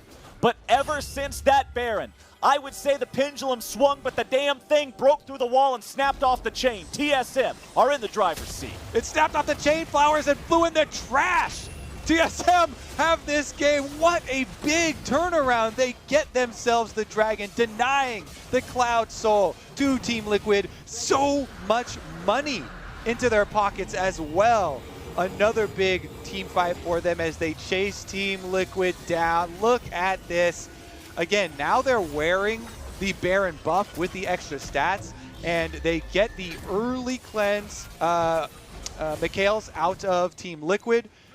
Cooldown used there for the Ash Arrow. Then Team Liquid started up. They know that if they get this Dragon, it's a huge reward. If TSM get it, they don't get the actual soul yet because they only had 2, but Spica with the big flank. He taunts through Broxah and flashes to continue the taunt on the rest of Team Liquid. Massive engage. And then even with Impact laying down the Gangplank counter initiation there, trying to slow down the rest of the team, that engage was too massive to actually even deal with. And they chase right through the Gangplank ultimate, pick up the rest of these kills. Spica in the front line here on the Shen, just finding it over and over again. Point blank taunt, setting the last one up for Doublelift, getting all 5 of the kills for TSM. TSM, Bjergsen hasting Doublelift, so he's able to provide the slows with the auto attacks there as well. Bottom lane inhibitor still gone. 1 Nexus turret standing, Team Liquid on the defense. It is 2 minutes until Baron is back on the map. TSM no longer have the Baron buff, but after the events of the past 5 minutes or so, they're still feeling confident. They know they're in a better spot in the game. They control the entirety of Summoner's Rift. Look at the ward line right now. Look at the Team Liquid jungle lit up with all of these red vision indicators on your minimap showing exactly how much control TSM has. Impact will do his best to hold on down here, trying to survive 1v1 against Broken Blade. 2 levels down, level 16 on the Gangplank, level 18 on the Irelia. Death's Dance completed, stopwatch in inventory. Broken Blade has pretty much the ideal setup to pop off in the next fight. For the first time in years, I feel like TSM are confident in their jungler. And it comes with the youngest player in the LCS. Spica has made so many big plays for them in playoffs under high pressure scenarios where we always have a magnifying glass on these players. And he is just taking that pressure in stride. Let's see if they can actually complete it though. Team Liquid, again, they still have 3 Drakes to their name as well. They could still secure the Dragon Soul for themselves, even with this 4,000 gold deficit. They have a very good team for counter-engaging if TSM falter, if they mess up their engage the second time around. Problem for them is it's a level 18 Irelia with the stopwatch, with a Zilean, with a Shen. So this is just a very fearsome assassin that will be diving into the team, and they have to make very good use of their peeling abilities. One thing I want to point out, with Static Shiv completed on Tactical, that is an AoE slow combined with Stormrazor. Remember that Stormrazor's description says your energized effects, not just the energized effect of Stormrazor, slow for the next 0.5 seconds. So that means with those 2 lightning effects combined, Tactical can provide some extra kiting potential for his team or some extra slowdown potential on multiple targets with those procs. QSS also in his inventory. They have QSS and Cleanse both available on this AD carry, on this Jhin.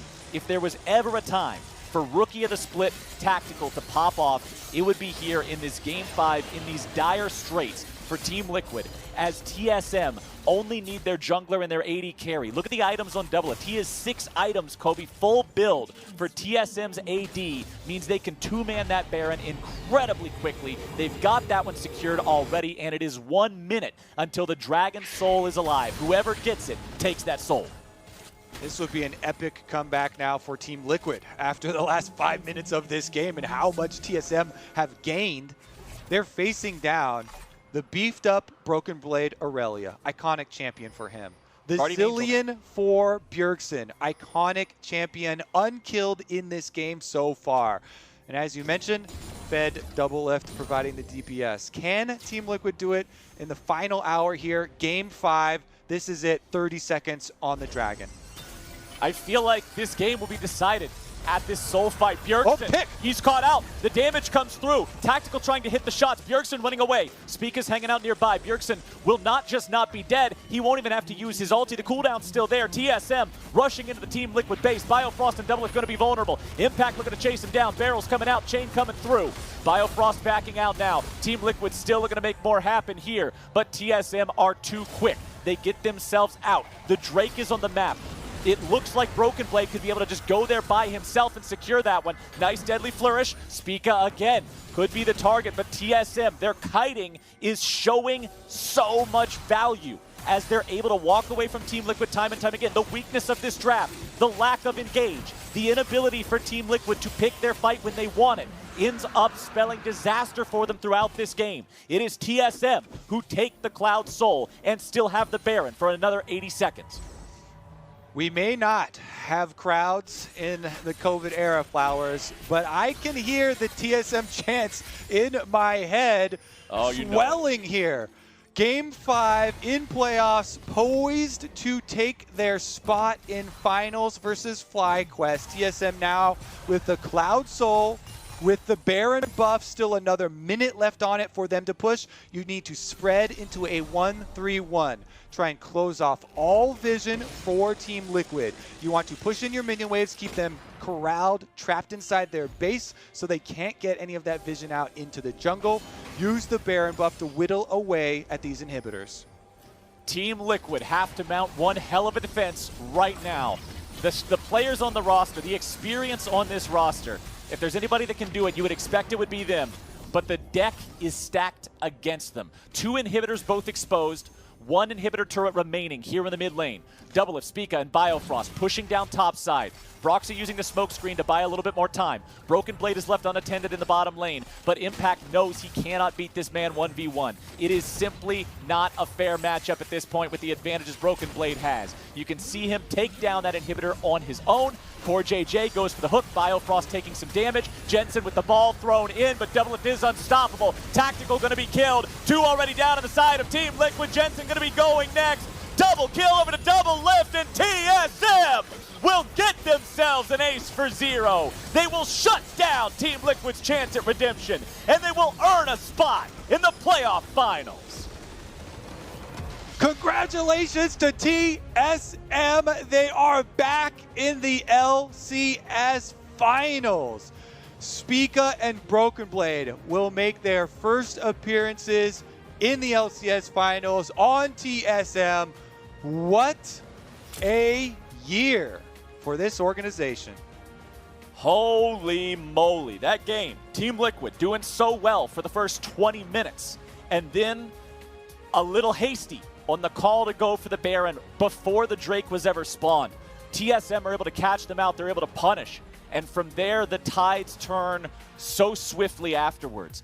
TSM deserve the win they found here today. They found so many outplays. They played better here in this final game, and the draft was a big point of difference as well. Team Liquid not having the tools to take advantage of the picks that may have been. We'll never know because the tools weren't there. Bjergsen was constantly able to run away. They were able to protect Spica and anybody else that got in trouble. And the TSM draft plus mechanics and synergy in the game together all worked out to earn them this 3-2 win, and now they get to play tomorrow against FlyQuest for a shot at another trophy. And this is why adaptation is so important and so prized in League of Legends. During the big tournaments, during these big moments, you usually have a patch before them, like Worlds. And the meta changes, the meta evolves, and you have to change and adapt with it. Even with Team Liquid finishing first place in the regular season, they will not be represented in finals. And TSM adapting better to the meta. Lots of top lane carry options for them, jungle carry options for them, while still remaining open to the tank ones. Flex picking the Shen, moving it over into the jungle. They have adapted better, and they survive. Team Liquid, you can see the frustration on the faces of the players. You know they're going to be doing some VOD review after that series, figure out what went wrong, what objective setup, objective execution. Yeah. There's some things that they're going to be reviewing. Remember, TL will still be representing North America at Worlds, but now that they are confirmed the 3rd seed, that means we will see them in the play-in stage. So a little bit of extra work that Team Liquid will be having to put in once that time arrives, but it's not time for that just yet. What's on our minds right now is that Summer Split Trophy, that Summer Split finale tomorrow between TSM and FlyQuest. And now that this series is resolved, we're going to be taking a short break. Once we're back, we'll have Latigris and Spica in our Verizon post-game interview.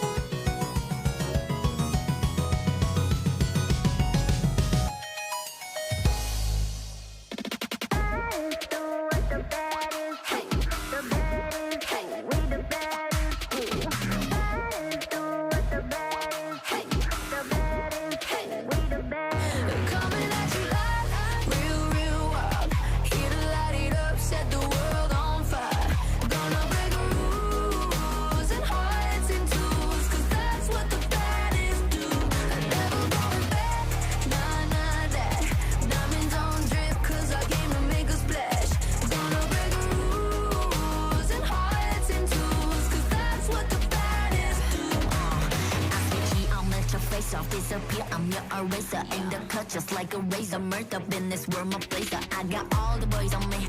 I got all the lines on ring. Knocking dead, turning heads. I got all the eyes on me. Pretty face, 걸어 들어와. 유행 선두자. 원하지만 못 찾아나. 애가 찾아나. You like whoa. 달리 you도 go. 난 알지, I know. 준비해. Cause I like the ball. 멈추지 않아. 나날래. 그게 like a bag. 그거 말고 bye. 믿어봐. 그만큼 크게.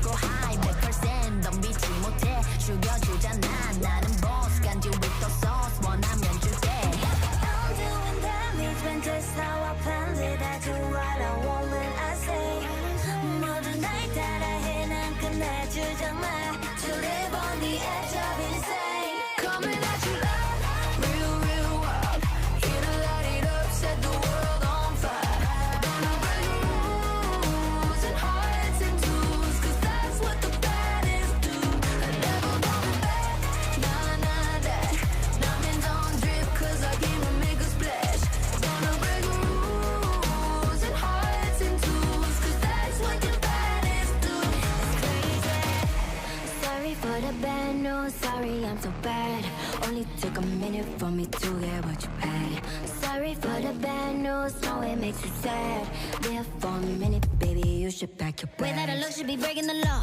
If I don't got it, I take what I want My circle small like a round of applause You know that I love the sound of applause You know I mean everything that I say When you see me come and get out of the way Back in this lane, back in this lane Back and I'm better and ready to stay I'm doing damage when just how I planned it I do what I want when I say More than night that I hit 난 끝내주잖아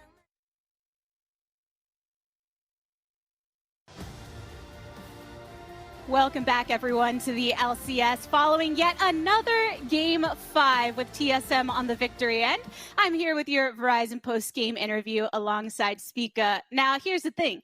As a fan, I want to say thank you for Game 5. But from your perspective, this has to be somewhat exhausting, right? How does it feel to have to continually scrape by in these series? Oh, yeah. I mean, it's definitely stressful, but I mean, we've been here before. We've had many Game 5s, so I think at this point, we're just used to it. And I think we're just really mentally resilient. That helped us a lot. And even though there were some similar properties in the actual Game 5 of the series, there are obviously some differences in how it started off. So I want to review the fact that you did start with that aggressive Nidalee game, which you've been piloting so well. But for games 2 and 3, it felt like Team Liquid were really trying to shut down your team's ability to carry in the top lane and your ability to support up there. How did you and the rest of the team adapt to that for the rest of the series? Well, yeah, I mean, I think I just suck at Olaf, so we just stopped picking it. I think I'm much better on champs that have agency, or that can just pretty much dominate the early game. Like, for example, I think I'm really good at Nidalee, and I think Shen has a lot of playmaking potential in the early game. And so, yeah, we just go back to the style that we always play and that we're best at, and that's how we got the win. Yeah, you mentioned the River Shen that we got to see. A lot of us are very excited for that. And it does have similar aspects in being a playmaking jungler that you can bring to the table in that way. But walk us through how you approach the game on Shen, having a pretty supportive build in Game 4 and making some differences in Game 5. I mean, yeah, definitely. I think Shen is a really good early ganker. His like level 2 and 3 is really strong. And then on level 6, definitely you have the strongest ult in the game. You have a global on a jungler, so I think just having level 6 on Shen jungle, you just ult any time, and you could just make a lot of plays around the map, and enemy just won't expect it. It's like you're just coming out of jungle blind, they don't know where you are, and you just pop out of nowhere. So I think Shen is definitely a really good pick for me. Yeah. Game 5 specifically, there were a couple of moments where Impact got caught off when it wasn't just Broken Blade that was there knocking on the door. But for you, we were talking during our last interview about your development and your growth within the early years of the LCS. You are the youngest player within this league, and now you find yourself going into the championship finals. What does that mean for you, especially considering the journey that TSM has faced this year? Yeah, I mean, it's definitely exciting. This is like my first split of playing LCS, or playing like a full split LCS, so I'm really excited. My teammates are really great. They're really good at the video game. Sometimes they carry me, sometimes I do my fair share. So yeah, I'm really excited. And everyone was pulling their fair share here today, but you do have a very short turnaround before you go into that final series. Some do say there's similarities in the playstyle between Team Liquid and FlyQuest, though. How do you think that you're going to fare going into this particular matchup? Yeah, I mean, I definitely agree that FlyQuest and TL have similar playstyles. I do think that FlyQuest is better than TL. I mean, they beat him. So I think, yeah, I mean, it's just going to be a banger game or banger series tomorrow. Well, thank you for bringing us many bangers over all of these series and hopefully another one tomorrow and stopping by and talking to me. Thank you for having me. Well, another Game 5 lock with Zilean means another winning series for TSM. To continue breaking down this series, let's head on over to the Bud Light Breakdown. Thank you very much, the Tigress. Spica has promised us a banger of a final series tomorrow as TSM moves on to face FlyQuest. A return to the finals for the first time in quite some time for one of our most storied organizations in the LCS. Yeah, 2019 spring was the last time they made it there, and so it's great to have them back. It's like a revenge tour, it feels like, for them in this season. They get the revenge on Golden Guardians, they get the revenge on C9, now they got TL. I don't really think there's any bad blood between TSM and FlyQuest, but I'm sure Power of Evil, bro! That's true. Oh, you're right. Bjergsen Titan But killer, Bjergsen bro. doesn't accept that rivalry. Yeah, you're right. So that means it doesn't exist anymore, He right? didn't accept Jensen's rivalry today, He doesn't accept and we any. saw how that turned out. We just have to force the rivalry on him. Yeah, there it is. Is that how Bjergsen gets his power? By us forcing rivalries onto him and him just constantly The more denying rivalries those we rivalries? talk about, it's by ignoring them completely and focusing more on the game. That's what he does. That doesn't sound right. That couldn't possibly be it, Crumbs. What are you talking about? This fifth game here, TSM, they go back to the River Shen. You heard Spica talk about it. They found the pick. That really was the answer in this series. You actually have to give him a lot of props for picking something that nobody else is playing in the world into two very difficult matchups and still having a very strong showing. Like, that goes a long ways for a new player on TSM. Yeah, and he actually level 2 ganked bot in this Game 5 as well. So it wasn't like he was just playing it and then playing some kind of role-playing roles. Like, he was actually playing it aggressively. He talked about the level 2 power spike, the level 3 power spike. So we actually got use out of the pick. It wasn't just, we picked it to take it away from Impact. And this fight here, he went for a flank. He was constantly looking for flanks on the Shen as the primary engage, and then would have his ult to find the follow-up on whoever was getting chunked low by TL side. It was actually a really good performance out of Spica. I think the most impressive thing is the bending of the taunts, because you can flash and essentially create like an L-shaped taunt, and he had it down. Usually only Shen mains in the top lane can do that. Yeah, especially after that width of that spell was reduced a number of patches ago. Sorry, Mark, go ahead. I was going to say also Doublelift stepped up huge in the last 2 games. Monster Senna game, Monster Ashe game, kiting forward with the protection that Zilean gives you. He was in the front line this entire fight just chasing people down with Ashe, and no one wants to hit him back because you're like, well, he's just going to get res. So insane performance out of Doublelift in the last 2 games. And you dropped a champion name there that we have ignored up till this point, and it has to be spoken about. Yet another Game 5, and yet another Zilean pick. You can't keep getting away. Bjergsen. Why does it keep happening? It's amazing. You can't Killian the Zillion. You cannot. Not the Bjergsen Zilean. At this point, it's not even like the Zilean, but it's because no one thinks it'll happen to them. They're like, no, he won't do it. He won't do it again. Surely he's got bored of it, right? That's what they think. He must be bored of Zilean by this point, but it's still the best pick they've got, and the series gets so just boggled down in its own meta that you forget that Zilean is relevant or important, and you just, is it worth a ban here versus like the Twisted Fate, the Thresh, these other picks that were really important? Well, just in case you forgot about how important Bjergsen is to TSM's success, before we close out our day, we do have one last piece of business to take care of, and to secure today's win, it was Bjergsen. It was Bjergsen who stepped up once again across the board. A number of Syndra games that were highly impressive with picks at all important times, and then closing it out with the signature 5th game Zilean. He's the GOAT. He's the GOAT for a reason, probably. Yeah, his Syndra games were actually like phenomenal. I think Crumbs hit on it where people kind of forgot about Syndra after her nerfs in North America, but he definitely brought it back to a point where it's like, yeah, you can accept this pick is still really strong. Not only was he like being able to extend the reach of their champion picks by being able to play something that has these kind of strong catch potentials, but he was doing so much damage in those games playing the Syndra as well, who's not seen as like a hardcore scaling champion. So I'm super in love with this guy's Syndra and Zilean. I'm like excited because it's too annoying to ban out because it's not strong enough in the meta, but once he gets it, he can just make so much impact. Hey! There you go, man. Yeah, I think he was incredible. I think highlighting the earlier games is really important because later in the series, I think Spotlight went away from it a little bit with how well Spica was playing with the Shen pick. You also had, Doublelift stepping up and picking up a ton of kills. But early on in the series, it was a lot about Bjergsen, and later on as well, he was playing more of a supportive role, but it was still super impressive. I don't know what it is, Mark, but something about everything you just said, I just trusted. Sounds more intelligent I trusted a little bit more than I did previously. I'm more intimidated above you right now, Mark. I don't know. Yeah, well, hey, it's intimidating to be next to a brain as big as that, probably. Us over here on this shape side of the brain. desk. We're lucky to have that space between us and that massive brain over there that Mark has. All right, well, with their victory today, TSM has locked up their spot in our championship match against FlyQuest tomorrow at 1 p.m. Pacific. Do not forget to join us, though, at 12 p.m. That's a new time, 12 p.m. for Countdown, as well as our opening ceremony at 12:30, featuring a special performance by Logic. And gentlemen, I just want to stop on this bracket here for a quick moment to again reiterate the trek that TSM has taken from round 1 to the finals, dropping 3-0 fashion the Golden Guardians, taking down Dignitas, taking down Golden Guardians in the rematch, taking down Cloud9, taking down Team Liquid, all the way to come back. This team has played more games in the postseason than anyone at this point, and I feel like they are so deserving of their final spot because of the way they've had to do it. They absolutely are, and it's wild to see that their opponents are also the other team that has played the most games. Yep. So, like, everybody has played the most games possible to get here, which should give us the most practiced teams we can possibly deliver for the best finals. We've got 2 conflicting styles. What better way to see it? And I think it sums up 2020 how crazy it was because, like, you had C9 as the most dominant team in a lot of ways through the majority of the year. Then you had TL as the best in summer regular season. They're both dead, and now we have FlyQuest and TSM, like, not the teams that were getting a lot of the attention over the course of the year, but here they are in the finals. It's so crazy to see.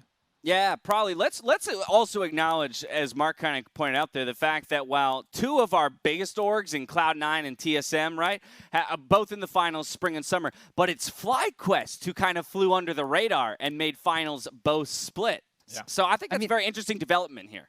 I mean, it's FlyQuest's fault. Every time we get excited about them, they fall on their face. So I think us as analysts did a great job. We just didn't talk about FlyQuest for like a month almost, and then look how good they are. Basically, we're the reason they're in finals, and I want that to be the takeaway. Okay, you hear that, Fish Gods? It's us. It's them. Yeah. All right, anyway, I do have a quick correction from the earlier schedule that I threw out. My apologies, I misspoke. While the broadcast does start at noon, 12 o'clock p.m., as I said tomorrow for the countdown, which is earlier than normal, the opening ceremony itself does not start until 1 p.m. So we get a full hour of us on the countdown. And I know you've all been asking for more of us, so you're welcome. Took us a while. I want to hear Logic. I want to hear what he's got to say. Well, he'll come You on want at Logic 1 on the p.m., AD? my friend. Oh, you want him on the AD? We'll see what we Yeah, can he wants make happen Logic for you. predictions. I don't have a lot of confidence that I'll have any pull in that regard. But you know what? Just send him a stick around. Just Come tweet- by just tweet tomorrow at and him. find out. Yeah, who knows? All right, well, ladies and gentlemen, that's going to do it for us here. Now, on behalf of myself, the casters, the entire remote broadcast crew, thank you so much for watching. We'll see you back here tomorrow for our championship match. Good night.